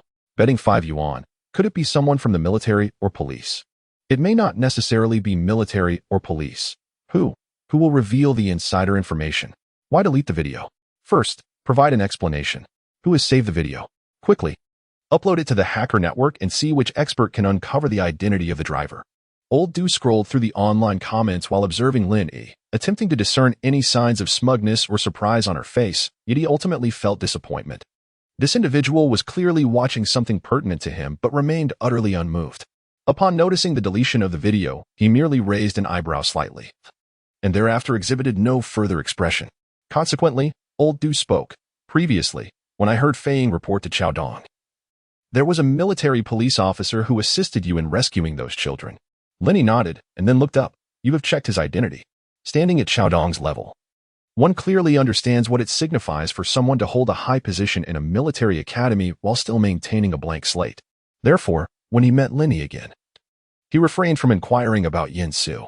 Although Old Du had not ascended to Chao Dong's echelon, he had experienced enough to comprehend this principle. However, the girl before him seemed entirely uncurious. Her calm demeanor was indeed humbling. Old Du remarked, he is an engineer at the Starry Sky Military Academy. Yet he holds no official position within the military or police. Lin Yi responded with an acknowledgement, refraining from further inquiries. After a brief moment, observing her evident lack of curiosity, Old Du, who was not well informed himself, could not extract any additional information and awkwardly lowered his head to peruse the news. Although he had already made introductions, those entertainment tabloids proved to be exceedingly cunning. It was unclear how they had procured those videos. Fortunately, the discovery was made early, and I had instructed my people to intercept them. This location was an abandoned industrial town, rife with surveillance cameras. The responsible party pressed his fingers to his temples in frustration. They desired videos and photographs, and we could provide them. But the footage and images captured by those rogue sources, particularly concerning Director Yan, were suppressed. To what extent could the clarity be achieved? The resolution of facial features could reach approximately 50%, and even the contours of Director Yan's firearm could be analyzed. Consequently, when the announcement regarding the rescheduling of the examination period at the Sanjianjiwen Academy was released, it quickly ascended to the headlines of several news outlets. The examination season at Sanjianjiwen Academy has always been a focal point of interest for the entire Sanjiang region, the educational community, and even individuals from 2 other planets. Thus, once the news broke, numerous media outlets promptly followed suit, with some rushing to interview the Academy's faculty and those responsible for organizing the examinations. Traditionally, the timing has been similar to that of QO. Why has there been a sudden advancement this year? Is Sanjianjiwen College intentionally challenging Kawoyuan College? Who made this decision? It is rumored that Dean Xiao and Vice Dean Shun have long been at odds, and with the sudden change of schedule, have they finally reached a consensus? Subsequently, gossip media began to speculate, enlightening their audiences about the intricate rivalry between Dean Xiao and Vice Dean Shun, detailing their tumultuous relationship, the factional strife within Sanjianjiwen College, and even revealing the secrets to acing examinations. A new sensation emerged, generating countless rumors, leaving netizens overwhelmed and exhilarated. With the examination date moved forward, the preparation time has undoubtedly been curtailed, prompting the first outcry from the preparatory classes, who have already collected fees from students. Now, they are compelled to refund at least half of the money. Otherwise, their reputation will surely suffer. Thus, they erupted in outrage. Many exam candidates also took to the internet to lament their plight, but soon after, a wave of hopeful individuals began to seek fortune, sharing past top scores' photographs, lighting incense, and praying to the deity of examinations. This cycle of excitement continued unabated, while the matter of the Beehive Island seemed to fade from collective memory.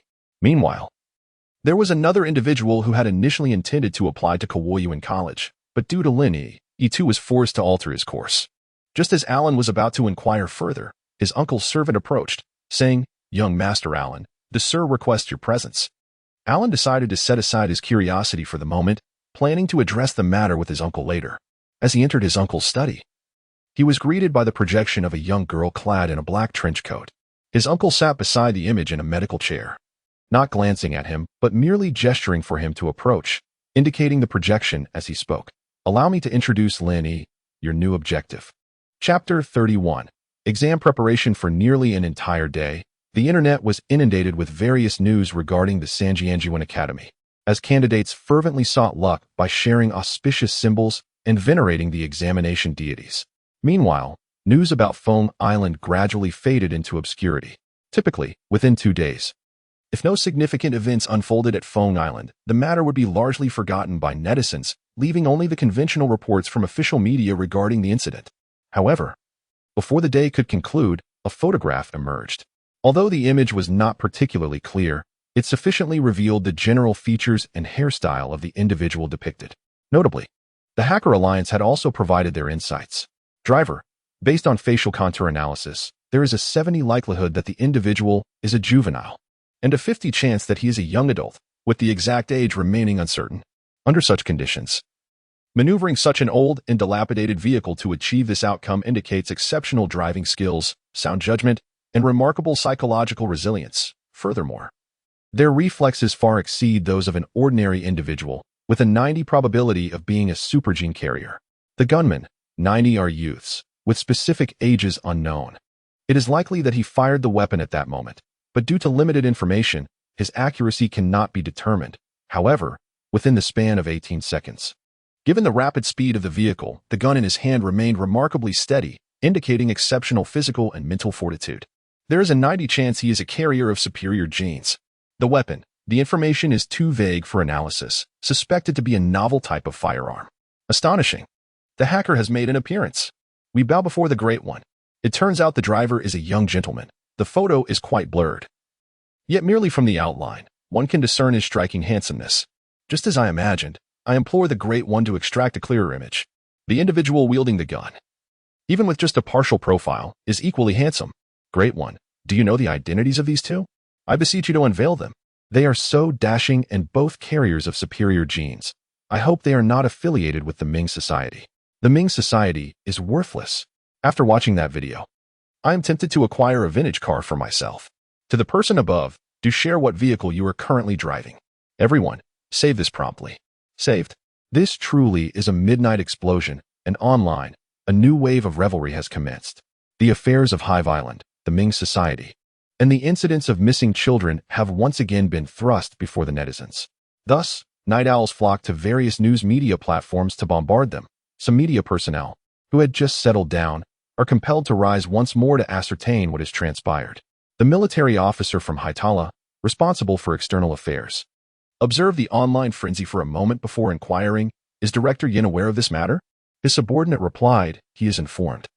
Director Yin mentioned that it is of no concern. The circulated videos are brief, and the analyses are not entirely accurate. There is no need to delete them deliberately. In a few days, the internet users will naturally lose interest in this issue. The officer pressed his fingers to his temple. Have all the other videos been captured? And regarding the missing children, please investigate thoroughly and provide an explanation to give the citizens some clarity. The subordinate affirmed, yes, all have been recorded. And the statement is being drafted. It will be ready by tomorrow. It turned out that the individual was merely a minor suffering from a genetic disorder, not a carrier of any extraordinary genes, and she intended to apply to the Sanjianjian Academy. However, why did her uncle place such significant importance on her? Why had he even designated her as his new target? Moreover, why was her uncle injured, seemingly quite severely? He had not disclosed the details, and the officer did not dare to inquire further. Could it be related to this girl named Lin Yi? Was it possible? After a moment, Alan closed the image of Lin Yi. The Sanjianjian Academy. Since it was a direct order from his uncle, he certainly would not let him down. Dean Xiao advanced the examination schedule, which also impacted Lin Yi.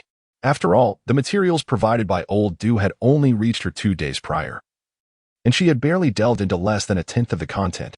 With less than 10 days remaining, she had to absorb all the information and ideally memorize it, which was no small feat. Moreover, it is evident without contemplation that one cannot bring a Yuan into the examination hall, rendering reliance on artificial intelligence futile. One can only depend on the capacity of one's own mind to memorize as much as possible. Who on earth was the scoundrel that suddenly advanced the examination date? After poring over the questions late into the night, Lin Yi felt a slight fatigue in her eyes and decided to take a brief respite. Yuen brought her a cup of hot tea and some snacks, saying, "Miss, your photos with Mr. Yin have been analyzed online. Would you like to take a look? They have even unearthed our photographs." "No, it is merely screenshots from those 2 videos from earlier today, enhanced to clarify the faces within." "Show me," Lin Yi replied. As Yuen activated the holographic display, she continued, "It seems this hacker is evidently unfamiliar with you, miss, as he mistakenly identified you as a youth. However, after your gender transformation, you appear to be more popular, with many clamoring for your high-definition photos." Lin Yi gazed at the throng of netizens below and then glanced at the trending news, where this analysis had soared to the 3rd position on the hot list.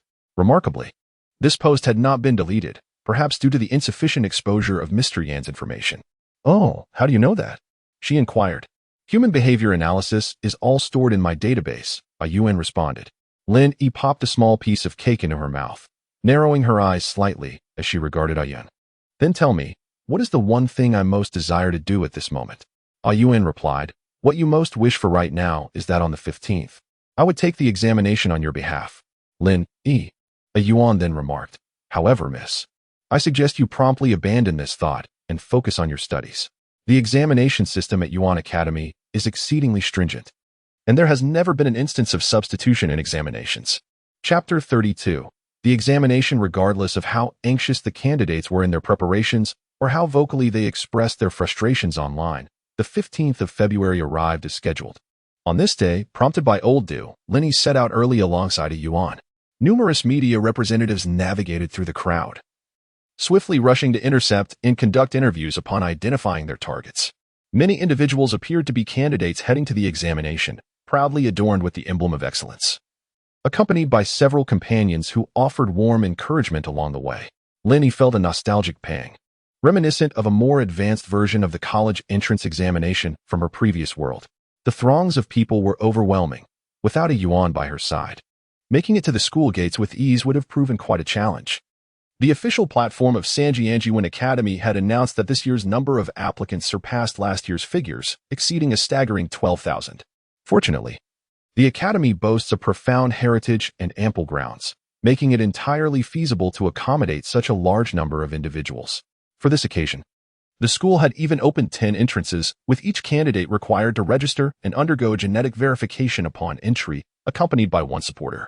Due to the morning's written examination being graded by artificial intelligence, results would be available almost immediately after the test concluded. Candidates who passed the written portion would enjoy a brief respite at noon before proceeding directly to the practical assessment in the afternoon. Barring any unforeseen circumstances, the official admission list will be unveiled by the school before tomorrow. As Lin Yi flowed with the crowd into the college, she beheld a row of sleek, metallic-hued vehicles that resembled exquisite pieces of art, parked in the square ahead. Students who had received their examination venue information queued accordingly and boarded the vehicles in succession. Those who had yet to receive such information remained in the square, patiently awaiting their turn. Sanjiang, ranked among the top 10 technological frontiers on Weixing, exemplifies that true wealth and power in this district are not represented by ostentatious skyscrapers or modes of transportation, but by the vast expanses of greenery, the delightful flora and fauna, and the serene streams that invigorate the spirit. It is said that within the Sanjianjiwen Academy, there exist ancient trees with ages surpassing 10,000 years, and at least 100 that boast ages of 1,000 years or more. At the heart of the campus lies a nearly 100-acre natural lake. Throughout Sanjianjiwen Academy, verdant shades abound, even in the midst of autumn. The floating flower platform at the center of the square remains adorned with a profusion of blossoms. Lin Yi found herself intrigued by the magnificent floating flower platform and noticed a remarkably intricate pattern of source motifs beneath it, prompting her to approach. Just then, a gust of wind arose, blowing directly towards her, causing petals from the flower platform to flutter in her direction. Many passers-by were drawn to the spectacle, turning their heads or lifting their gazes. In fact, aside from Lin Yi, there were other candidates in proximity to the floating flower platform. As she glanced this way, most onlookers could only perceive her silhouette. Yet, she seemed to exude an inexplicable allure. Once someone acknowledged her presence, their gaze would inevitably linger upon her. Observe her delicate shoulders, her slender waist, her height, her long legs, and the softly tousled hair that danced in the sunlight.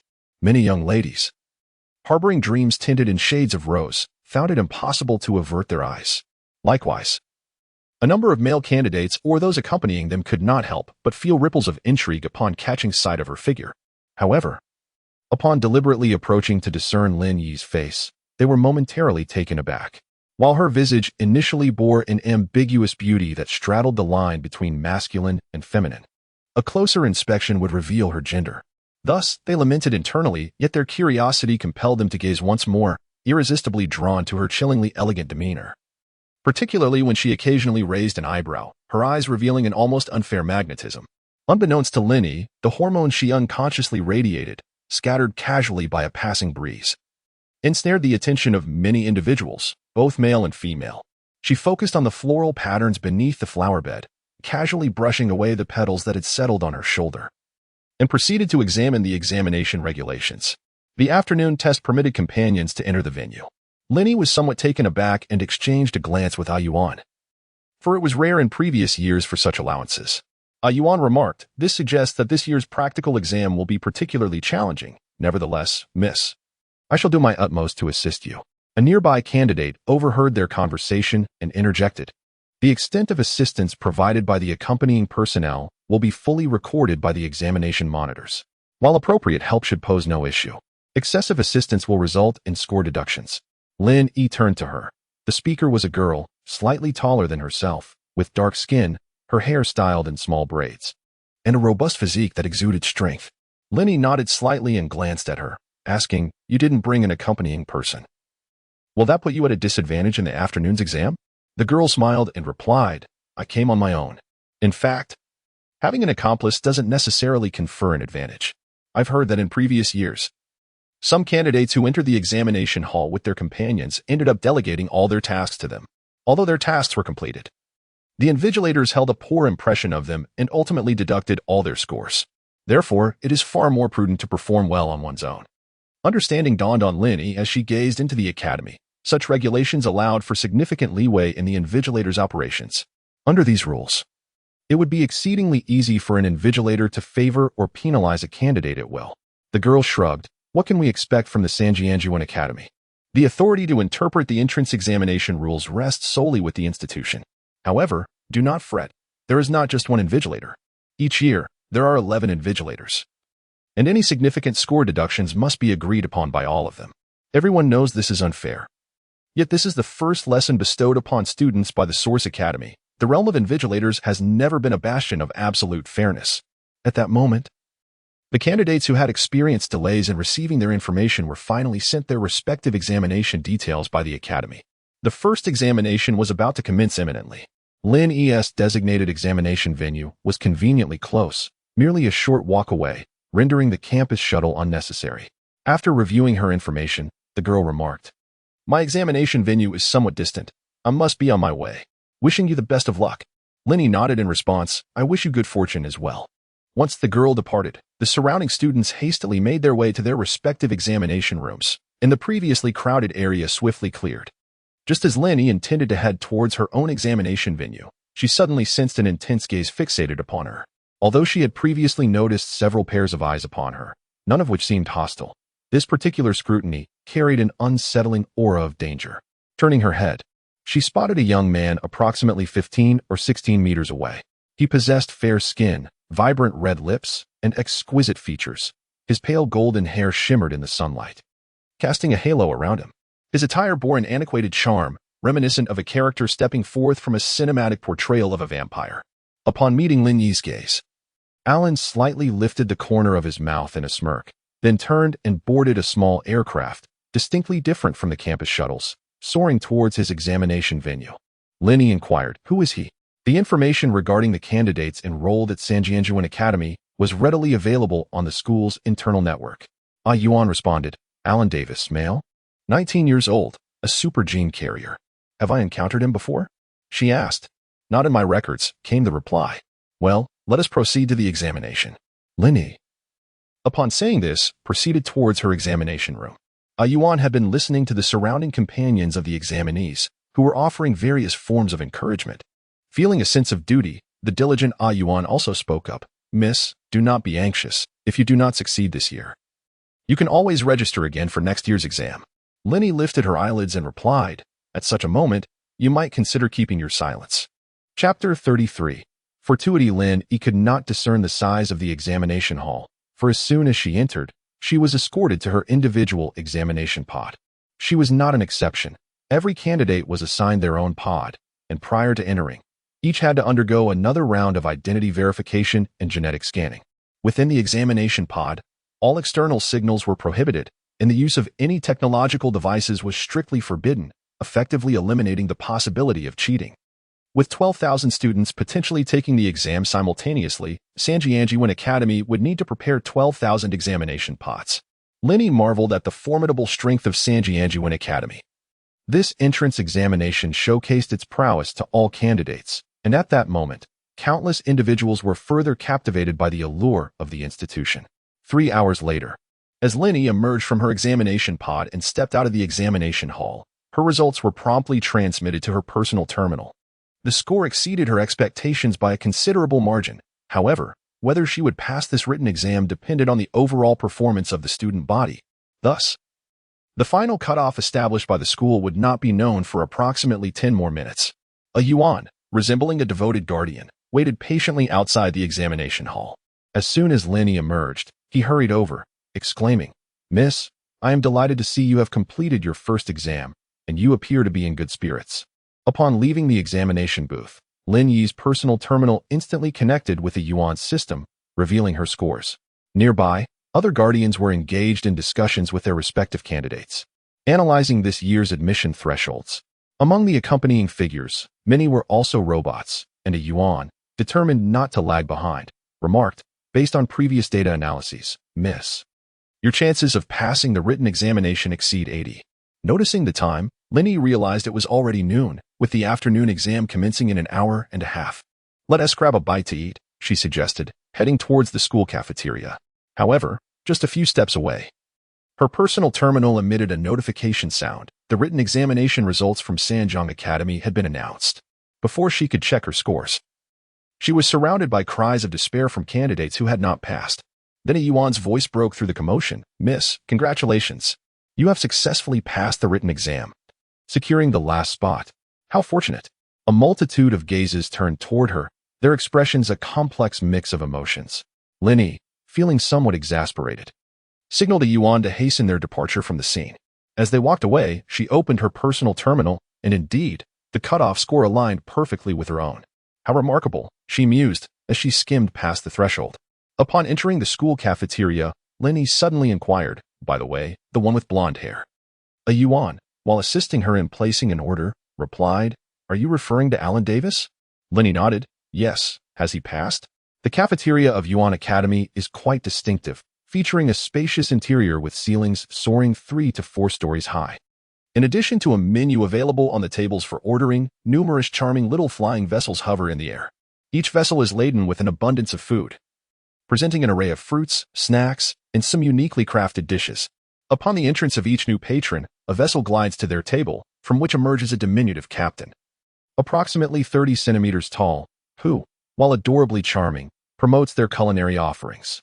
These little captains take on various forms, resembling sprites, portly uncles, or small animals, all endearing and delightful, effortlessly coaxing patrons to part with their money.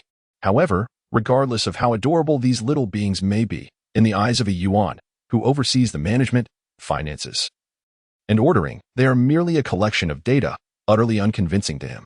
Lin Yi, not being a naive girl, was merely intrigued for a moment and did not interfere with the Yuan's duties. Yes, Mississippi, based on nutritional value and customer reviews, a Yuan ordered 2 dishes, a soup, and a main course. Mr. Allen is the top scorer, and he has achieved the highest written examination score at Sanjianjian Academy in the past 5 years. How impressive. Lin Yi crossed her arms and leaned back against the chair, pondering, "He seems to harbor some hostility towards me. Why is that?" "Madam, according to the data I have meticulously gathered and analyzed, it appears that when a gentleman exhibits excessive attention towards an unfamiliar lady upon their first encounter, it is more likely to stem from a romantic inclination. My diligent assistant, a Yuan, has informed me that aside from Mr. Allen, there were also 8 other unknown gentlemen and 5 unfamiliar ladies who displayed undue interest in you at the flower stand. Among them, 2 gentlemen and 1 lady surreptitiously captured your likeness. Would you like me to disclose their identities? Furthermore, I must note that such covert photography infringes upon your right to portrait. Shall I proceed to send them a legal notice demanding the removal of your images? Lin Yi. At that moment, a small delivery vessel arrived with their ordered meals. As Lin Yi picked up her utensils, she resignedly replied, "Never mind. You needn't analyze any further, and hold off on the legal notice for now. During the afternoon examination, please keep a close watch on that gentleman named Alan. If my intuition serves me correctly, he is likely to undertake some action this afternoon." Understood. At this juncture, the online news was overwhelmingly dominated by reports concerning the Sanjianjian Academy effectively monopolizing the headlines. Even within the restaurant, most patrons engaged in discussions related to today's examination. This year, the cutoff score has been set exceptionally high. Out of over 120,000 candidates, merely 30,000 would remain after a single examination. The internet is rife with lamentations. Many must have been slow in turning to the auspicious carp, the incense for venerating the top scholar burning insufficiently. Or perhaps their posture in worship was incorrect, leading to a wave of regret and frustration. However, the first examination was not the most arduous. The true intensity lay in the practical assessment, where this year, Sanjianjian College admitted only 2,600 students. Therefore, the 30,000 candidates who have passed the initial threshold are not yet in a position to rejoice. Judging by scores and rankings, Lin Yi, who is trailing at the very back, is evidently the most precarious among them. Beside her is the carefree A Yuan, whose comforting words often come out as unintentional jabs. "Ah, it's you." Suddenly, a voice filled with mild surprise broke through the meal's ambience. Lin Yi looked up to see the girl with the messy braids, the one she had conversed with earlier by the flower stand. What a coincidence. Lin Yi nodded and inquired, "Shall we sit together?" "Of course," the girl replied readily. Moving to sit beside Lin Yi, "I'm Lei Sang. Lin Yi," she introduced herself in turn. As Lei Sang placed her order, she asked, "You passed the written test, right?" Lin Yi nodded. "Yes, I came in last." Lei Sang paused for a moment and then burst into laughter. "What a stroke of luck." Lin Yi chuckled in agreement. Indeed. Chapter 34. The Rules. Dean Xiao felt utterly exhausted, as he was preoccupied with this year's entrance examination while being on Feng Island. He had exerted considerable effort to advance the examination date, and many teachers in the college, particularly the 10 who were involved in proctoring this year, were baffled by a sudden whim. Every time Dean Xiao witnesses Lin Yi correctly answering a question, a flicker of solace washes over him. However, each instance where Lin Yi leaves a question unanswered, a slight surge in his blood pressure ensues. As the examination draws to a close, even the medical robot tasked with monitoring his health approaches to inquire, "Your blood pressure appears to be elevated. May I offer assistance?" Dean Xiao can only gesture for the robot to withdraw, subsequently recalculating Lin Yi's scores and estimating the threshold determined by artificial intelligence, an action that leaves him somewhat apprehensive. His aide, closely accompanying him, is likely the second most knowledgeable individual regarding Dean Xiao's unusual behavior, following Yin Su. The prior communications between Dean Xiao and Vice Dean Chen were also orchestrated by him and executed by the aide. Once the examination concludes and the scores are released, Assistant Xiao finally speaks. "Your judgment this time is rather distinctive." Although trailing behind, at least she managed to board the train. Dean Xiao exhales softly before responding. "Do you believe this child is inadequate?" Assistant Xiao replies. Nearly 30 of the questions were left blank, a rarity among the hundreds of thousands of candidates. None left as many unanswered as she did. She left 28. 6 of the questions unattempted. Dean Xiao chuckles lightly. "You focus solely on her unanswered questions. Yet have you not noticed that every question she did answer was correct? A flawless accuracy rate of 100. Among the 126,843 examinees, only she achieved such perfection. Do you consider this mere coincidence?" Assistant Xiao was taken aback and quickly retrieved Lin Yi's examination paper. After a moment, he sighed in admiration, acknowledging, "It seems I have underestimated your insight into students.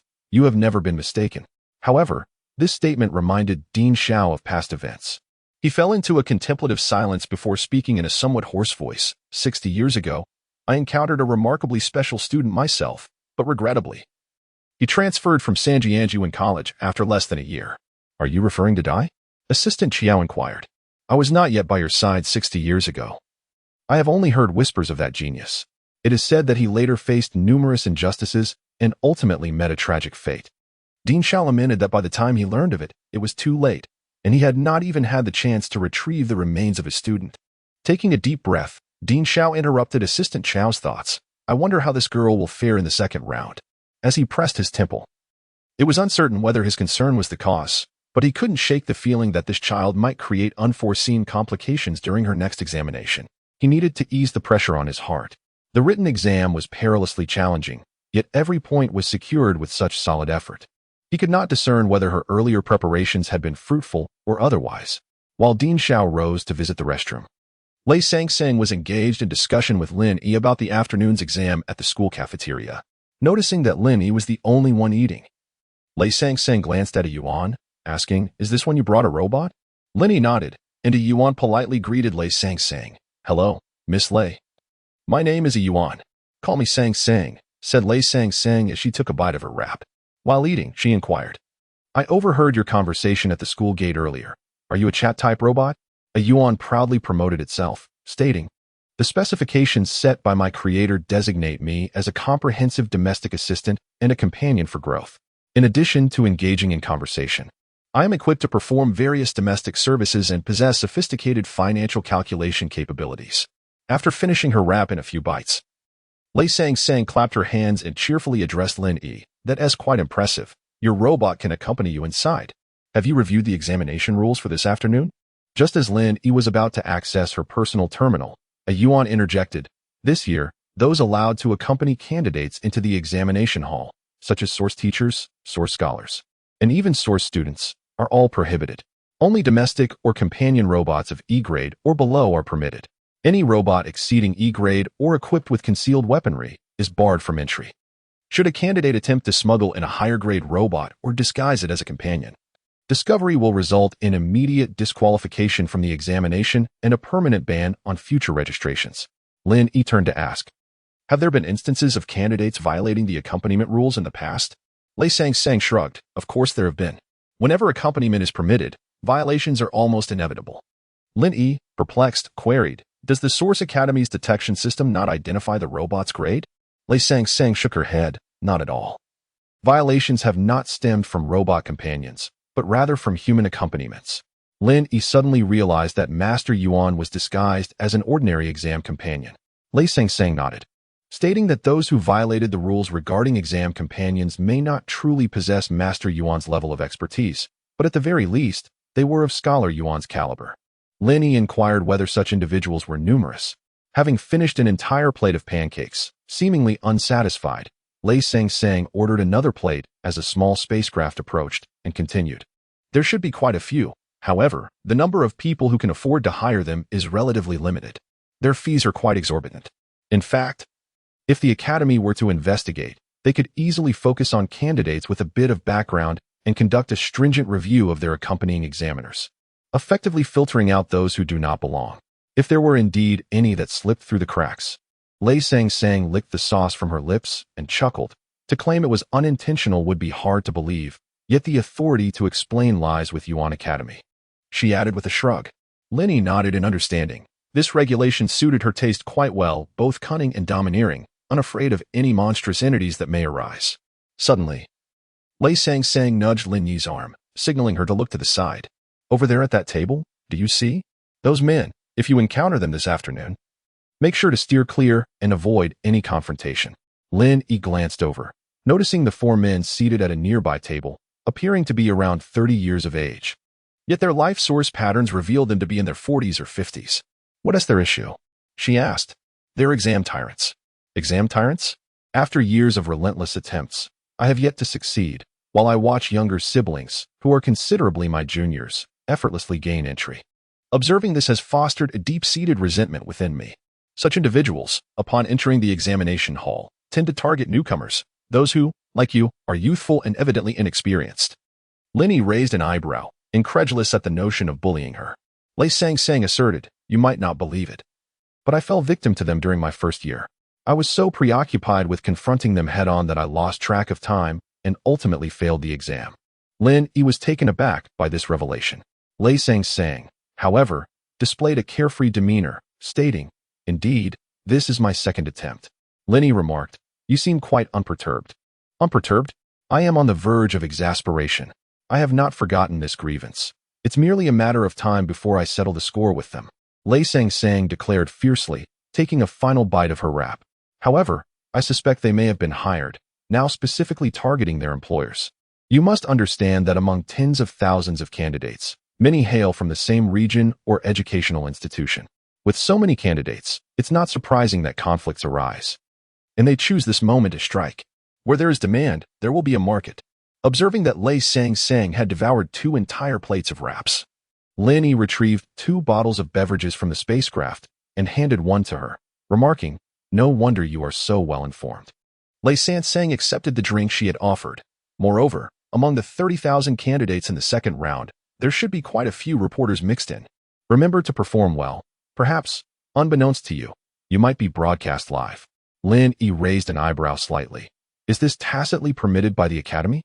Lei Sang replied, "If everything were concealed, how could it create such a huge sensation year after year? The Academy's influence is intrinsically linked to public interest." The lunch break passed swiftly. Not long after finishing their meal, all 30,000 candidates received a message from the Academy, instructing them to gather at the Academy Source Point space. The venue for the second round of examinations was in the Emerald Valley, along with the details of the exam. Chapter 35. Commencement. The examination task was to capture a mechanical bird. The Academy had released 5,000 mechanical birds into the Emerald Valley, each equipped with a source energy block. Upon entering the valley, each candidate was provided with a simple capturing device. The completion of the task was contingent upon several stringent conditions. 1. The examination must not exceed the allotted time, which is 3 hours. 2. The mechanical birds must sustain no damage. 3. The elemental attributes of the mechanical bird's source energy block must correspond with the elemental attributes of the source stone submitted by the candidates at registration, with values being closely aligned. Heavens, why are this year's exam questions from Sanjiang so outrageous? I can't believe it. I feel like I don't need to worship the top scorer anymore. I should just burn some paper money for myself instead. Who devised these questions? Who? Are they trying to drive us to despair? I am utterly unfamiliar with the nature of my examination source stone. I cannot even articulate its elemental attributes, let alone its appearance. Is it elongated or short? Is it flat or spherical? Is it black or white? The platform of Sanjiang Academy is currently inundated with frantic messages from examinees, echoing a cacophony of lamentation. While prior grievances regarding the abrupt rescheduling of the examination and the excessively high passing scores were largely regarded as mere expressions of shared discontent, this latest wave of despair resonates with genuine anguish, akin to a heart-wrenching wail. It is likely that a significant portion of the candidates have scarcely paid any heed to the source stone they submitted. Furthermore, many candidates nonchalantly ordered one from the source stone market, sending it to the registration office of Sanjiang Academy under their own names, never having touched or even glimpsed their examination source stone throughout the entire process.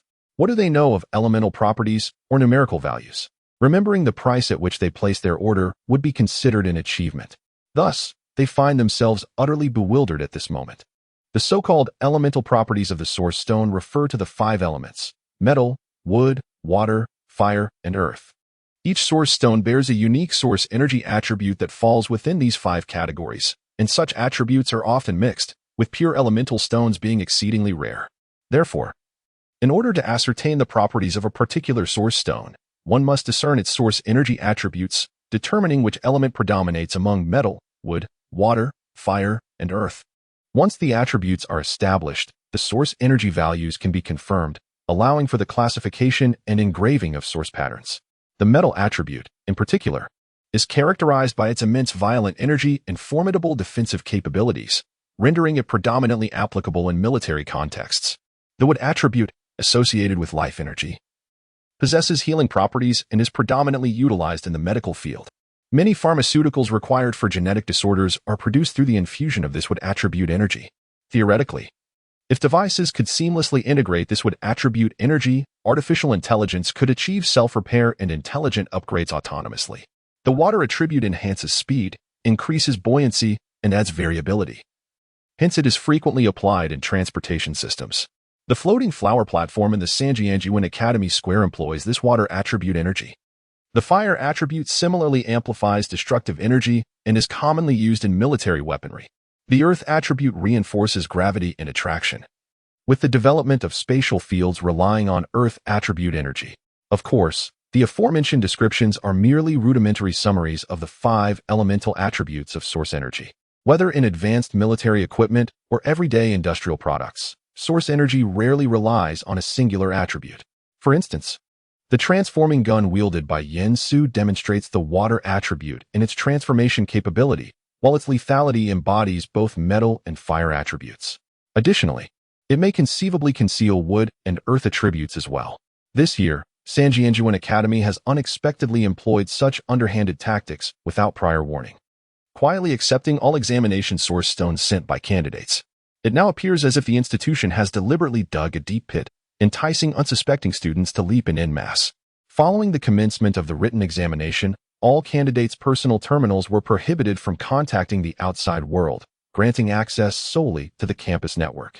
At this moment, those candidates who had passed the written examination but were bewildered by the rules of the subsequent test swiftly united, inundating the platform of Sanjianjuan College with their demands for an explanation from the authorities.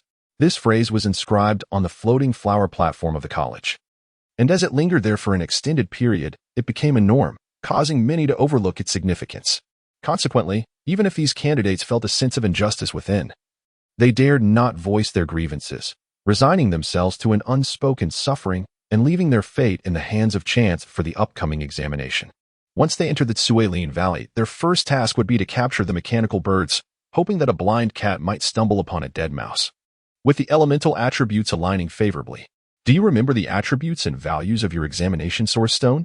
Lei Sang inquired of Lin Yi as they made their way to the assembly point. Lin Yi nodded, and Lei Sang continued, "You're quite impressive, but you must exercise greater caution.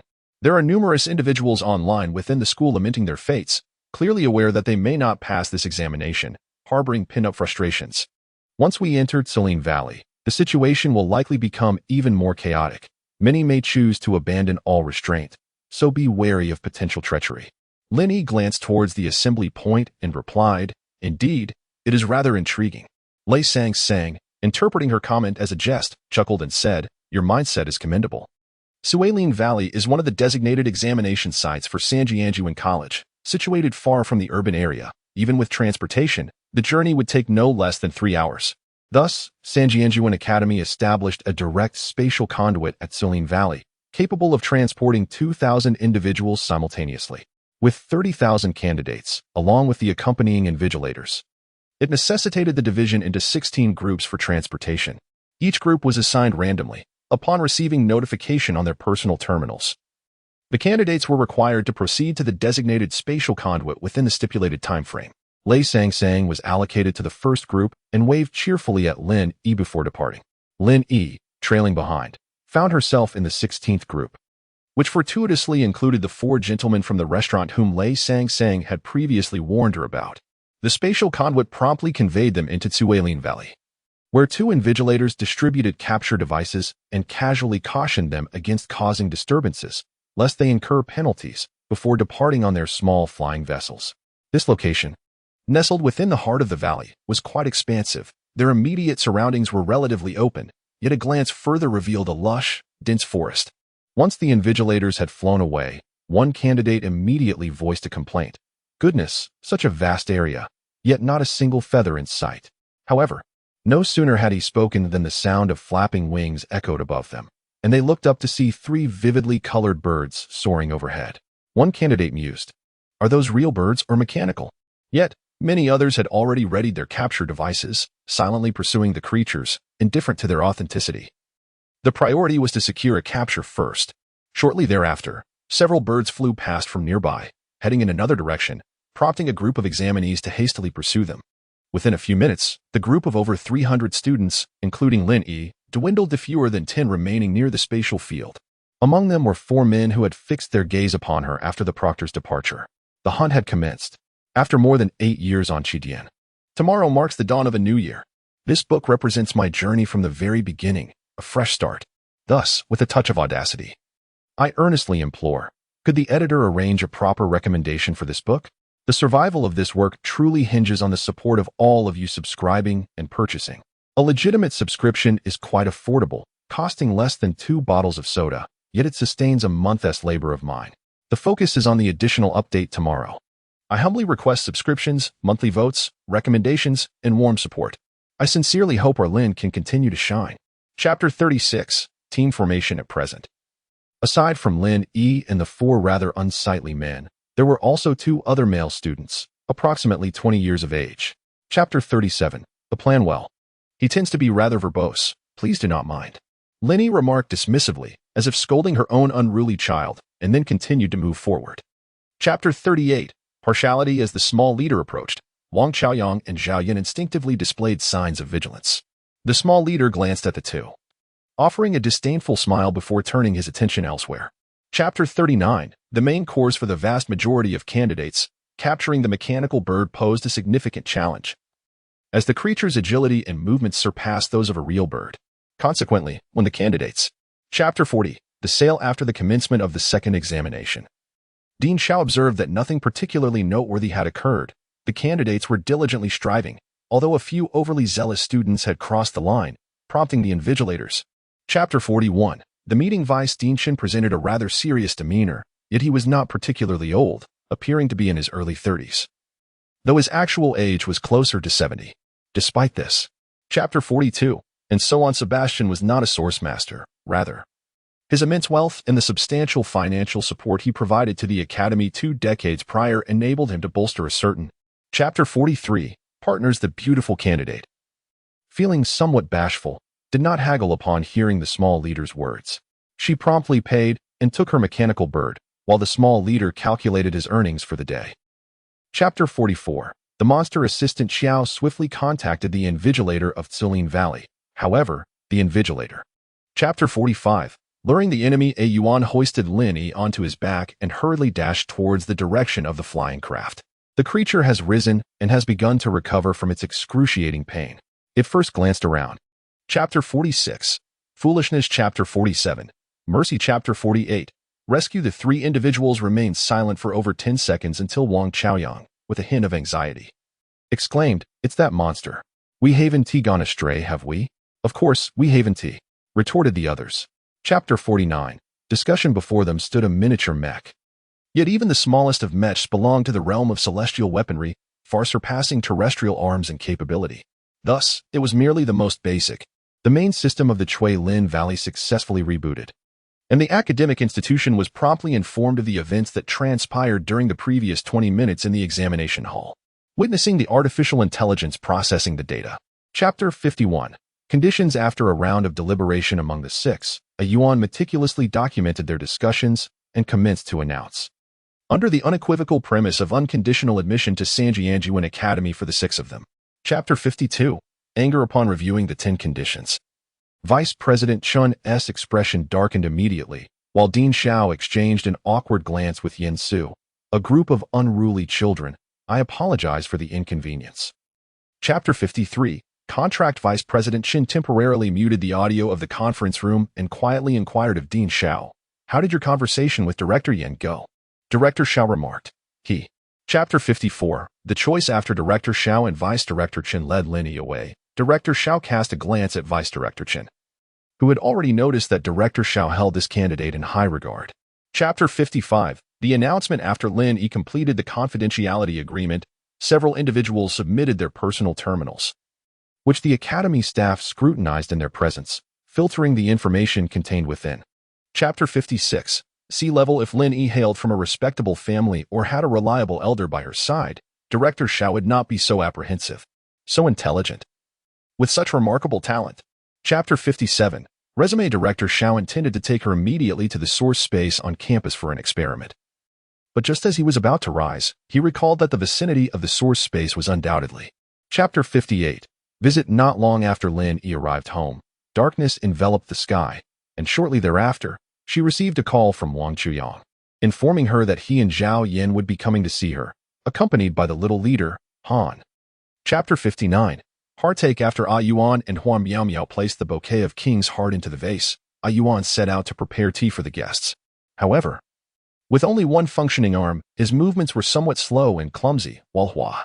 Chapter 60. Ticket Scandal and Truth. The over 10,000 votes from last night were not solely the result of Huan Miao and her team's efforts. After Assistant Xiao left Director Zhao's office, he promptly reached out to those in the entertainment industry responsible for. The video call was silent for approximately 3 seconds before Chao Dong, the mischievous friend, suddenly burst into laughter, a girl has arrived. She looks even better in reality than in the pictures. Chapter 62. Conflict the day following the PK. Which was February 16th, the marketing team from Chao Dong's extravagant faction joined in, igniting a fierce competition in the PK arena. Chapter 63. The PK battle. Alan was indifferent to the labels bestowed upon him by those online who accused him of discriminating against patients with genetic disorders. However, he felt a tinge of annoyance at the direction this matter was taking, as it was clearly more detrimental to Lin Yi. Chapter 64. The comeback. Chapter 65. Stepping out. Hua Miao Miao and the little leader Hans, along with others, had not slept, eagerly waiting online for this historic moment, quickly capturing screenshots as Lin Yi surpassed expectations. Chapter 66. The bet. The Mechanical Engineering Research and Maintenance Department of the 1st Military Academy is an enormous facility, comparable in size to a city center train station, yet it appeared nearly deserted inside. Chapter 67. Overcoming as her mental energy connected with the simulated test questions. She beheld the vast starry sky she once knew so intimately. When Lin Yi activated her unique ocular abilities, her heart raced.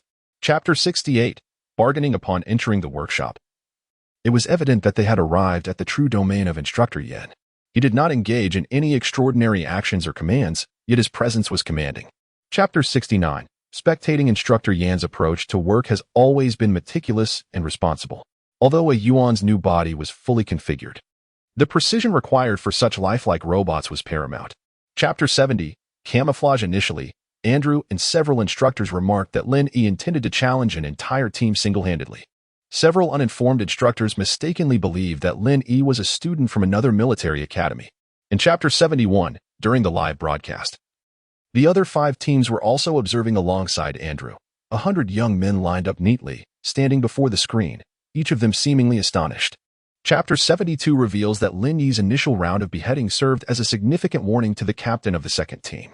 Consequently, upon entering the training area, the captain first took cover and then strategized according to the circumstances. In Chapter 73, despite the preceding 11 rounds of PK consuming over an hour, which may not have been particularly intense for Lin Yi, the duration felt somewhat prolonged as she remained consistently focused. However, in Chapter 74, Lin Yi's reaction diverged from the previous 11 rounds. She produced a dagger from her boot, tying a transparent thread to its end before skillfully maneuvering it. Chapter 75 illustrates the training ground system crashing after being targeted, leaving the instructors in the observation area silent as they watched the surveillance screens gradually dim. In Chapter 76, Assistant Xiao remarked that they were aware Lin Yi had not yet been officially admitted to Sanjianjuan Academy, prompting them to consider special recruitment into the 1st Military Academy. Dean Xiao displayed a thoughtful expression. In Chapter 77, Lin Yi was not genuinely resting. She merely allowed her muscles to gradually relax, liberating herself from the tension that had enveloped her during the recent training session. After emerging from the restroom, Lin Yi received a message from Yen Su, informing her that Yuan's body had been successfully reconstructed and was currently undergoing various data adjustments. In half an hour, further developments were anticipated. This year, the guest for the Source Master Star event had been predetermined to be Alan Davis. The purpose of hosting this PK was initially to bolster Alan's popularity. On February 19th, at noon, the interview video featuring Alan and Mary Davis was broadcast. The prominence of the Davis surname was attributed to its widespread recognition. The Hacker Alliance circulated 2 videos from popular tabloids without any analysis, merely appending 2 words and an exclamation mark, Lin Shui. On February 21st, upon arriving in Sanjiang, Louis Davis did not seek out his nephew Alan first. Instead, he went to the Blue Star Mansion.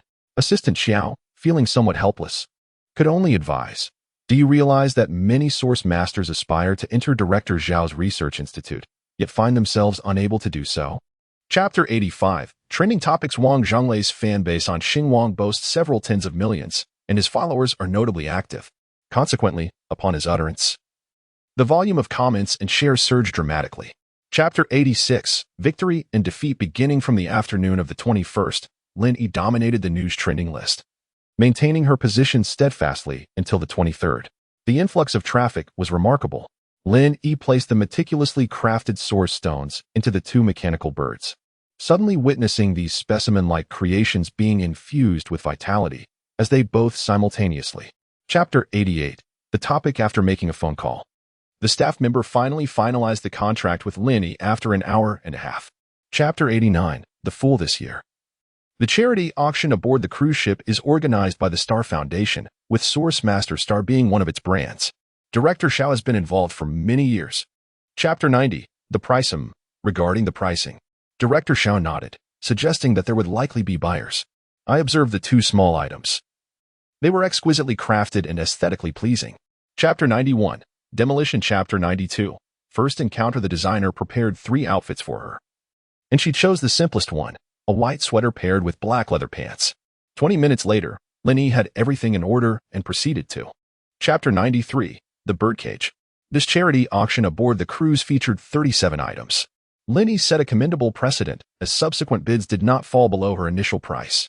The final item up for auction was Chapter 94. The Disappearance.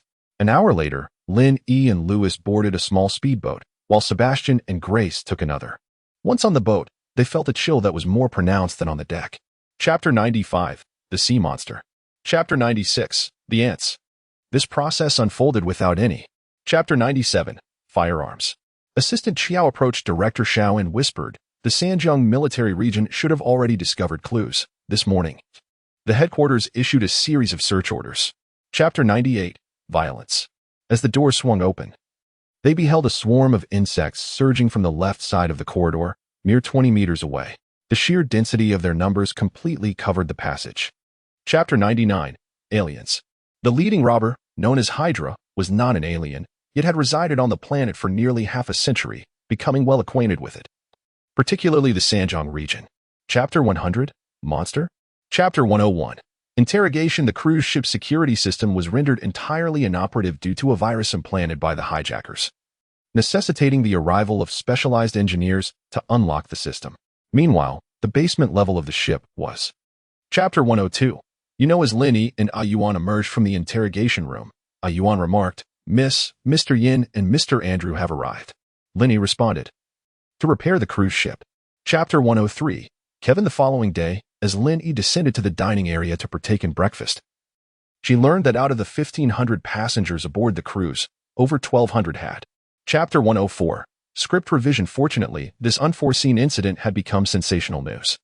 And moreover, Chapter 105. Help me find someone. Given that the script was fairly reliable, the direction of the conversation, the questions the host would pose, and what should or should not be said were all clearly delineated in the script, thus. Chapter 106. High-tech expert. Due to Louis instructing surveillance on Kevin. Once Lin Yi took her seat opposite Kevin, their conversation was monitored. However, when Louis activated the listening system. Chapter 107. Source energy liquid. At this moment, Dean Xiao had emerged from the basement level of the cruise ship and was resting briefly in a guest room on the 3rd floor. After the conversation with Director Xiao concluded, General Lu's brow remained furrowed, his demeanor transformed from one of refined elegance to that of a poised figure, seemingly embodying a weapon of intent. 10 minutes later, Yin Su knocked at the door, seeking her presence instead of another. Lin Yi, ensconced on the sofa, felt no inclination to stir. On board this luxurious cruise, the identities of guests residing in opulent suites were shrouded in secrecy, rendering any indiscriminate search without concrete evidence impermissible.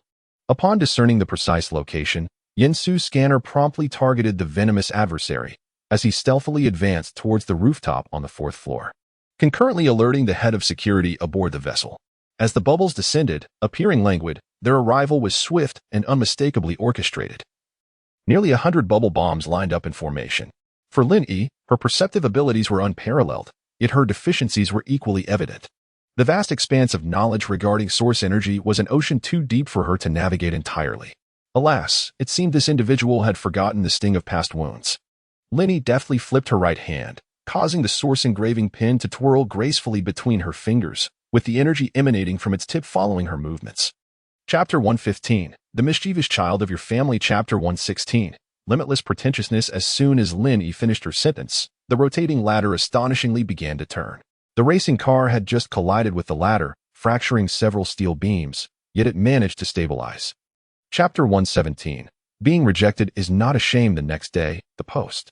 Chapter 118. I truly believe in your deception. Chapter 119. The mysterious individual in the 12th block of Sanjiang South and the 13th block of Sanjiang North. The properties are approximately 120 square meters, yet their prices are considerably lower than those in the 7th block of Sanjiang South. Chapter 120. School has commenced. Lin Yi observed the source energy liquid syringe in her hand for a while before finally connecting the video call.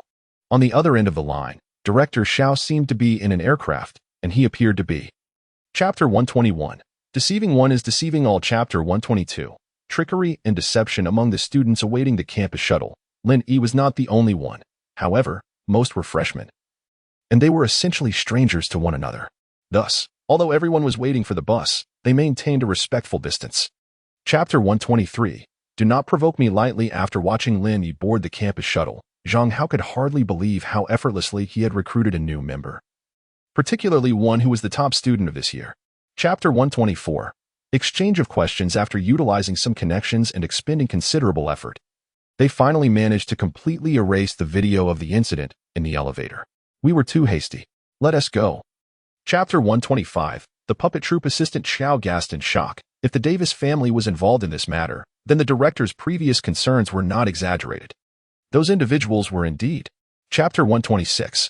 I do not work for free. Over the past 2 centuries since the emergence of genetic diseases, society has reached a consensus. Individuals with super genes and ordinary genes are prohibited from marrying those with genetic disorders. Chapter 127. Rise to power. Director Xiao observed her for a moment, hesitating before speaking. When you say to draw it out, what do you mean? Literally speaking. Lin Yi gestured for A. Chapter 128. Student representative. The Source Stone Identification Conference is held annually on the 7th day after the new students enroll. During each identification conference, various departments showcase their practical skills before the entire faculty and student body. Chapter 129. Complete obedience. Director Shui inquired amiably, a smile still gracing his face. However, Lan Yu appeared startled, discreetly retreating behind Lan Ri, her gaze lowered and focused on the ground. Chapter 130. Even before the battle, the glint of swords is apparent. The comprehensive department was strategizing, while the other 3 departments, despite their self-assured prowess, did not allow themselves to grow complacent. On the contrary, their level of seriousness surpassed that of the comprehensive department. Chapter 131. The best from my family. On the day of the new student Source Stone Identification Conference, the venue was set in the Central Hall, contrary to Zhao Yin's mention of the Central Lake in the group chat. This Central Hall could accommodate. Chapter 132. Source Energy Combinations. Once the representatives of the 4 departments entered, Vice Dean Avita, who was presiding over the conference, arranged the 4 uniquely styled source pattern lock platforms before them, inviting them to. Chapter 133. A subtle alliance. The second to be selected was the art department, whose captain, Gao Qiqi, lifted her chin and approached, choosing the crescent-shaped source pattern lock platform. This choice seemed. Chapter 134. She could no longer sit still. The steps form a figure-8 shape, with one side elevated and the other lowered. There are 4 entrances from the cardinal directions east, south, west, and north, each spaced 125 meters apart. Chapter 135. Boundless limits. The director, who was overseeing the filming, momentarily paused before urgently shouting, quickly, shift the camera to her. Let the artificial intelligence and the human work in tandem. Cut to her now. Chapter 136. A face too large. Alan is a tall and handsome youth. The uniform of the Sanjianjiwen Academy appears merely as an attractive outfit on others, yet on him, it becomes a strikingly elegant garment. Chapter 137. Beyond calculated limits. Madame Rose poured a glass of red wine for Louis. Chapter 138. Following Lin Shu for a feast before entering the labyrinth, the school requested each team leader to record the specific values and attributes of a source stone. The school would then mark these 4 source stones accordingly. Chapter 139. A wise decision. Alan proceeded with caution and a heightened sense of excitement, exercising utmost prudence. The humiliation she inflicted upon him would be repaid in kind this time. This labyrinth, though formidable, was not beyond his capabilities. Chapter 140. The remarkable protagonist Feng Tang moved with remarkable speed. Just as Lin Yi finished instructing Lan Ri noticed that he had already caught up. Fortunately, at that moment, Hans was also sensing the commotion and was in pursuit. Chapter 141. Do not be overly arrogant. The scores for the second round have been announced. The Department of Arts scored 1450 in the second energy source assessment, with a total score of 2,950. The Department of Mechanics scored 1350. Chapter 142. The trailer. Essentially, it involves making a singular choice among 3 aspects: the assignment at hand, one's own life, and the invaluable treasures discovered unexpectedly. Gao Qiqi. Chapter 143. Your reason Lin Yi and Lin Yi exchanged glances, their expressions tinged with apprehension. After a moment, Lin Yi shyly inquired, Captain, do we? Chapter 144, Maximizing Benefits. All eyes turned towards Lin Yi, their gazes filled with anticipation, tension, excitement, disdain, and envy. On the podium, Dean Xiao also. Chapter 145, the fourth round. Representatives from the 4 departments requested an explanation regarding this round's selections after the competition concluded, prompting the intelligence system to directly announce their energy stone values from the 3rd round. Chapter 146, Undermining. No, that is not it. Lin Yi quickly shook his head, exchanging glances with Lin Yi before questioning. We are merely concerned that this may cause delays. Lin. Chapter 147, a request for assistance. Dean Xiao remarked to several professors nearby. Her algorithm possesses a certain novelty. It is precise, concise, and easily comprehensible. Vice Dean Shen observed for quite some time. Chapter 148. Fei Yunxiang. An hour passed, and representatives from 4 departments had selected their source stones. The school had arranged source masters for them, but it appeared that there was a sudden issue necessitating personnel adjustments. Chapter 149. May I take the opportunity to establish the source? Establishing a source requires not merely sensitivity, but also an extraordinary discernment of source energy. A source master must instantaneously determine the primary and secondary aspects amidst the chaotic energies. Chapter 150. This is no joke. What kind of joke is she playing? Possessing an innate sensitivity does not equate to an inherent ability to establish a source for the source stone, even if she indeed has her own method. Chapter 151. An artist. At this moment, no one was more profoundly impacted than Professor Fei, for he alone was aware that the source energy within the stone had suddenly become active. Others. Chapter 152. Protecting animals. The juice was brought over, and Lin Yi took it, sipping half a glass to steady herself before saying, Your logic is quite commendable. A yuan. Thank you for your praise. Chapter 153. Still insufficient understanding of her. The afternoon competition time arrived, and the student representatives proceeded through the underground passage. The water chamber had been prepared for them. After changing, they entered and glided along the submerged corridor. Chapter 154. Diving eggs. As they conversed, for eggs, each carrying a representative from one of the 4 departments, smoothly slid into the lake through the underwater passage. The central lake of Sanjianjuan College is. Chapter 155. Alan's purpose. During the 1st round, she faced him in a competition, resulting in his defeat. He lost with a heart full of resentment, utterly bewildered. At that moment, Lin Yi urged Alan to suppress.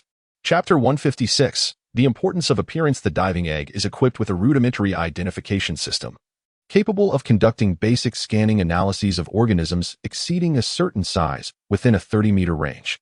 That creature. Chapter 157. Throw him into the pit. The grand holographic image projected at the center of the conference hall enveloped all spectators in the depths of the lake. Yet they scarcely had time to admire the scenic beauty within. Chapter 158. This is strength. Such audacious words instantly incited the ire of all the biology students in the audience, prompting a chorus of boos. Meanwhile, those who reveled in the spectacle, the art students. Chapter 159. The key point. The scores for the 5th round were announced, and as expected, the rankings shifted once more. The biology department plummeted from 1st to 3rd place, trailing significantly behind the 2nd-ranked mechanical department. Chapter 160. The great white turtle. Lin Yi lifted her face and decisively stated, The key point lies in the energy stone of the 6th round. Lin Yi quickly inquired, What are we looking for in the 6th round? Chapter 161. Is intelligence a double-edged sword? As the afternoon competition at Sanjianjuan College progressed fervently, Yin Su received new assignments at the maintenance department of the 1st Military Academy of Sanjiang. Chapter 162. A sudden change. Upon witnessing this scene, the audience in the stands simultaneously straightened in their seats, their eyes wide with apprehension, fearful of missing something significant. The great white turtle, positioned in the central lake. Chapter 163. A man-made incident. The lake bed suddenly split open, and Lin Yi was instantaneously drawn in, disappearing entirely. An event broadcasted live. However, shortly thereafter, the surrounding cameras ceased functioning due to. Chapter 164.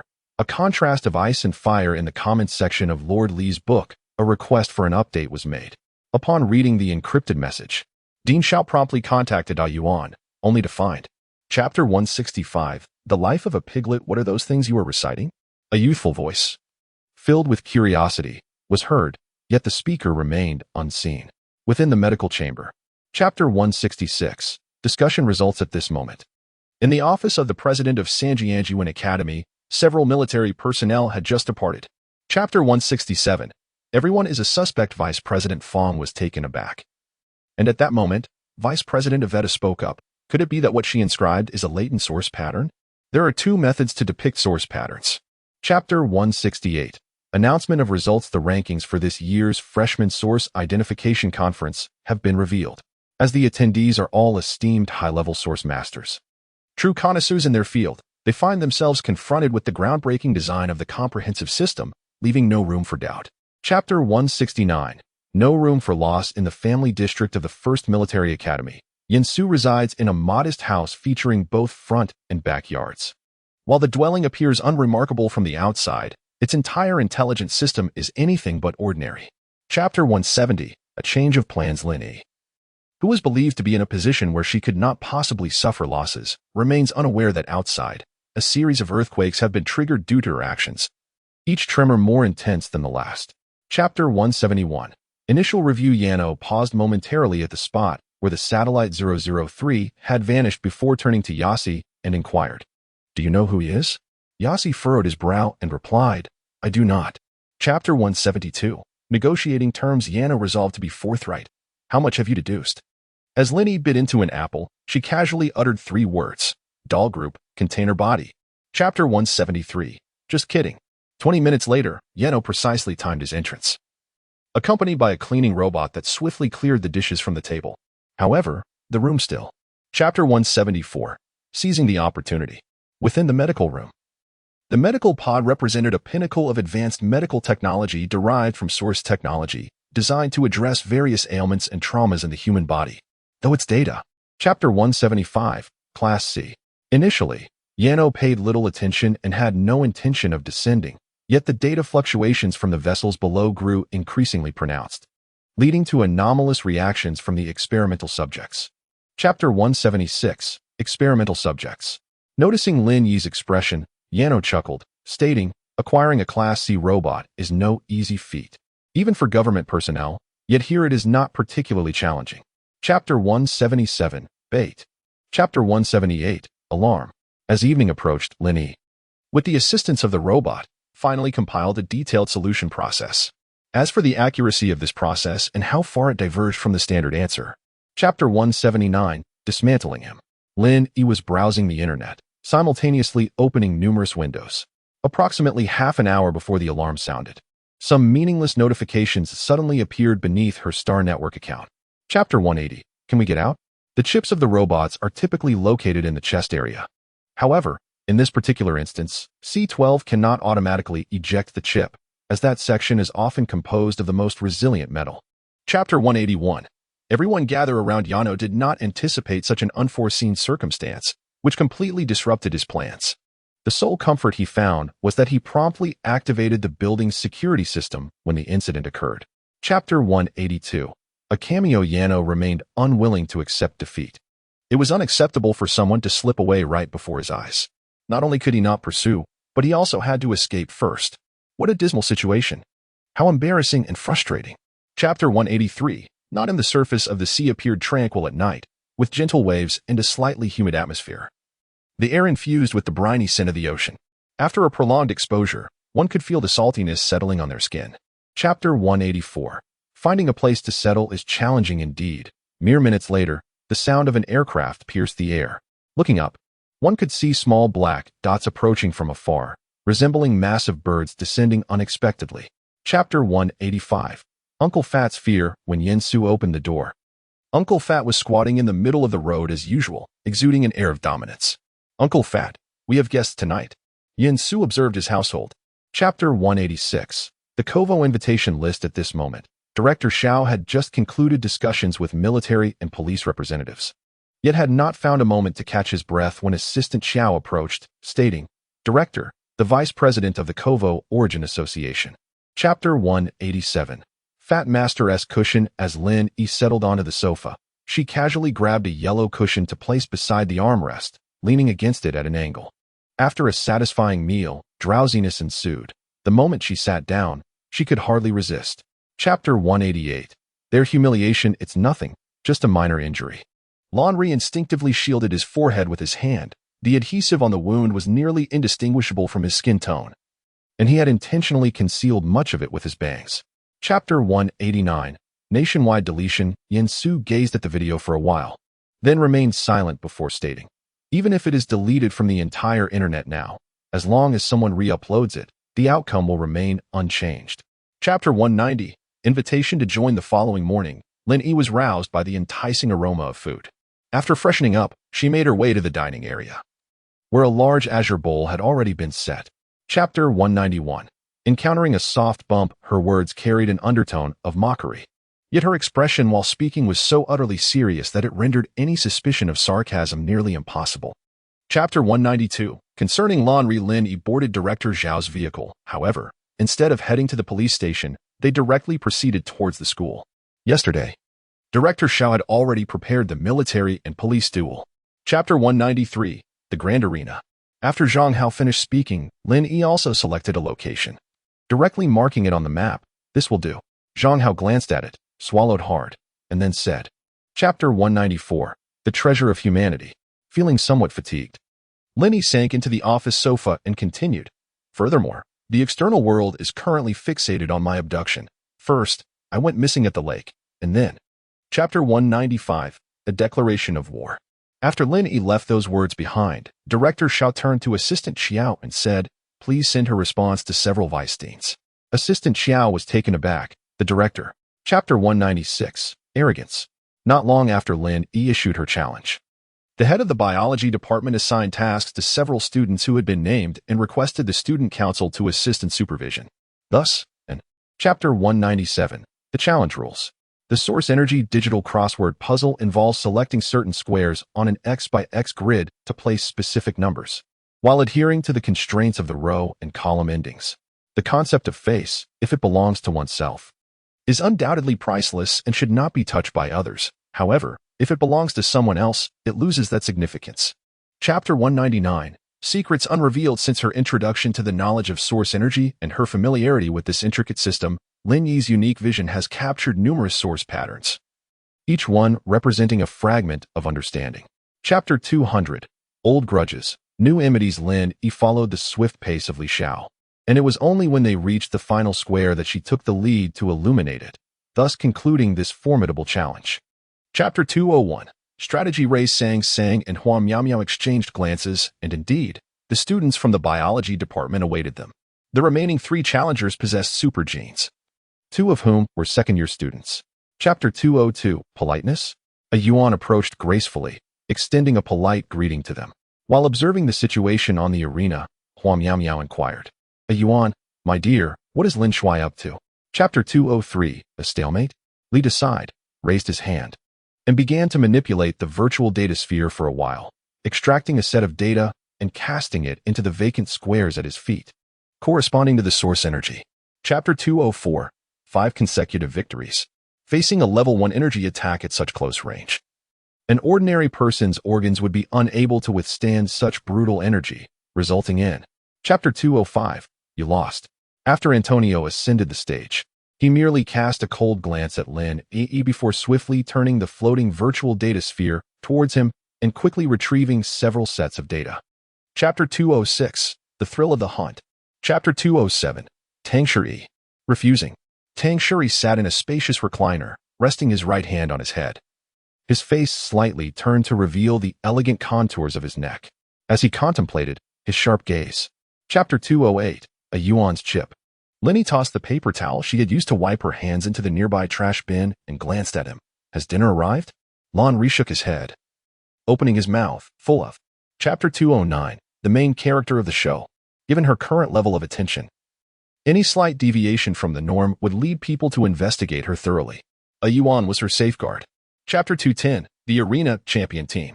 Chapter 211. Digging a Pit. The next day, after the morning class concluded, a Yuan also received Old Du's health report, which indeed indicated less than ideal circumstances. Lin Yi hastily finished her lunch and was preparing to.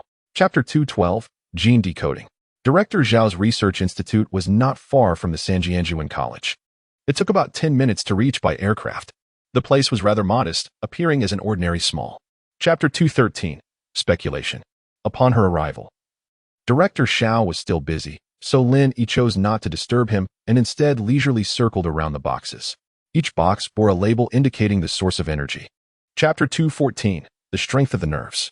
After entering the lounge, Lin Yi invited Tang Shi outside. Tang Shi scrutinized her for a moment before nodding and helping her close the door from the outside.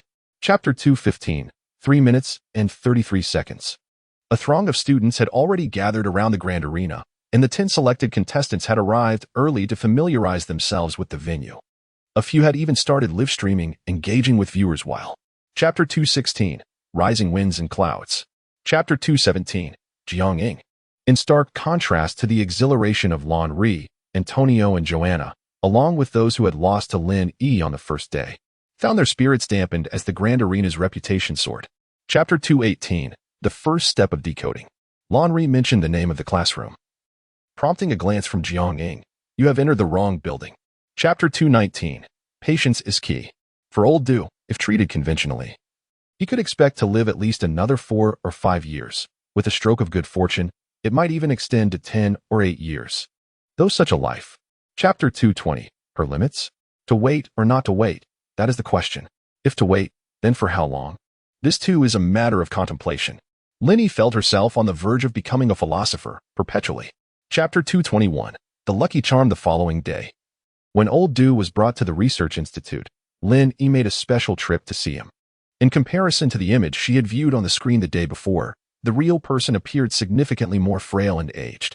Chapter 222, The Longevity Fruit at Midnight.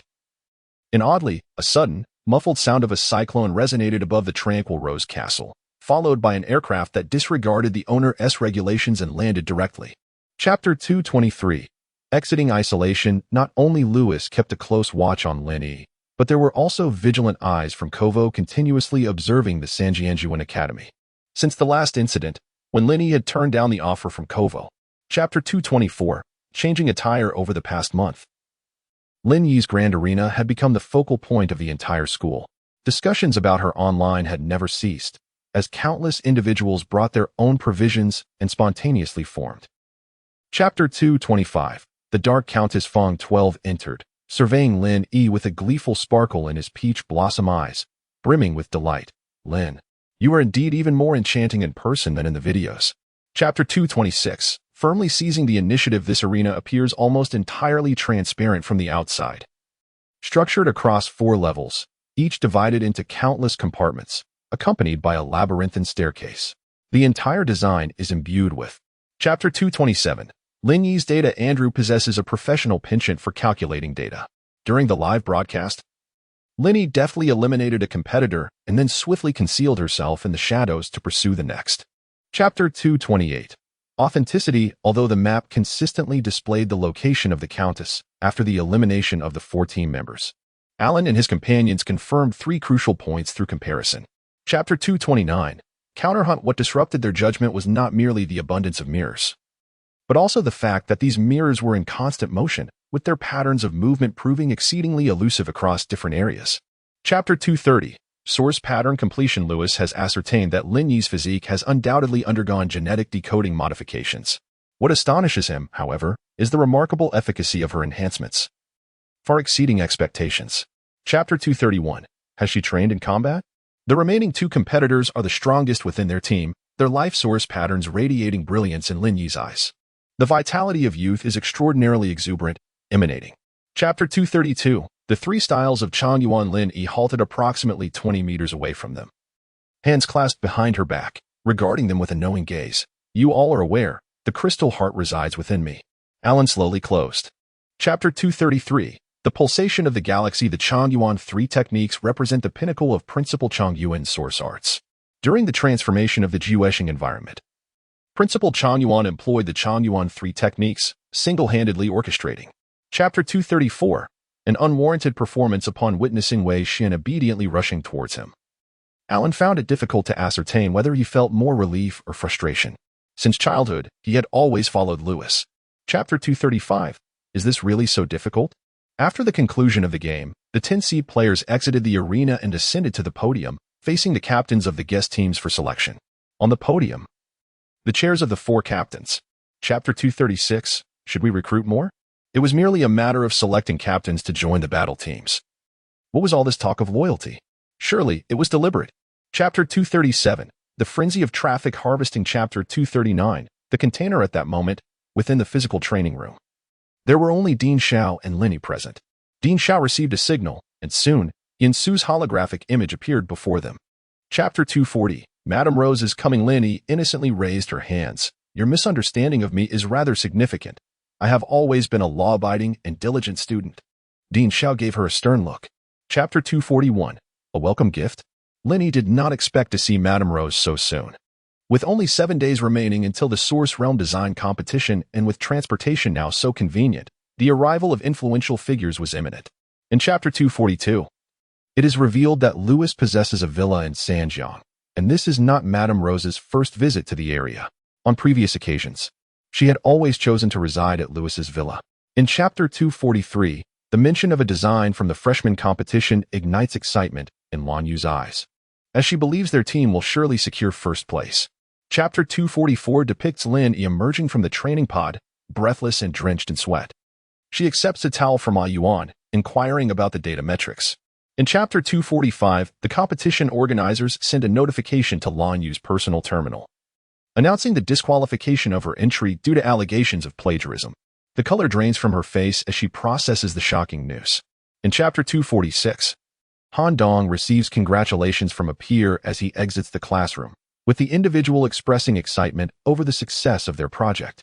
Chapter 247 illustrates the rapid spread of news regarding the incident online, predominantly among those within the industry. The ultimate outcome remains undecided, yet this pertains to the allegations. Chapter 248, A Slip of the Hand. Chapter 249, Do You Dare? A plump bun was pierced straight through with a chopstick, reminiscent of offerings on an altar in an ancient documentary. This commotion drew the attention of those nearby. Chapter 250, The Starless. Lin Yi. In a 1 versus 3 scenario, what might be the combat prowess of those 3 individuals? Zhang Hao, have you heard of the Star List? Chapter 251, Her Future. Chapter 252, Why her? Lan Ri waited nearby for half an hour, yet no news emerged from within. Meanwhile, some activity stirred online, but it merely announced the second round of entries. Chapter 253, Your Pride. Isn't she a plagiarist? How could she be selected? It appears this matter is poised for a reversal. It 1T conclude with. Chapter 254, I Am the Rule. Zhao Xing'er watched this scene from the side pavilion. When the judges escorted Lan Yu out, she realized that this situation was unfolding in the most undesirable direction for her. Chapter 255, We are friends, aren't we? Jiang Ying approached Lan Yu's work once more. Overall, the design was not particularly striking. To be fair, it even bore a certain immaturity, and the concept had not. Chapter 256, Clever or Impulsive. Regardless of her identity, strength, or character, Zhao Xing'er could not influence Jiang Ying's decision. Jiang Ying only offered her one choice, either you. Chapter 257, My Seal. The evidence Zhao Xing'er presented was resounding, and in addition to the copyright registration, she also produced a design journal that meticulously detailed her. Chapter 258, Rivals. Chapter 259, Not eavesdropping intentionally. Lin Yi glanced up at the stage again. Zhao Xing'er had been called aside by the school's teachers, while the jury began to offer brief comments on each selected work. Chapter 260, Let's Talk. Jiang Ying merely cast a sidelong glance at her and said, You still haven't come out. Lin Yi was taken aback, then realized that besides her, others were also hiding nearby. Chapter 261, No Face, No Shame. Leaning back on the sofa, Lin Yi stared at Jiang Ying's source pattern design for a while, then yawned, stretched, and turned her gaze to Jiang Ying, saying, You're. Chapter 262, I Am a Good Captain. 40 minutes later, Jiang Ying emerged from the combat arena, breathing slightly heavily as she looked at Lin Yi and said, I'm leaving first. I'll come to find you another day regarding the source pattern. The Intense. Chapter 263, Recommendations and Self-Recommendations. In the office of the Comprehensive Department Head, Zhao Xing'er stood before Director Shui, her face pale and her eyes filled with fear. It was too late to express regret now. Chapter 264, Unjust Gains. Lin Yi's design for the cyclic source pattern was unveiled at the competition, receiving unanimous acclaim from the judges for its groundbreaking innovation, serving as the foundation for further advancements. Chapter 265, Where is your integrity? The angle was less than ideal, allowing him only a vague impression, and it was impossible for that object to be in her possession. Chapter 266, The events of that year, the couple in question were tourists, designated as DL. Throughout their collaboration, he was the primary point of contact. It has been 10 years since they became acquainted, though prior to that. Chapter 267. Are you serious?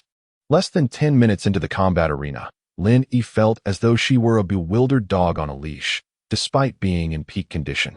Her physical attributes fully engaged. Chapter 268. A reminder this issue of BS.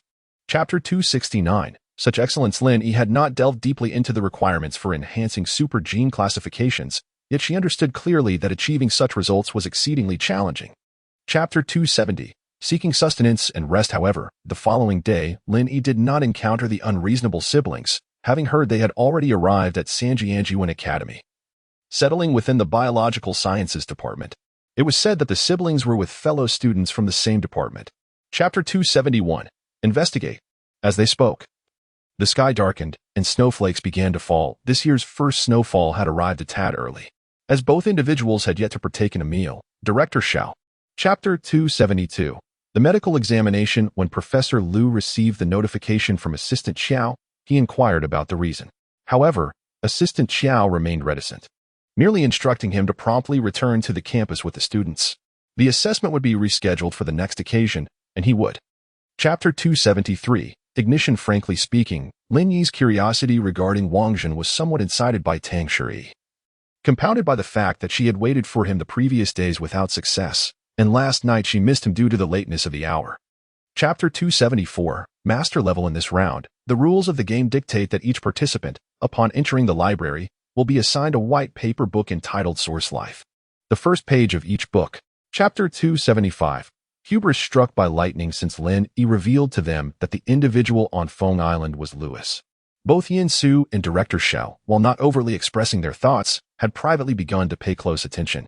Chapter 276. Selection. This was a source energy explosion, the power of which remained within a controllable range for safety on the arena. This was also one of the traps of the game, surreptitiously set by the boss. Lewis was constantly misunderstood. Chapter 277. Mei Li, with a lollipop in her mouth, mumbled, "This guy isn't good looking, he's quite burly, and enjoys violence and destruction. Yet he still gets selected." Chapter 278.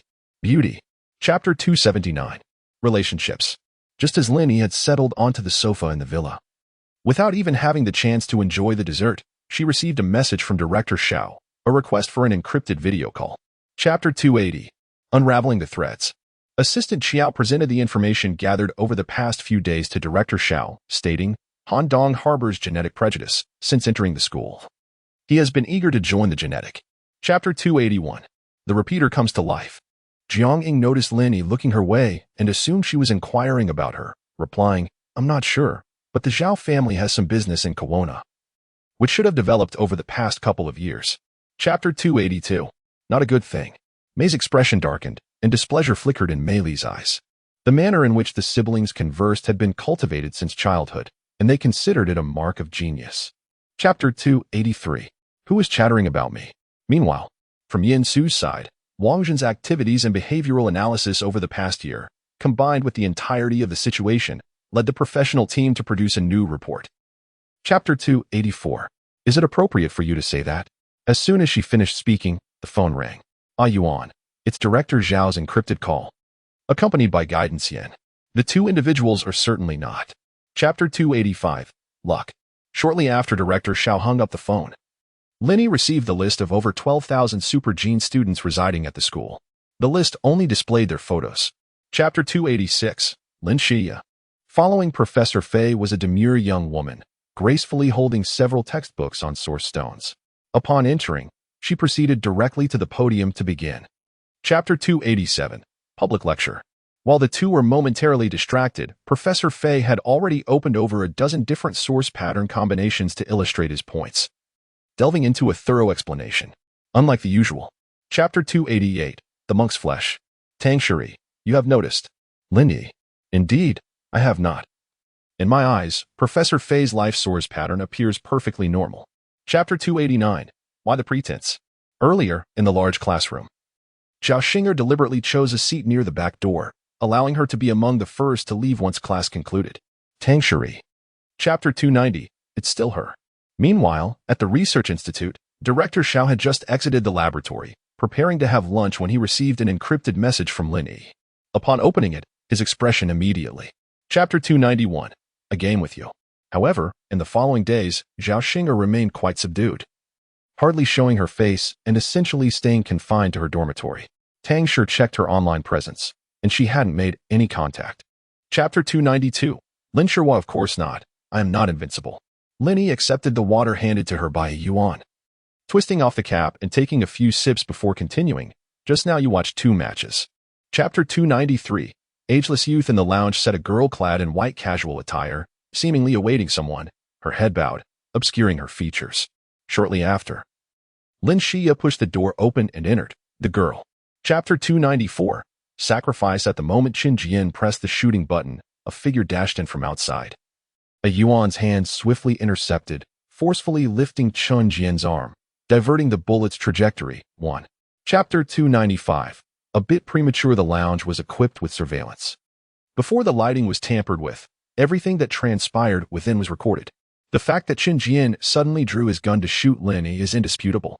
Chapter 296. Interrogation. That day, Qin Jian and Lin Xia were entirely taken over by Yin Su's personnel, relocated for interrogation. Meanwhile, at the hospital, the medical staff were caught in a sudden. Chapter 297. Happy birthday. As tomorrow marks the finals of the Source Realm Design Competition, the judging panel will determine the final rankings and conduct the award ceremony on site. In the evening, Lin Yi received. Chapter 298. 5-layer genetic lock. All groundbreaking endeavors face their most arduous challenges at both the initial and concluding stages, fraught with the greatest uncertainties. Director Xiao dedicated half a century. Chapter 299. She harbors no resentment after Lin Yi exited. Without waiting for Yin Su to speak, she preemptively stated, should I visit Lin Xia instead? You go ahead and converse with her first, if she remains. Chapter 300. Subversion. Witnessing one's closest kin suffer before one's very eyes often proves to be more agonizing than the suffering itself. Lin Xia gazed intently at Lin Yi, her expression tranquil. Chapter 301. Fragments of information. Lin Yi followed Yin Su to the rooftop, waiting for the aircraft, and inquired, has Lin Xia admitted it? What are your plans from here? Yin Su. Chapter 302. The whip cracks. The next morning, after Madame Rose had dressed herself, she prepared to head to Sanjianjuan Academy, only to find Louis standing beside the aircraft as soon as she stepped outside. He too had changed. Chapter 303. The chime of 12 Wei Huan was the first to break the silence. At the exhibition hall, Lin Shui, why haven't you arrived yet? Lin Yi, I am on my way. Why are you the only one speaking up, lurking? Chapter 304. The eerie puppet. Ding ding ding. The circular backdrop of the awards stage continuously showcased all selected works, as if those creations were vying for greater recognition. Chapter 305. The game has begun at this moment. Within the exhibition hall, the students of Sanjianjuan Academy exhibited a psychological resilience that generally surpassed that of the average individual. When the lights were completely extinguished, even if they did not. Chapter 306. The spread of danger. Jiangying, what do you intend to do? Chapter 307. The counterattack begins. It seemed they all pondered the same question, and thus fell into silence for a moment. After a brief pause, Wei Xian scratched his head. Actually, regarding this matter, we. Chapter 308. She is the main player. What is Lin Shui up to? Why is he heading towards the security robots? Haven't the robots all betrayed us? And Wei Xian too. Chapter 309. Let the games begin. Does the puppet troupe wish to test human nature? Who would indulge you in such a tedious affair? We are all young and passionate. Why play anything profound? Chapter 310. Lin Shui seeks guidance. Ideals are abundant, while reality is stark. 20 minutes later, none of the 4 pioneering groups among the students succeeded in halting the robots. Chapter 311. A thrilling experience. Nearly 8 hours have passed, and through the collective efforts of the students, 100 out of 120 robots have been eliminated. Such an achievement. Chapter 312. Let's go big. Chapter 313. Do you even have any shame? 10 minutes ago, after 3 attempts, 19 robots were finally encircled by Lin Yi within the zero-gravity energy field, resulting in 19 energy sources and nearly 100 individuals. Chapter 314. Can we still have a pleasant time? At that moment, the school's artificial intelligence spoke again. It is with regret that we inform you the security system of the exhibition hall has been forcibly attacked by the energy field, and the system is currently unable to. Chapter 315. I cannot praise you. After reading, Lin Yi inquired, the puppet troupe specifically delivered this message to you merely as a warning, yet did not express their true demands. Do you not find this peculiar? Chapter 316. Is it him? Lin Yi remarked, the security system of the exhibition hall employs source technology. Such a high-energy self-detonation initiates a transformation in the energy fusion, affecting the entire energy field. Chapter 317. Protest. However, Assistant Xiao did not provide any answer to Director Xue's inquiries, merely responding in a bureaucratic manner. This is all standard procedure. There is no need for concern, and it is getting late. Chapter 318. That unfortunate child. It should be the dawn before daybreak, yet the inky darkness illuminated by the campus lights appeared as bright as day, causing many to remain sleepless throughout the night. Alan entered. Chapter 319. Meteor Sugar. It was a metallic bottle approximately 3 fingers wide, adorned with intricate engravings, exceedingly exquisite. Alan picked it up without opening the lid, merely shaking it. Chapter 320. One cannot feast alone upon her emergence. Lewis poured a glass of warm water and handed it to her. After she accepted it, he gently caressed her damp hair, which had transformed into a dry and silky texture. Chapter 321. Mastering the art of pretense. As Alan entered, he unexpectedly spotted Lin Yi, pausing for a moment before saying, "You're here." Lin Yi's gaze was drawn to the gift box he held in his hand. Chapter 322. Are you not eating? As Alan placed the tea tray on the table, Tang Shi stood up, reaching for the teapot simultaneously.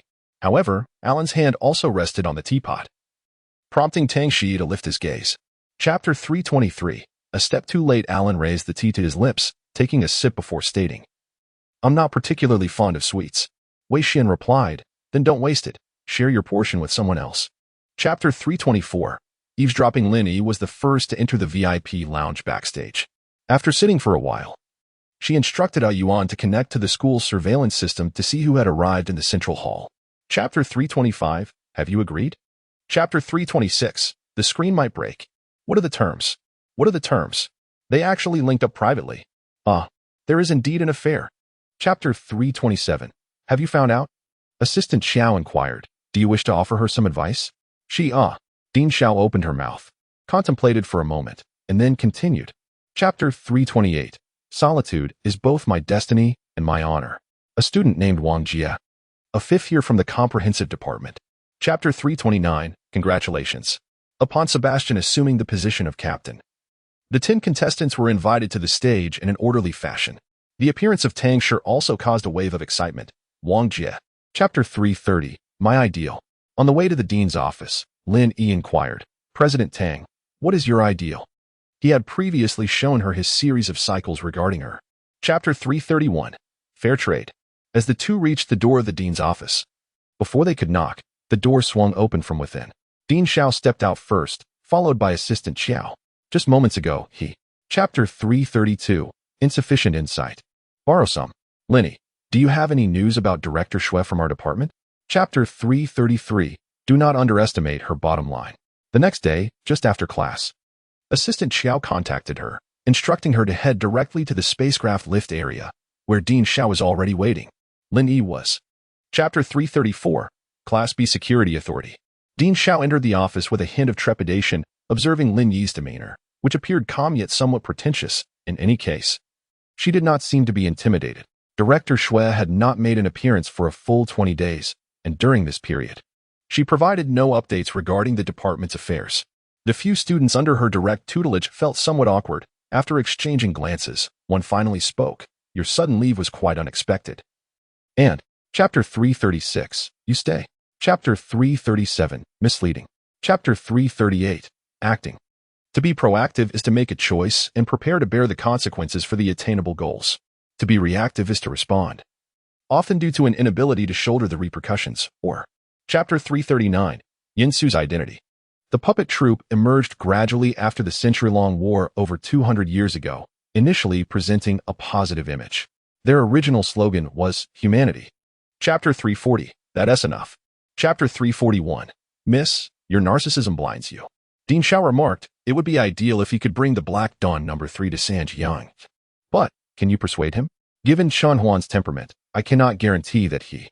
Chapter 342, Code Words. Ever since Lin Yi mentioned that the person on B Island was indeed Lewis, Yin Su began to investigate Lewis, but unexpectedly, he found nothing. Chapter 343. Let us not disturb her. Yin Su. Is this the only statement?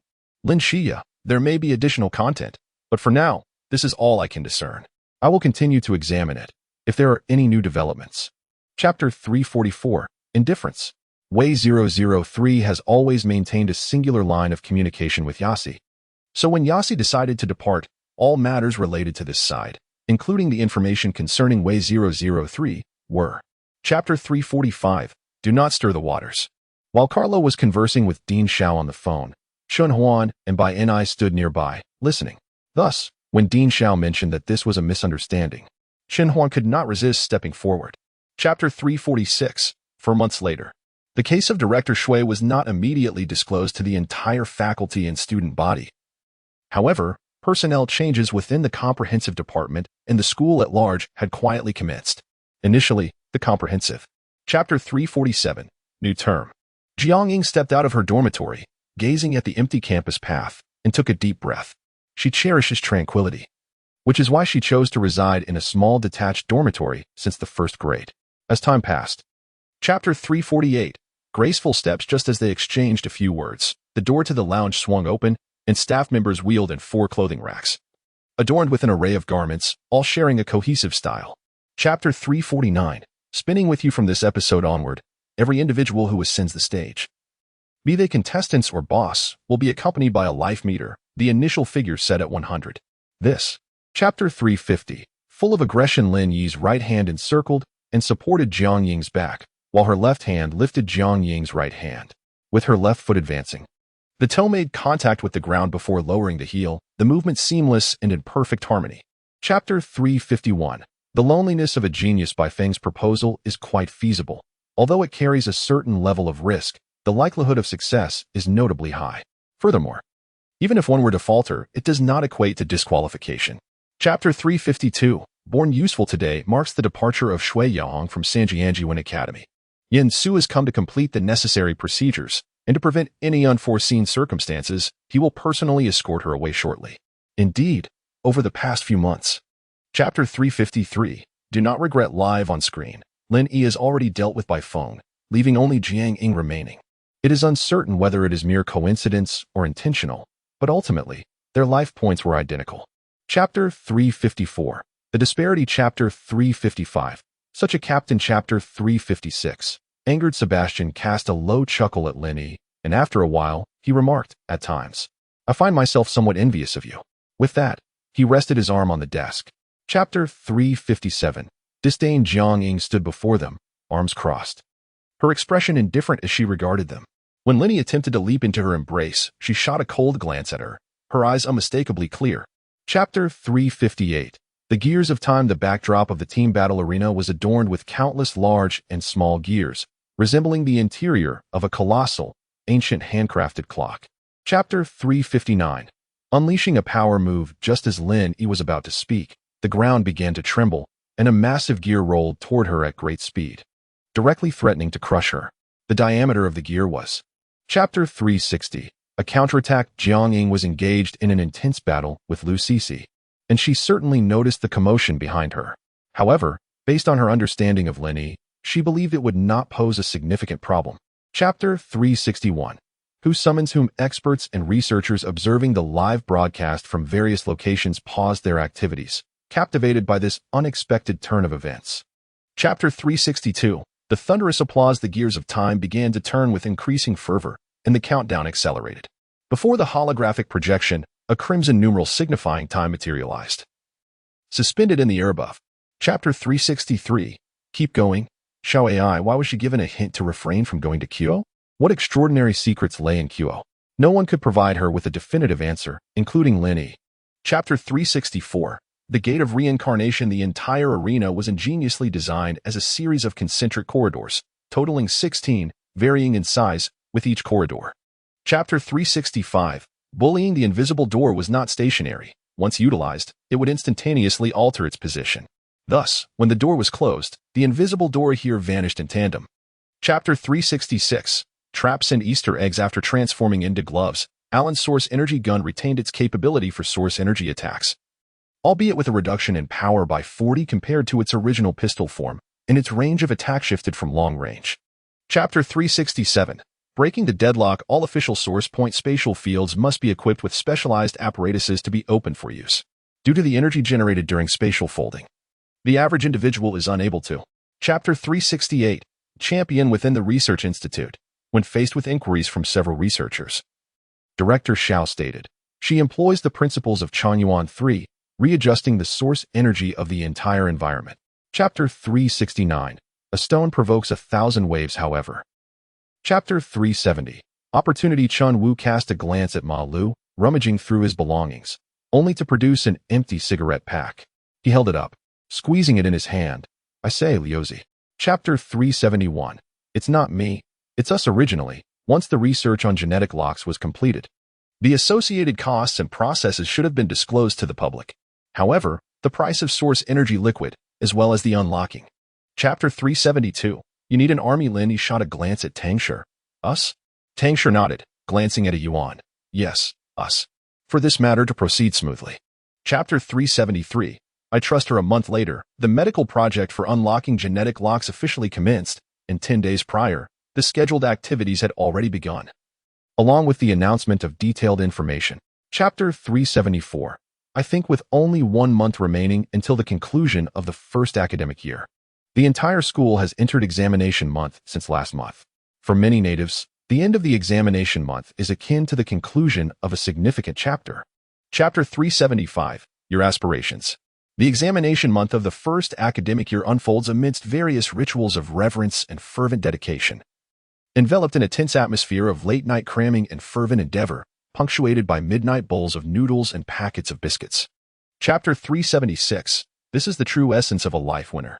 Following the long vacation of the first academic year, Sanjianjuan Academy commences another year of entrance examinations for new students. The atmosphere remains lively, or rather, it is exceptionally vibrant.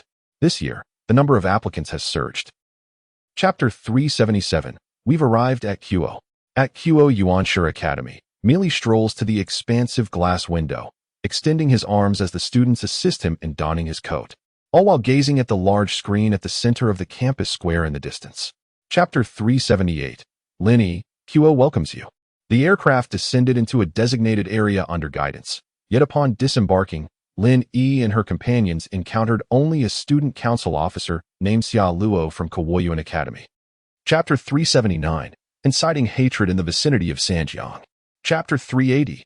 Indeed, at the center of the hall, 3 source stones were displayed, each roughly the size of a basketball, resting on 3 cylindrical pedestals approximately 1 meter in height. Adjacent to them, a luminous screen exhibited information pertinent to the source stones. Chapter 381. Special source energy. The 2 individuals engaged in a wager had each selected their favorite source stones. However, it appeared that many were skeptical regarding the choice of the individual who selected C. Lin Yi observed numerous gazes directed toward that direction. Chapter 382. Allow me. When determining the source for the source stone, the source master, utilizing their sensitivity and mastery over source energy, guided the unpredictable patterns with a source engraving pin, stabilizing the ever-changing source inscriptions. Chapter 383. Hard to believe the source stone currently being stabilized by an bow had reached a grade of 6, possessing a total of 15,600 units of source energy. Should Su Gang wish to prevail, he must now contend with this formidable source stone. Chapter 384. No principles. Upon receiving this news, Hegdang, the head of the black hole source field, was momentarily taken aback before questioning. How should this be handled? Shouldn't we first allow her to experience some initial success before gradually drawing her in? Chapter 385. Her winning rate. The contract drafted by the black hole source field detailed Lin Yi's 50-year betting stipulation with remarkable precision, ultimately summarizing it in 3 words: a contract of servitude. And the other party. Chapter 386. This is my world. Chapter 387. The setup. The No. 16 source stone mine has only been developed for 4 to 5 years, having excavated merely 1/5 of the first layer, which has been sent to various relevant instruments. However, even with this 1/5 depth of the first layer. Chapter 388. Excavation. Tangshi and Jiangying both attempted to breach Ya's source energy field. Yet if this source energy field could truly be overcome by them, the black hole source field would not have invited you. Chapter 389. We are here to create miracles before the establishment of the source. There remains half an hour for observation. This period is rather brief for those participating in the wager, yet it becomes somewhat tedious for the majority of onlookers. Chapter 390. The will to kill Tang Shi and Jiang Ying were drenched in sweat, their lips pale, breaths growing heavier, and their bodies began to tremble uncontrollably. Had it not been for their exceptional physical condition, they might have already. Chapter 391. I have won in the previous 2 encounters. You had retained a degree of politeness, carefully measuring the intensity, not wishing to genuinely harm the opponent. In the depths of the mind, the energy field established utilized less than half of its potential. Chapter 392. Seizing control, the black hole had conducted meticulous exploration and assessment of the No. 16 source stone mine, concluding that the highest grade of source stone it could yield would not exceed grade 7, comprising no more than a fraction of the entire source. Chapter 393. The big guy Hegdang could hardly suppress a laugh. It was an explosion-proof vehicle, directly controllable from the central control room. These individuals willingly walked into his trap. Chapter 394. Establishing authority. Lin Yi was set to gamble on the mine at the black hole energy field. Lin Yi successfully fixed the source, and the No. 16 mine produced a grade 9 source stone. Lin Yi and his team hijacked a vehicle from the black hole. Lin Yi drove. Chapter 395. Shifting blame. Although the signals in the mining area were suppressed by the black hole, all messages from within could only be actively sent by them. However, this did not imply that the outside world could not communicate without the black hole's interference. Chapter 396. Good news, you cannot escape involvement. Suddenly, a roaring voice cut in sharply, and then Director Zhao's figure appeared in the vehicle. David and Wei Xian were taken aback. Chapter 397. Immediate interception. Yin Su piloted 3 mechas directly to leap over. The signal suppression program of the black hole energy field was breached, and a torrent of information was instantaneously transmitted. Subsequently, Director Zhao made an official announcement. Chapter 398.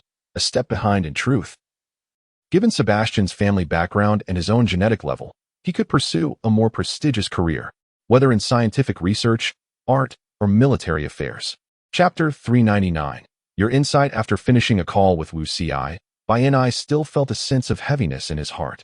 After dismissing Director Jiang, he browsed the internet for a while, but the more he looked, the more his mood deteriorated. Chapter 400. To eliminate her. Yano sat on the sofa, clutching his hands, projecting all the video footage from the mining area before him, replaying the moment of the explosion repeatedly. Chapter 401. Source number. Upon entering the QO Source Academy, with me, Luo, and Eiffel, Lin Yi and her team were immediately besieged by a throng of students who had come to witness the event, causing the small flying saucer being filmed to spin uncontrollably. Chapter 402. Prevention. The research on the topic of source number is, to put it simply, a simplified version of the projects conducted at Director Zhao's Research Institute. They need to study a group of gene lock carriers. Chapter 403. Registrants. Wei Huan exclaimed with raised eyebrows. How despicable. Alan, twirling the source engraving pen in his hand, replied, it's merely one of their usual tricks. Wei. Chapter 404. Su Gang. Chapter 405. Is this a compliment? Chapter 406. Being followed?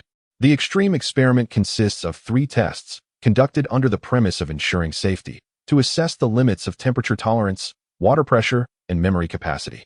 Chapter 407. Command. In this densely populated area, where buildings are stacked upon one another and various energy sources abound, Lin Yi found herself momentarily stunned when they opened. Chapter 408. Explosion. The 2 individuals had ingested, exhibiting a state reminiscent of that Lin Yi had observed on Wangjun during her time in Sanjiang. Although she had merely caught a fleeting glimpse, it was unmistakable. Chapter 409. Prelude. The traffic officer instructed Lin Yi to halt, deducting her personal social contribution points and issuing a fine. After presenting her with a set of traffic safety regulations, he hurried off to address the situation ahead. Chapter 410. Awakening. Chapter 411. Time to attend to serious matters. Tang Shi and Zhang Hang reached an agreement, and Zhang brought along a classmate with A to sign the contract. The volunteers from Lin Yi's group were now ready to commence. Chapter 412. All. Lin Yi, you're welcome. I received your message the other day. What did you mean by asking me to come find you? Su Gang, are you still in need of volunteers? Chapter 413. Mischief and companions. After a brief silence, Jiang Ying suddenly spoke. I do not understand. Tang Shi, what is it that you do not comprehend? Jiang Ying, even if. Chapter 414. Comfort. Days passed, and the identities of the 2 assailants were confirmed. Both were carriers of a single gene lock. lacking legitimate occupations, subsisting through odd jobs, and social welfare. Chapter 415. Archenemy director Xiao has recently expressed great satisfaction with her performance. Therefore, over the past 6 months. Each time. Chapter 416. Seeking excitement the following day, during the extreme temperature survival experiment, Lin Yi, Tang Shi, and several others arrived at the experimental capsule early to commence preparations. Chapter 417. Data theft. A thin chip was affixed to the napes of all participants.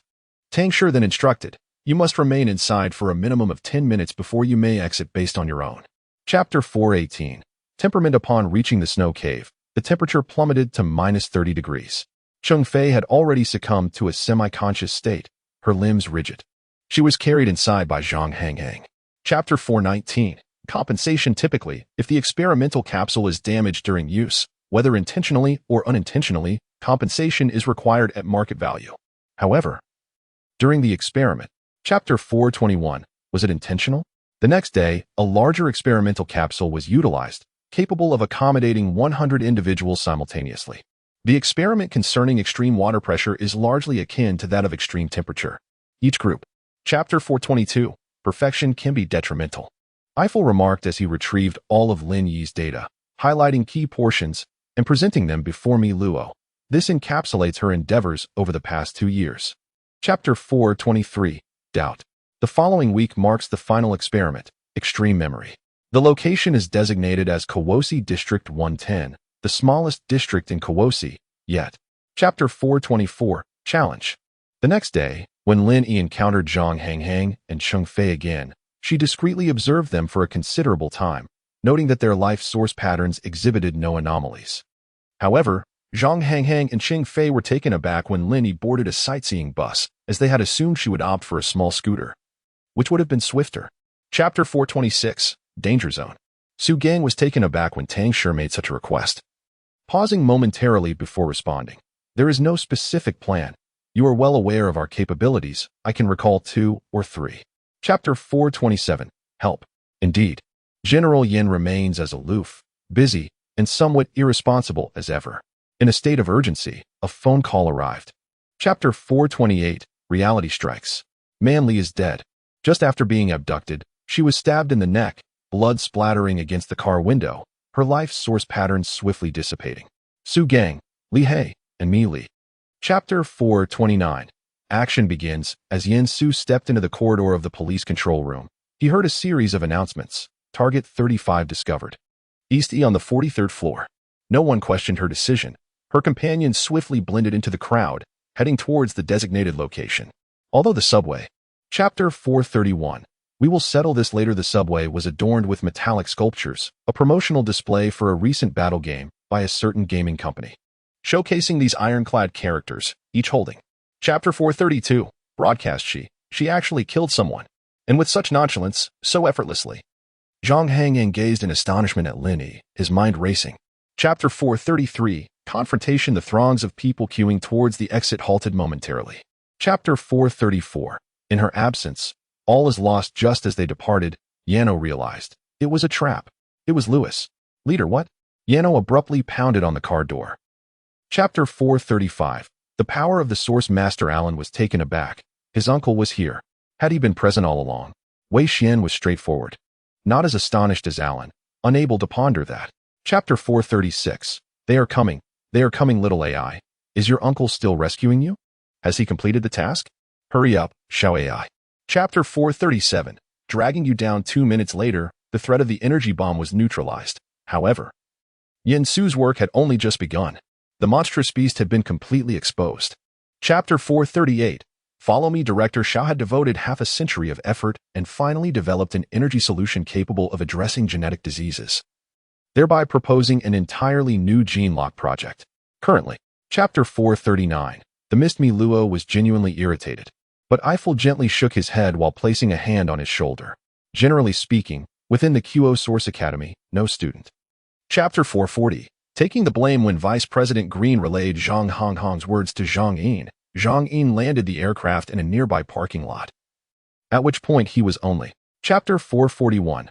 Revisiting old matters. Zhang Hanghang and Cheng Fei remained standing, both clearly displaying wariness and confusion, especially Zhang Hanghang, who seemed to have a multitude of questions he wished to ask. Yet, Chapter 442. Speaking contradictorily, Zhang Hanghang couldn't help but inquire, What are you discussing? Previously, there had also been those monsters at Sanjiang Source Academy. Lin Yi gazed at him. Chapter 443. Playing tricks in front of her. Due to Lin Yi's prolonged absence from the Star Network and her refusal to engage with the media, the Sanjiang Academy has faced inquiries from netizens regarding the incident at Silene Valley. Chapter 444. Severed Hand. All intelligent devices within the villa emitted alarms of program malfunctions. Frost suddenly adorned the exterior of the refrigerator, while the oven unexpectedly ignited, along with the clothing. Chapter 445. Zhang Hangyang. Tang Shi paused momentarily before speaking. What have you done? Lin Yi reclined against the sofa, her hand resting against her forehead. It's nothing significant, merely. The leader. Chapter 447. Heavenly Net. Zhang Hangyang frowned slightly, his tone somewhat irritable. Why are you asking that? He resembled a porcupine, bristling with spikes. Chapter 448. Deadlock. Generally speaking, utilizing the source energy field to kill from a distance is not only convenient but also difficult to trace. However, there is one notable exception, the Source Academy. Chapter 449. The path is in hand. Chapter 450. You'd best remain silent. Those observing this scene through the surveillance footage included not only Tang Shi and his companions. Within the seemingly tranquil environment of Weaponized Academy, the surroundings of the secluded boathouse appeared deceptively serene. Chapter 451. Nurturing Education. After Lin Yi and the others arrived at the conference hall, they requested to meet with Zhang Hanghang first. After the assistant's request, only members of Lin Yi's team were allowed to proceed, and Su Gang. Chapter 452. Revelations. Tang Shi and others immediately turned their gaze towards Lin Yi. Margaret's words hinted that the two had been in collusion long before. Lin Yi felt no guilt for eavesdropping. From this academic year onwards, Andrew began his internship at the Interstellar Affairs Bureau. The Bureau also has its own independent engineering department, however, due to Yinsu's habitual commands. Chapter 454. The building tilts again. In truth, this was the first time Wuci genuinely met Lin Yi. Previously, when Lin Yi's team first arrived at Kovo, the Academy held a welcome event for them, organized by the Student Council. Chapter 455. The Fear of Humanity. In just a short span, the Kovo Source Master Association, the Senate, various media outlets, and source masters with private connections to Wuci all sought ways to contact him, eager to comprehend. Chapter 456. He is among you. The damage and adverse effects caused by Lin Yi's breach of the ship's cabin had become trivial in the face of the psychological shockwaves unleashed upon everyone by the Boundless. Chapter 457. The Favored of the Universe. At this moment, within the conference hall, there were 57 individuals from Kovo Source Academy. Wuci, along with 2 vice presidents, 4 department heads, and 13 professors. Chapter 458. Probability. The atmosphere in the conference hall suddenly grew tense, and even the source patterns floating in the air exhibited subtle changes. Lin Yi raised her hand and gently patted a Yuan on the shoulder. Chapter 459. Tone. Loyalty, obedience, and utility have always been fundamental demands of humanity towards one another since the dawn of written records. The higher one's status, the more pronounced these expectations become. Chapter 460. The key is activated. The instrument, crafted from the bones of a creature known as the Wu Beast, is called the Wu Bone Wind Organ. It can be both blown and strummed, representing a very ancient form of music, now seldom practiced. Mi Luo emerged unscathed. However, he appeared somewhat disheveled due to his momentary concern for his 2 classmates, just as he rose from the ground, before he could. Chapter 462. As long as you are happy. Madame Rose stood up, silently gazing at Louis, her calm eyes betraying a hint of coldness. Unbeknownst to her, in that moment, she appeared even more striking than usual. Chapter 463. Blue Feather. To her surprise, Blue Feather had contacted her, sending a collection of items. Blue Feather was the energy machine she had designed herself upon her admission to Weaponized Academy. Chapter 464. Puppet on a String. Zhang Hanghang, a resident of Weaponized and a student at Weaponized Academy, found it impossible to leave due to his current circumstances and his relationship with Zhang Yin. Chapter 465. Is she going surfing? Chapter 466. Restraining Order. Yano, have you been discovered? The leader. Not yet. Yano, are you certain? I observe that your current situation appears rather dire. Chapter 467. In addition, the vessel belonging to the Interstellar Affairs Bureau has directly entered the restricted airspace of Kawoyuan Academy and has come to a halt in the plaza of the leisure area. This scene resembles a dark cloud descending from the heavens. Chapter 468. The Token of Allegiance at Times. Her interpretation of surprise diverges from the conventional understanding of the term. Thus, upon hearing this, Yinsu lifted his gaze. Chapter 469. Departure on a Whim. Qo, by Shu and his companions discovered that several members of the Source Master Circle were convening in an emergency meeting. And Dean Xiao suddenly requested Assistant Xiao to take his place. This was indeed a significant. Chapter 470. The candidate Gu Luo gazed silently at Yin Su's aircraft as it ascended, swiftly soaring into the sky, and within moments transformed into a mere speck before vanishing. Eventually, he spoke. I apologize. I did not anticipate that they would. Chapter 471. Your wealthy Zhang Hanghang was taken directly to Dean Xiao, while Su Gang, Li Hei, and Millie followed by Feng. Chapter 472. A trap? After dinner, darkness began to envelop the sky, and Lin Yi could not suppress a yawn. You seem a bit fatigued. Perhaps you should rest for a while. As for Lin Dong.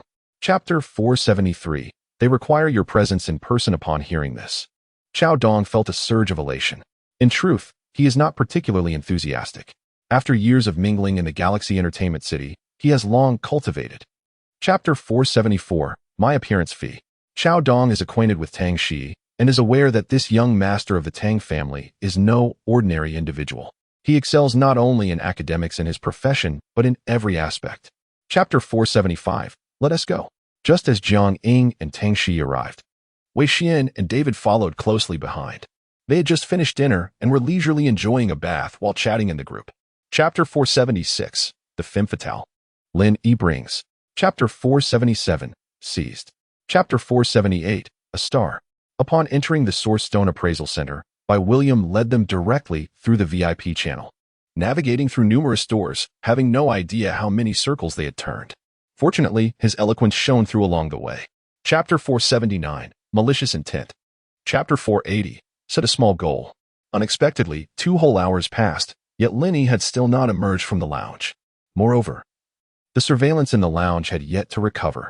Chapter 481. Discussion. Lin Yi looked surprised and exchanged a glance with Jiang Ying. Dead? How do you know? Zhang Hao glanced cautiously into the room, his expression wary. Chapter 482.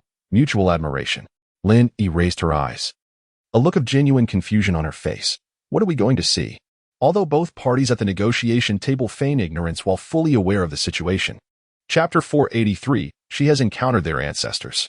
The energy-blocking glass dome slowly ascended, and an unfamiliar source of energy surged forth, reminiscent of a colossal cosmic beast emerging from the primordial chaos of the universe, unveiling its immense.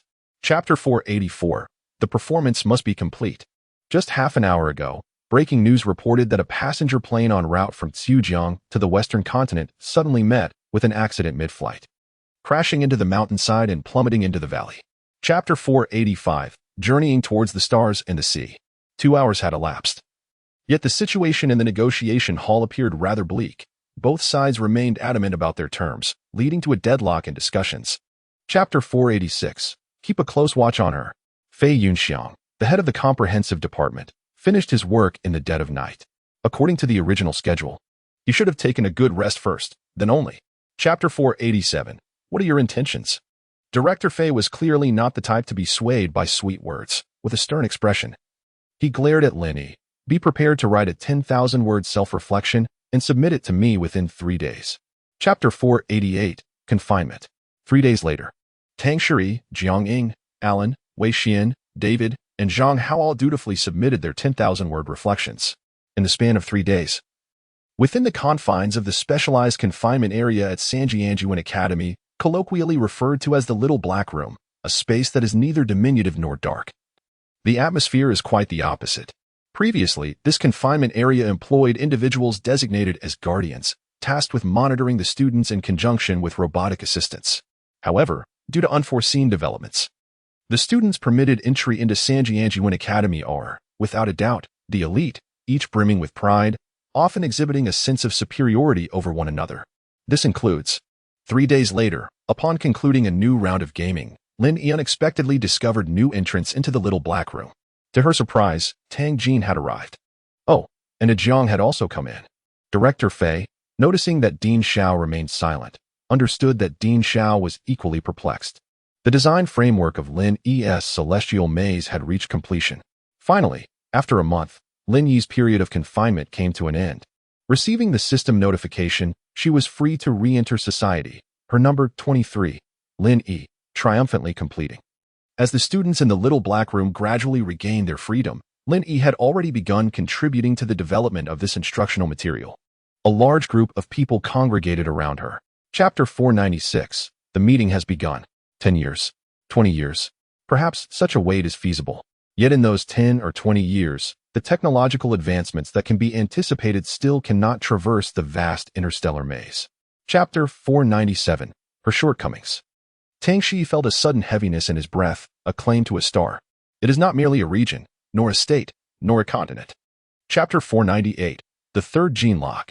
After a year of diligent effort, the interstellar maze energy field was officially included in the curriculum of Sanjianjuan Academy. Around the same time, Dean Xiao discreetly provided Lan Ling to Lin Yi. Chapter 499. Old Xiao has yielded again. Lin Yi responded with a few murmurs, then fell silent. Dean Xiao felt inexplicably fatigued. After observing her for a while, he finally spoke. Due to Chapter 500, 4th grade. 2 months later, Lin Yi entered the 4th grade.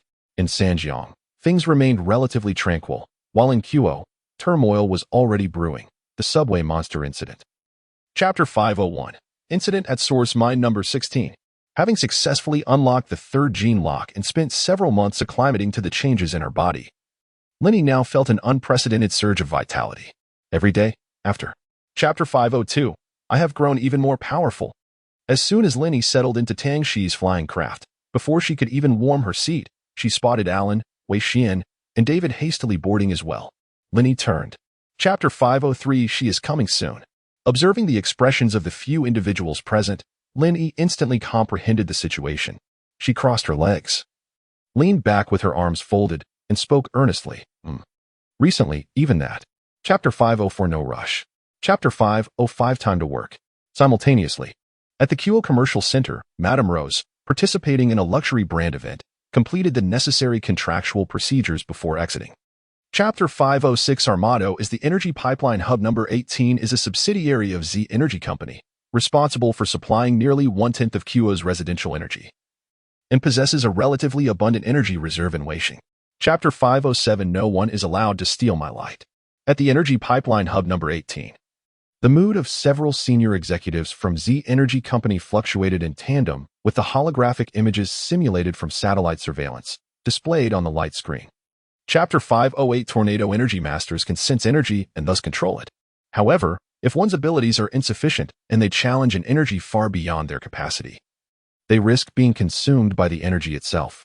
Chapter 509. As anticipated, Lewis glanced at the news online, then turned his gaze towards the chaotic scene outside the window, unable to resist taking a few steps forward. The originally pristine and smooth glass was disrupted by a tornado. Chapter 510. Encountering the boss.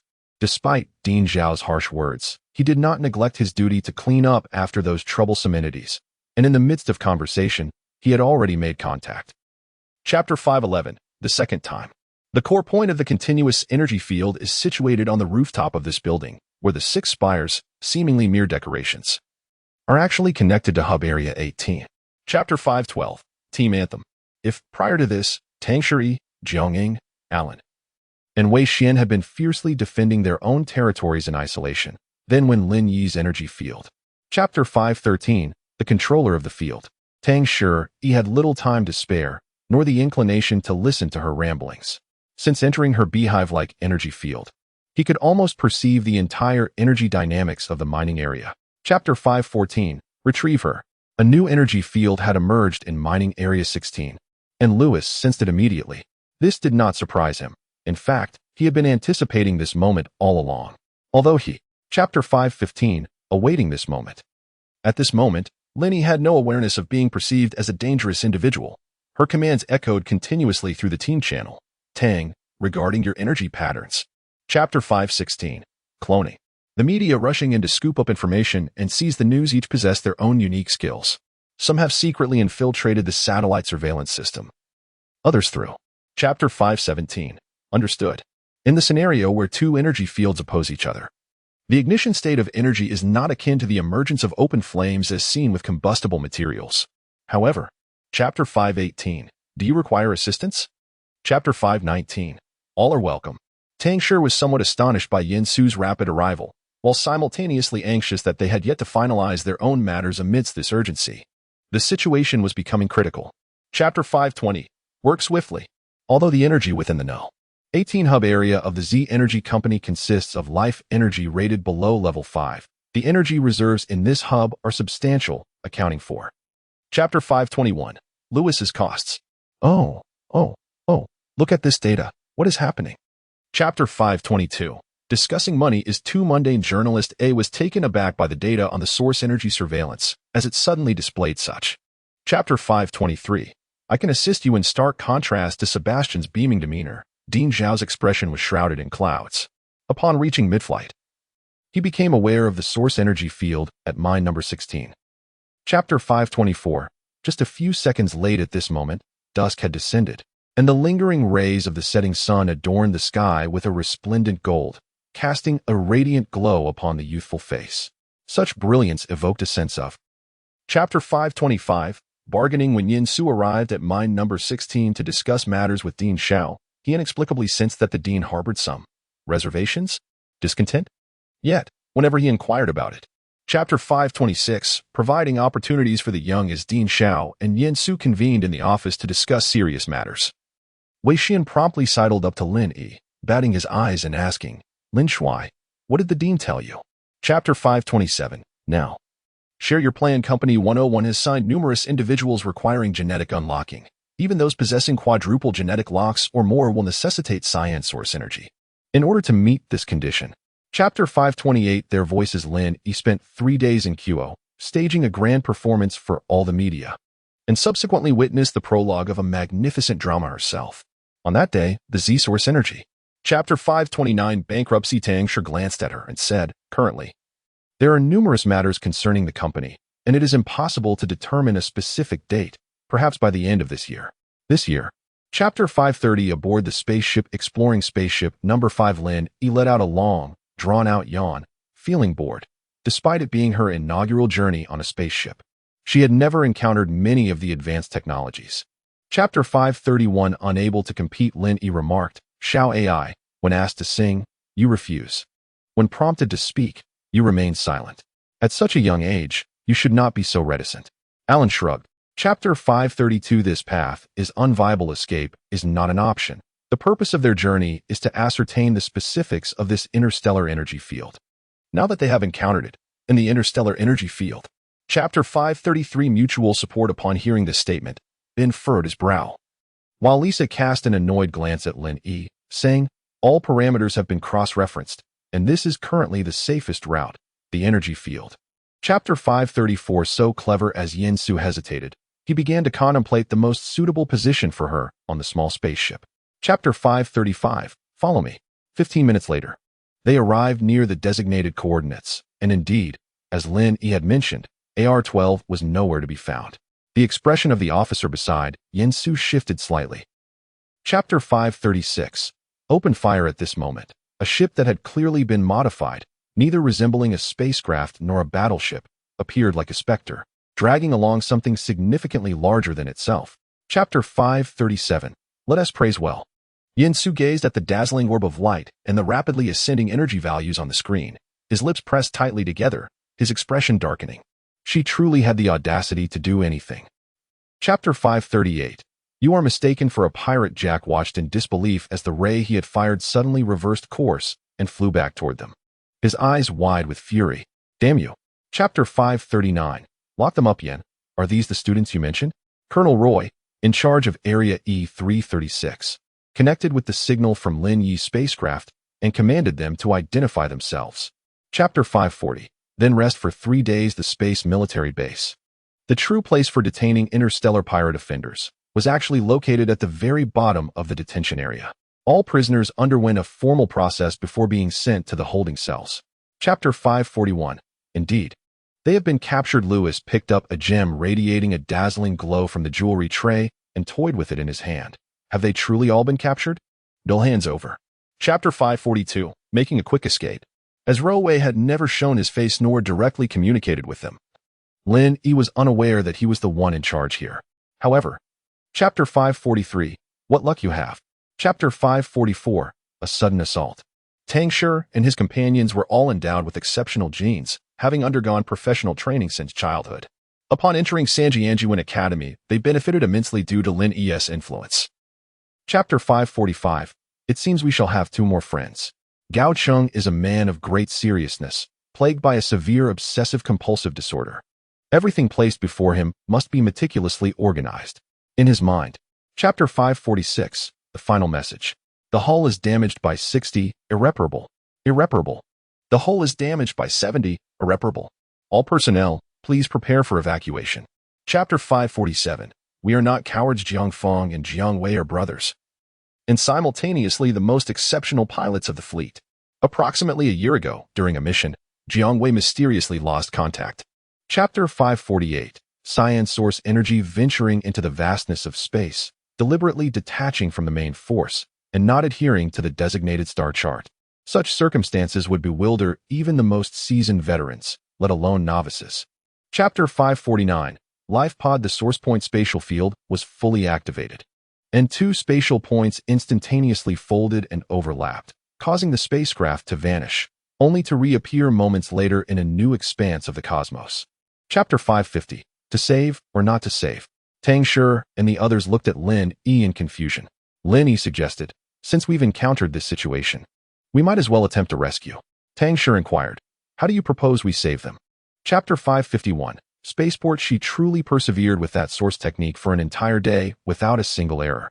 The medical equipment within the life pod operated smoothly, and the individual inside. Chapter 552, Fatigued. Tang Shi gazed at Lin Yi in silence, while Dean Xiao turned around, his face contorted with anger. Alas, he wasn't wearing a hat.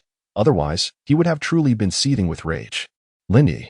Chapter 553, The Contract Master. After Director Zhao's call was terminated, Xiong also reached out to them. Young Master Tang, have you dined yet? There is a delightful buffet restaurant nearby.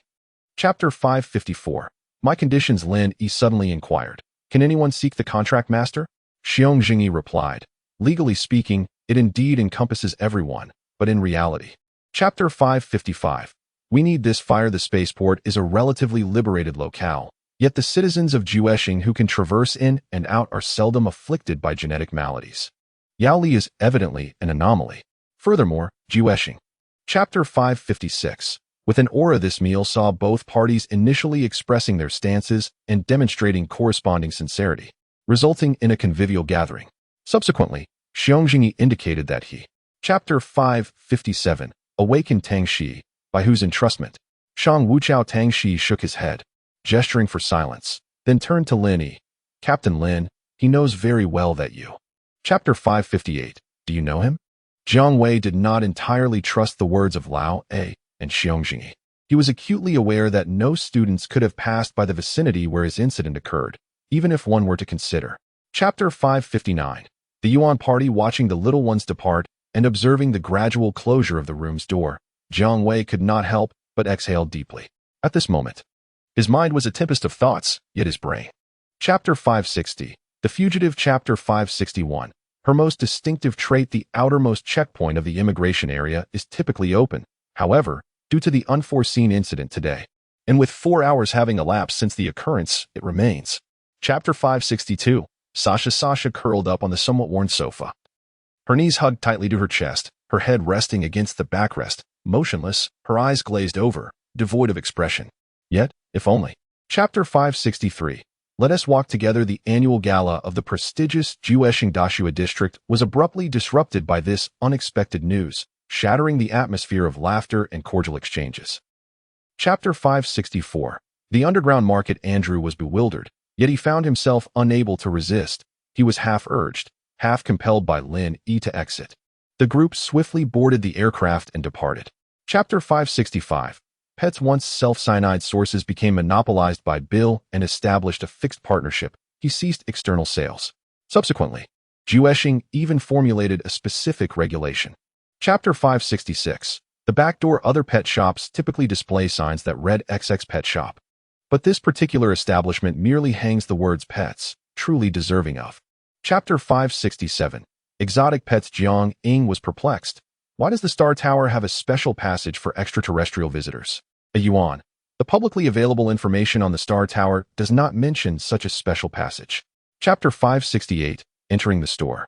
Lewis possesses several establishments in Jueshing, a fact known to Alan, who had previously accompanied Lewis to Jueshing.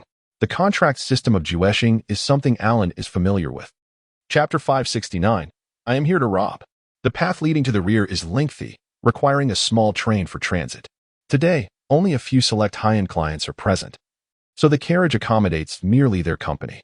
Chapter 570. Let us begin. The beautiful hostess appeared unfazed by the situation upon hearing her words. She merely chuckled lightly and cast a glance at them before her gaze settled upon Shasha, esteemed guest from afar. Chapter 571. I understand you. Shasha, being pulled by Lin Yi, stumbled slightly, seemingly still reeling from the sudden shift. As they passed by Paris, she could not help but flinch. Chapter 572. Their agreement. If the virtual image in the flower bed could rival the divine and leave a lasting impression, then witnessing the slumbering figure within this crystal box would surely be unforgettable. Chapter 573. The Harvest. This must have been the first occasion for Jiang Ying to observe Lin Yi bearing such an expression. In the dimly lit, spacious room filled with various vessels, Lin Yi stood amidst the enigmatic atmosphere. Chapter 574. Hurry. As Tangshi spoke, he glanced at Lin Yi, a flicker of hesitation crossing his eyes before he resolutely declared, I will go. Wei Xian and David were momentarily perplexed. Chapter 575. Is this your arrangement, Paris? At present, it remains uncertain what exactly Sasha possesses, but if the information regarding the Dragon Maiden were to fall into the hands of the Yuan party, it would undoubtedly implicate the Star Tower. You must understand. Chapter 576. Disappearing into thin air? Bill set down his glass and accessed the surveillance of the underground city. I had promised someone that I would certainly retrieve Captain Jack. This matter I had also sought your assistance with. Chapter 577. Rest assured and be a sloth. Bill commanded the artificial intelligence to sift through all surveillance footage. And after a brief moment, the AI provided an answer. Those 5 trucks had several minutes of surveillance gaps during their transit. Chapter 578. Headline. Due to the incident of searching for individuals in the underground city, the surveillance footage of Lin Yi and others entering the underground city was quickly retrieved, although they had all changed their attire and adjusted their appearances. Chapter 579. If I had never seen the sun. The first day swiftly passed, and not only did Paris gain nothing, but he also inadvertently propelled Lin Yi into the media headlines of Jueshing. The Yuan party seized the opportunity, energetically adding fuel to the fire. Chapter 580. The third day. On the third day, Dean Xiao finally noticed the increasingly sensational headlines from Jueshing. He paused for a moment before turning to Assistant Xiao. Is this matter genuine? Chapter 581. The hunt. The publicly available map of the dungeon is incomplete. Aside from a few special locations that are not indicated on the map, many of the smaller streets remain unmarked. Chapter 582. The venue. In regard to this matter, Paris summoned thousands of meticulously trained professionals, among whom nearly 200 possessed extraordinary genes, in addition to over 300 armed automatons. Chapter 583. Trust them. Sasha seemed taken aback by Lin Yi's sudden address. She paused momentarily, diverting her gaze from the surveillance footage released by Yuan, and turned toward Lin Yi, though her expression was. Chapter 584. I appreciate your compliments. 3 minutes felt interminable for both Jiang Ying, Alan, and Wei Xian outside, as well as for Tangshi Yi and David inside. Chapter 585. Escalating danger. Chapter 586. Prepare to withdraw. An hour later, Jiang Ying and her companions successfully established the null energy field. The colossal apparatus resembled an ancient beast that had lain dormant for ages. Chapter 587. A large pot on the way. Upon receiving Bill's reminder, Paris instantly realized and promptly led her team towards the pet store. Chapter 588. A bustling scene. The creation and trade of exotic pets is strictly prohibited on any planet. However, for humanity, it is often these strictly forbidden acts. Chapter 589. The Rose Virus. Due to the tumultuous chase and flirtation, many areas within the underground city have erupted into chaos, with numerous irritable residents joining the fray, including the city's guards. This is not merely the demise of 1 or 2 individuals. It concerns the entire underground city, nearly 1 million lives at stake. This sudden, utterly dreadful, and frenzied news. Chapter 591. Cooperation. Lin Yi, while navigating the three-dimensional map of the underground city, instructed, Andrew, I entrust Sasha to you. I will create an emergency passage for you. You may proceed swiftly. Chapter 592. Is a human? Without the replenishment of cyanogenic agents. The portion of life energy she lacks has only recovered by about 1%, akin to a withered tree. Chapter 593. Moment of glory since Sasha escaped to the. Chapter 594. Consequences. The influx of Paris's people continued unabated, transforming the top floor into a stronghold for a yuan, where no one could surpass his position. The more individuals that ascended, the more his. Chapter 595. The Cauldron. Lewis, almost in a state of ecstasy, reveled in the dual energy fields enveloping the entire underground city. The Long Yuan 3 styles, complemented by the zeroing source technique, builds upon the foundations laid by predecessors. Chapter 596. What a mess. Dean Xiao has been diligently following the news from Jueshing, and soon learned that Lin Yi and her companions were trapped in the underground city. However, the news from Jueshing was merely. Chapter 597. A stealthy escape. The establishment of the dual source energy field had exceeded half an hour. Lin Yi shifted the focus of energy towards Tang Shi and the others, which had already taken nearly 20 minutes. Firm. Chapter 598. The considerate and diligent A Yuan. After a moment of contemplation, Lewis inquired, Any news about the Red Crane? Madame Rose replied, Not at the moment, but I have just received some internal news from the White Tower, along with. Chapter 599. Who believes you? Upon hearing it was Dean Zhao's call, a few of the recently recovered companions seemed to recall that they were still students. Even Tang Shi and Jiang Ying had only just. Chapter 600. Private conversation. Approximately half an hour later, Dean Xiao and Tang Shi emerged from the room. A yuan had already closed the eavesdropping application, presenting them tea with an innocent demeanor. Chapter 601. Confusion. After assigning Lin Yi her compulsory coursework, Dean Xiao proceeded to admonish each of them before finally hanging up. Tang Shi observed as he sat cross-legged. Chapter 602. Confession rejected. Noticing Lin Yi and Jiang Ying discussing the matter, Wei Xian and David began to scroll through their screens as well. Previously, they had not paid much attention to these matters. They were merely. Chapter 603. The invitation. Initially, the Star Tower served as a modest experimental base for the puppet troupe, a point of testing against the ruling party of Jueshing. Thus, the location of the Star Tower was originally. Chapter 604. The Cunning Fox. Tang Shi took a sip of coffee, set down his cup, and casually began. Are you referring to the orchestrator behind the incident in the number 16 mine, or to your uncle and the puppets? Chapter 605. The Stolen Gold Card. Each year during the charity appreciation event, the Star Tower specifically sends 2 gold cards to the Davis family, with the delivery always made to the same location. The Rose Manor in Lucio. Chapter 606. The QA. His room features a large window beside a solid wood desk. At this time each day, sunlight floods in through the window, illuminating the desk. Chapter 607. The Arrangement. After meeting with Tang Shi, Alan recounted the entire process, omitting only his final inquiry regarding Lewis. Upon hearing this, Tang Shi. Chapter 608. Waiting. The true Star Tower is situated atop a small hill, with the entire mountain falling within the Star Tower's domain. The main architectural design of the Star Tower is quite unique, having long since become. Chapter 609. Handsome. Tang Shi and Alan approached the main building of the Star Tower from different directions. It seems that their possession of the golden card has granted them passage through those gates. Chapter 610. Let us not dwell on the minutiae. The weather today is splendid. The sky, a cerulean hue reminiscent of being washed by water, is a color that even the most talented artist would struggle to replicate. Captivating the soul. Chapter 611. The code of the source point spatial field can be regarded as one of the most advanced locks of our time.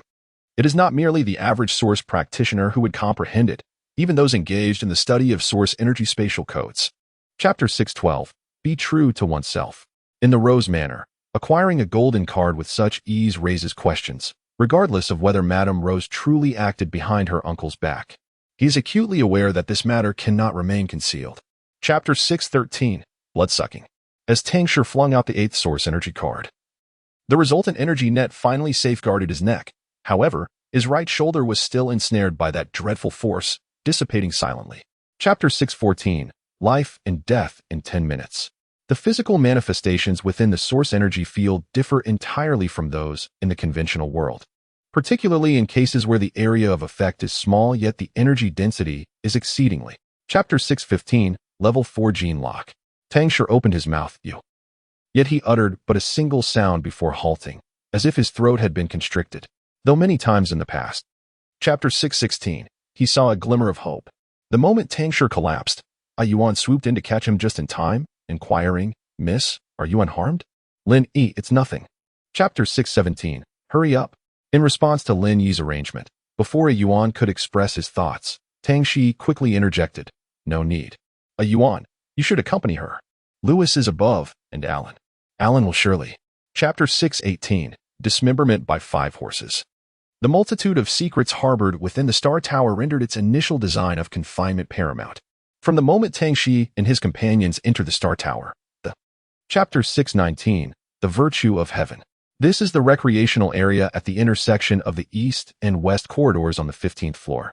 Though not expansive, its height reaches nearly 50 meters, resembling an oddly shaped atrium. Artificial light cascades from above. Chapter 620, Does your conscience not ache? Madame Rose gently brushed her hair aside, then crossed her arms as dreamlike shadows danced across her form in the atrium, outlining her alluring curves.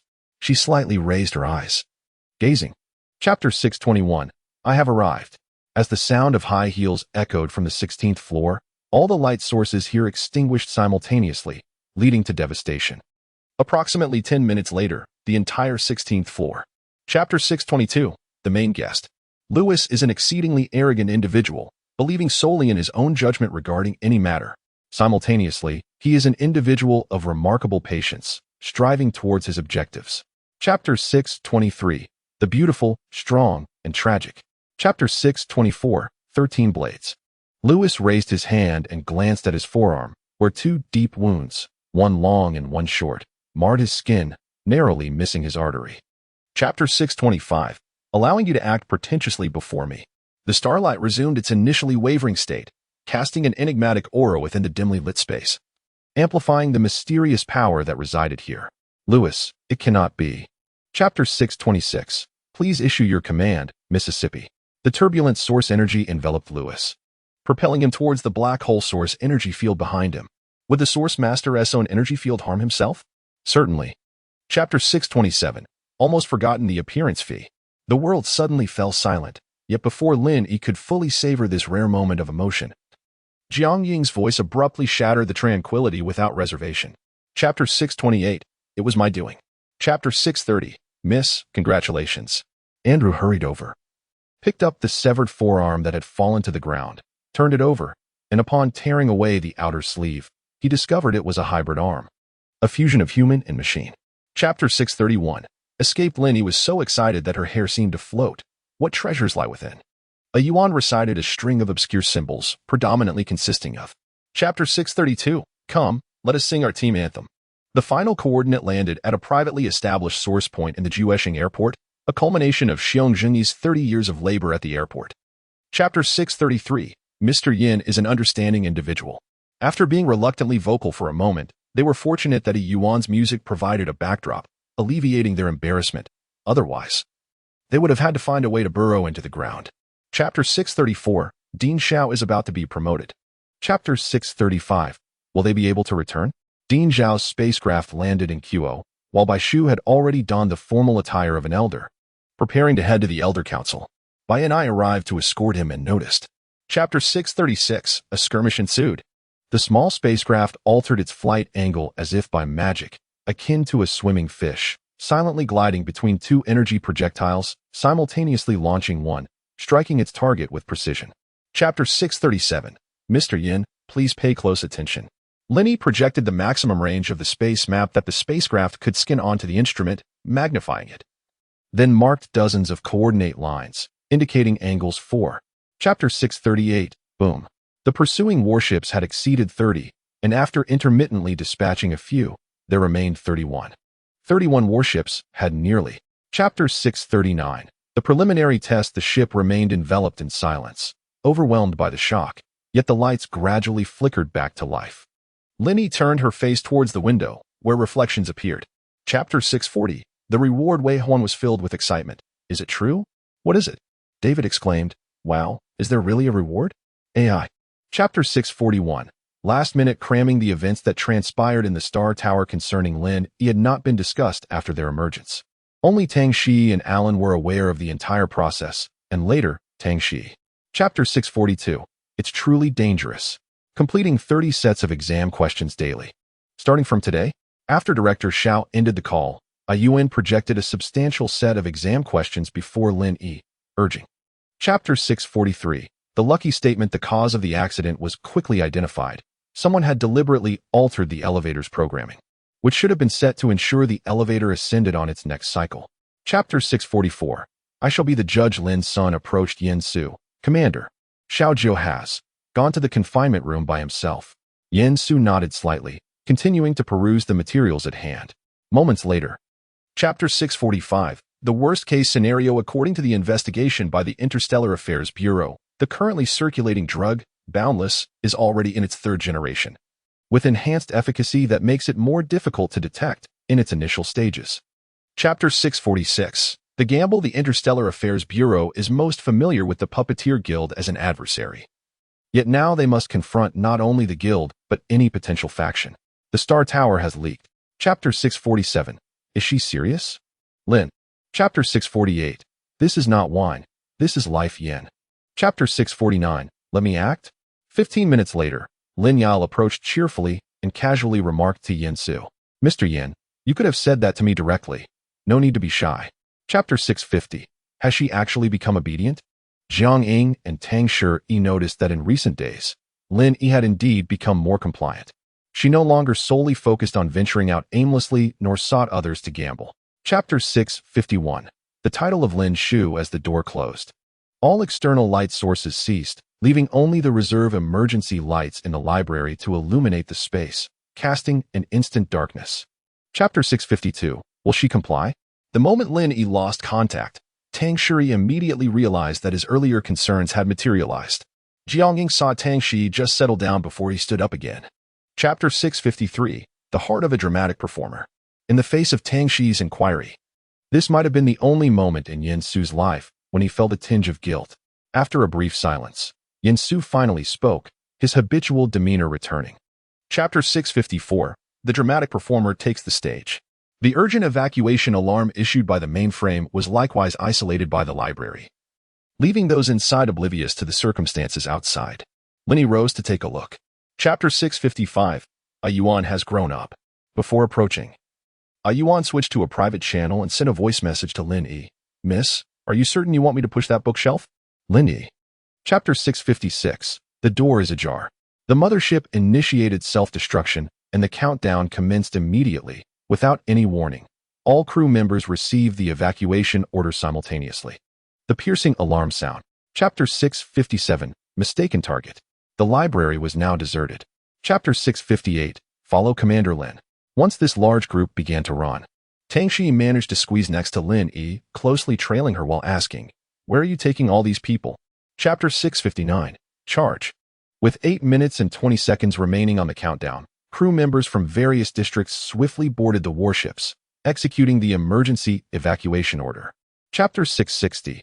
I am not the kind of person who feasts for free. As Lin Yi's small spacecraft descended, the mothership's countdown entered its final minute, and the ship's broadcast switched to a countdown in seconds. At this moment, the entire ship, comprising 7,000 individuals. Chapter 661. General Lin's generosity. Upon finishing her statement, Lin Yi transferred the communication signals of the 46 warships entirely to Yin Su, instructing him to reassure the bewildered crew members. After calming them, he was to convey further instructions.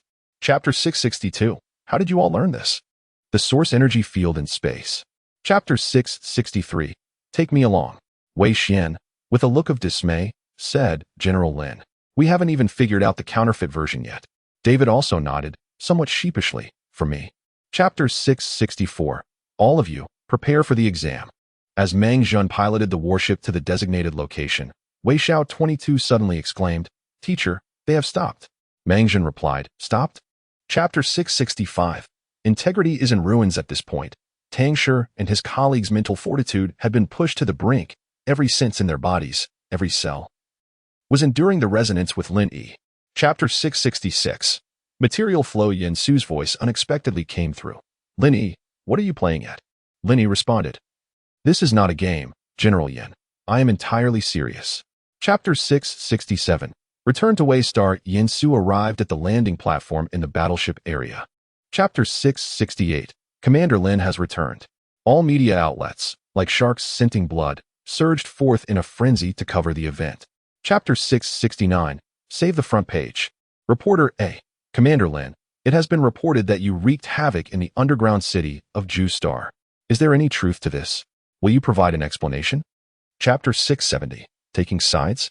However, the unexpected occurrences along the way were indeed remarkable. Chapter 671. Do not cause trouble. Director Xiao led her into a modestly decorated room. Lin Yi strolled about, observing her surroundings. Is this your lounge? Chapter 672. The difference between 100,000 and 1 billion. After Director Xiao issued several warnings, he hurriedly departed. Then, Assistant Xiao guided Tang Shi and others in, thoroughly recounting the entire trial process. Chapter 673. She began to feel displeased after listening to the discussion. Wei Huan opened her mouth in confusion. Assistant Xiao, we officially enter the trial tomorrow. If Commander Lin's 2 contribution points cannot be confirmed. Chapter 674. Everyone should reflect. Assistant Xiao spent over 3 hours summarizing these matters, providing them with a general understanding of what they were about to confront. Chapter 675. The trial. Lin Yi slumbered until dawn, awakening with a lingering sense of fatigue. Still somewhat dazed, she was attended to by a Yuan, who assisted her in her morning routine, gradually bringing her to a state of clarity. Chapter 676. Confession and assault. The tribunal consisted of 17 members, all seated to Lin Yi's left, not far from her. Upon taking her seat, she cast a glance in their direction and noticed several familiar faces among the judges. Chapter 677. No more delays. Lin Yi's defense team was comprised of 5 individuals, one of whom was an anthropomorphic artificial intelligence. Such an assembly of legal representation was indeed a rare occurrence. Chapter 678. Do not disappoint me regarding the riots in the underground city of Jiuesheng in the Star Tower. The evidence currently in the possession of the tribunal was sufficient to establish a direct correlation with Lin Yi's unauthorized use of extensive source techniques. Chapter 679. She was not bullied. Chapter 680. Too audacious. The media and audience were exceedingly exhilarated, with numerous major streaming platforms. Chapter 681. Too fast. Director Xiao also received news from Yin Su, and his mood shifted to one of acute tension. Instinctively, he glanced towards Bai Shu, just in time to see Bai Ni enter and approach Bai Shu. Chapter 683. Is this our first encounter? As Assistant Xiao stepped forward, Tang Shi and the others instinctively leaned their bodies forward. Apart from the staff on the stage, they were the closest to Lin Yi. Chapter 684. Departing for the back mountain. In this world, more than 90 of those referred to as source masters possess super genes. Their physical attributes significantly surpass those of ordinary individuals. Chapter 685. A boastful hound. Chapter 686. The White Tower. Wei Xian paid no mind to Alan's arrogance. And moreover, Chapter 687. A place where light cannot reach. As the vehicle descended to a depth of 40 meters, the view outside the window was enveloped in complete darkness, rendering visibility non-existent. Even the light within the vehicle was being consumed by the shadows, and their descent continued. Chapter 688. Entwined in love and hate. Lin Yi opened the car door and stepped out, followed closely by Tang Shi and the others. At that moment, the surrounding lights suddenly illuminated, startling both David and Wei Xian. Chapter 689. They once held the sword with noble intent. Just then, the elevator abruptly halted, severing their communication signal with Lewis. Tang Shi glanced at the data displayed in the elevator. They had just. Chapter 690. The dragon-slaying boy ultimately transforms into a malevolent dragon. Tang Shi and the others fell silent, while Wei Xian seemed poised to utter a few curses. Chapter 691. Awaiting you. At this time, in the exclusive office of Kovo within the Interstellar Affairs Bureau, representatives from the Presidential Office, leaders from various regions, military, police, and supervisory agencies had all gathered. Chapter 692. Die within Lin Yi's unique perspective. The circular labyrinth was particularly intriguing, with its distinct distribution of energy pathways resembling. Chapter 693. I only pursue my passions. 66 years ago, Dean Xiao was merely an ordinary instructor at the Sanjianjuan Academy, possessing limited abilities. and his time to teach Dai was less than a year. He himself was barely making ends meet. Chapter 694. Resurrection? Resurrection? Lin Yi gazed at Lewis, questioning whether he wished for her to return from the dead. Lewis replied, "Is that not possible?" Lin Yi cradled her arms. Chapter 695. Why can't you learn your lesson? Not long after Elder C's demise, the old man in the wheelchair followed suit, closing his eyes. The century-old enmity between the two elders quietly reached its conclusion. Chapter 696. Difficulties as Bai Shu and the others were taken away by Yen Su. The office area within the Elders' Council was temporarily commandeered by the Interstellar Affairs Bureau, including all personnel within. Chapter 697. Cannot wait any longer. While Tangshur was deep in thought, contemplating how to break the deadlock, Lin Yi provided guidance on their next steps, which was simultaneously relayed to them by Ah Yuan. Tang. Chapter 698. Only I know the truth. In Lin Yi's eyes, Dai, encased within the metallic coffin, appeared merely as a young girl, seemingly younger than a Jiang. A rebellious spirit, a prodigious talent. Chapter 699. Time to return for dinner. Lewis and Madame Rose traversed through the source spatial field of the White Tower. The specific location they passed through remains unknown to Lin Yi, yet it is something that can be investigated. However, waiting for the inquiry. Chapter 700. Graduation, the end.